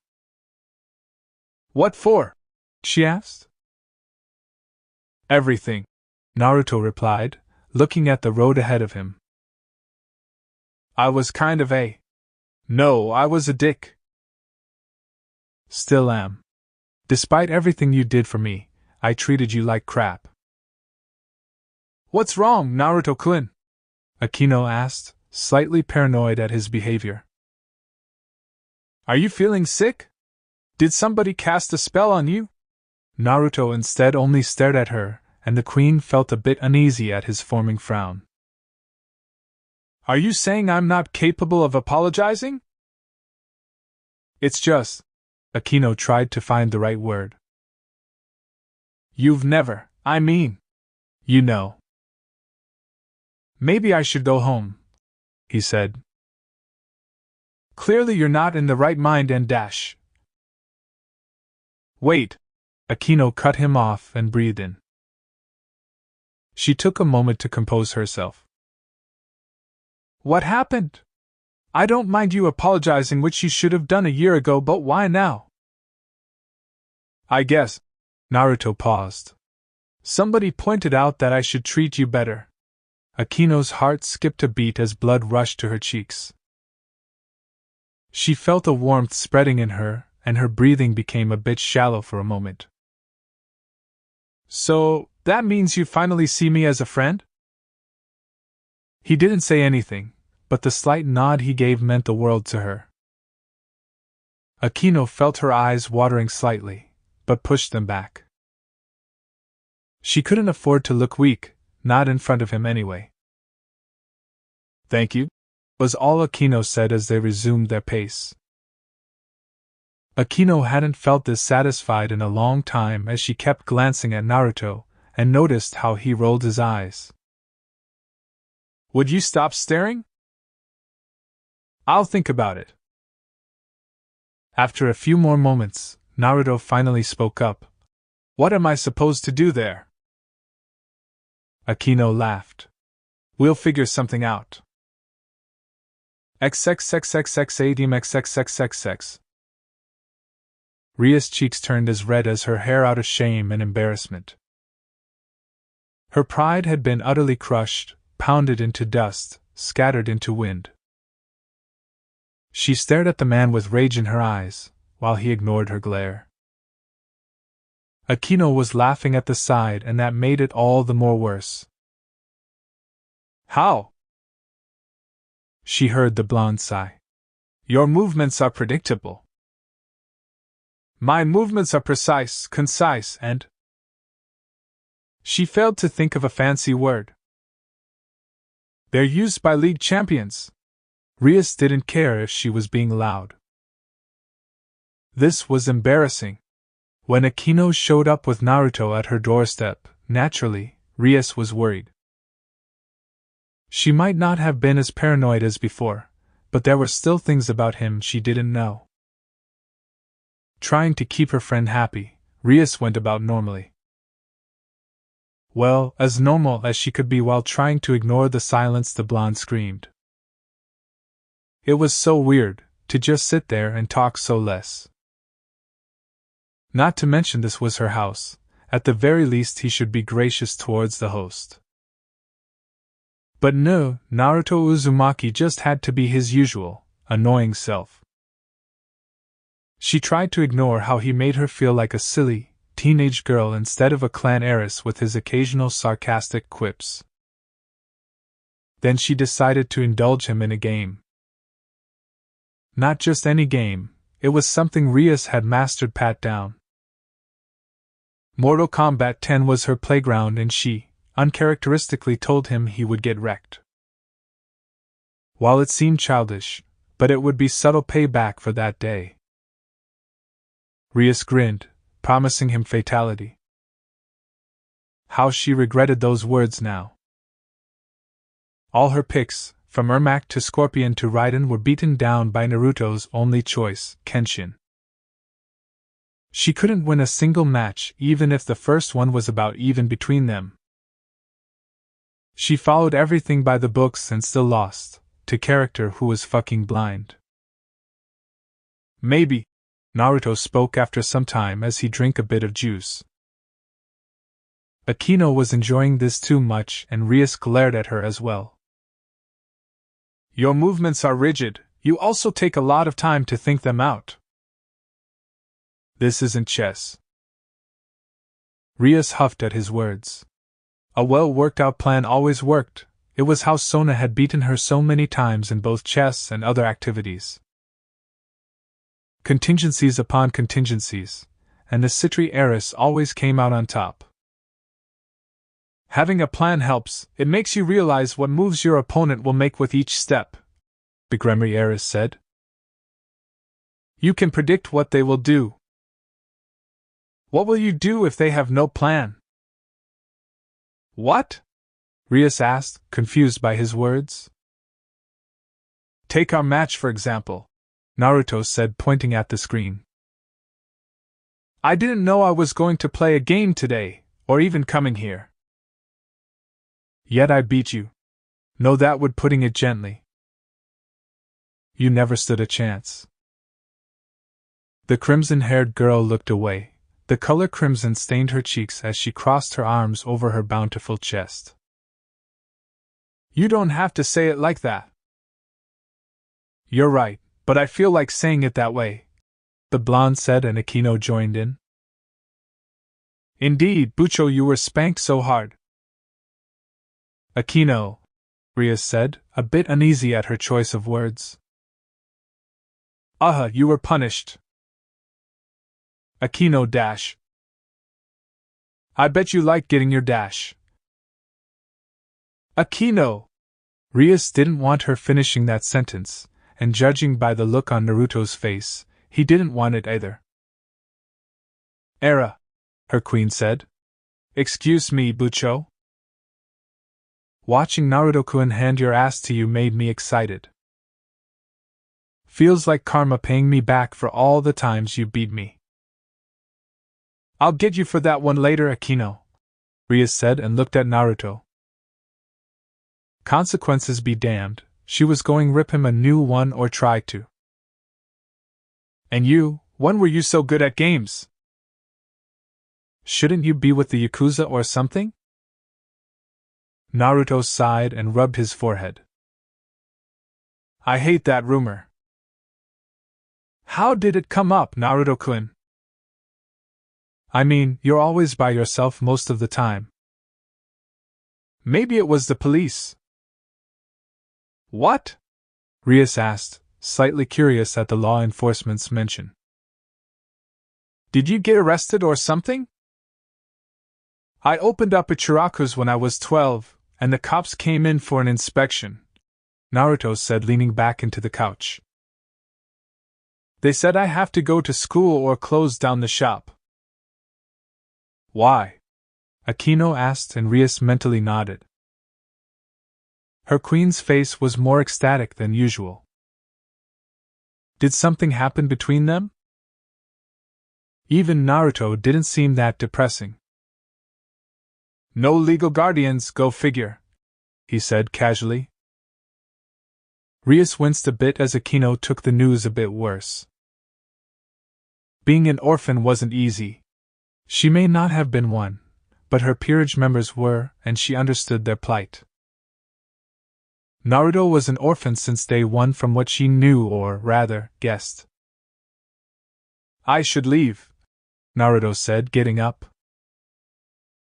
It's getting late, don't want God smiting me for staying too long in the devil's den. Rias and her queen flinched at his name, and saw the blonde raising an eyebrow. Don't mention that word again, it hurts. You're serious? Yes, Akino spoke up. All devils more or less react like that. I shall carry a Bible with me. Rias rolled her eyes at his words and Akino frowned. Are you trying to keep me away from you, Naruto-kun? As if you'd leave me alone. Touché. While they were joking, the words weren't untrue. Akino and Naruto shared a strange bond. Rias could tell that clearly, and if she was to be honest, she wanted to know more about them. Naruto more so because, as dangerous as he was, the blonde piqued her curiosity. She found herself getting more interested in his personality, and the other small side he showed in their conversations. He was like a complex equation, one the heiress wanted to solve.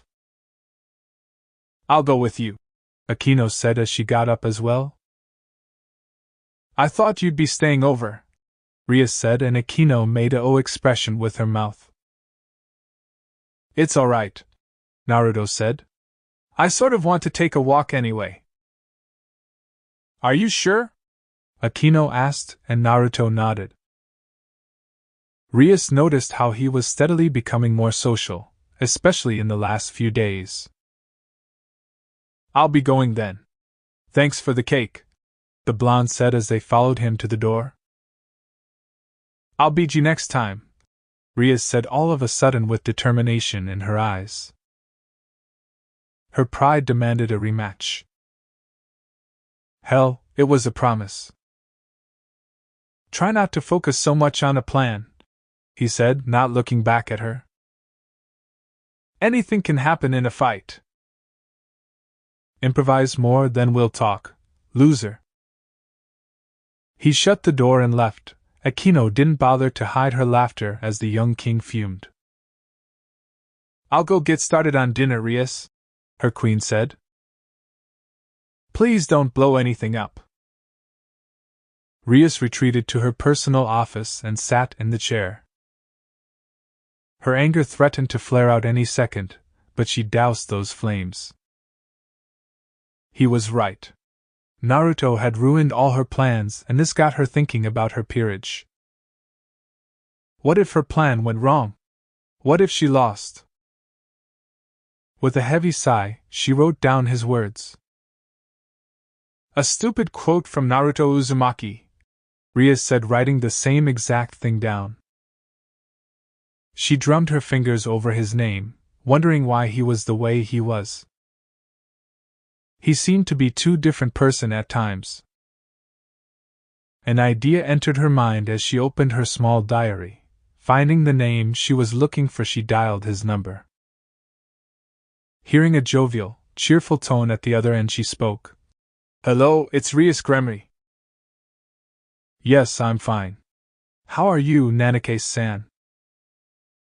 She heard more bright words emerging from the phone. The man's mood was almost infectious. I was wondering if you could do something for me, Rias said. I need you to find something out about a person. He's an orphan and a friend. Rias felt like she could call him that now. He did come over to her house. Oh, you can? Rias sounded surprised at his confident reassurance. His name is Naruto Uzumaki. Wait, you know him?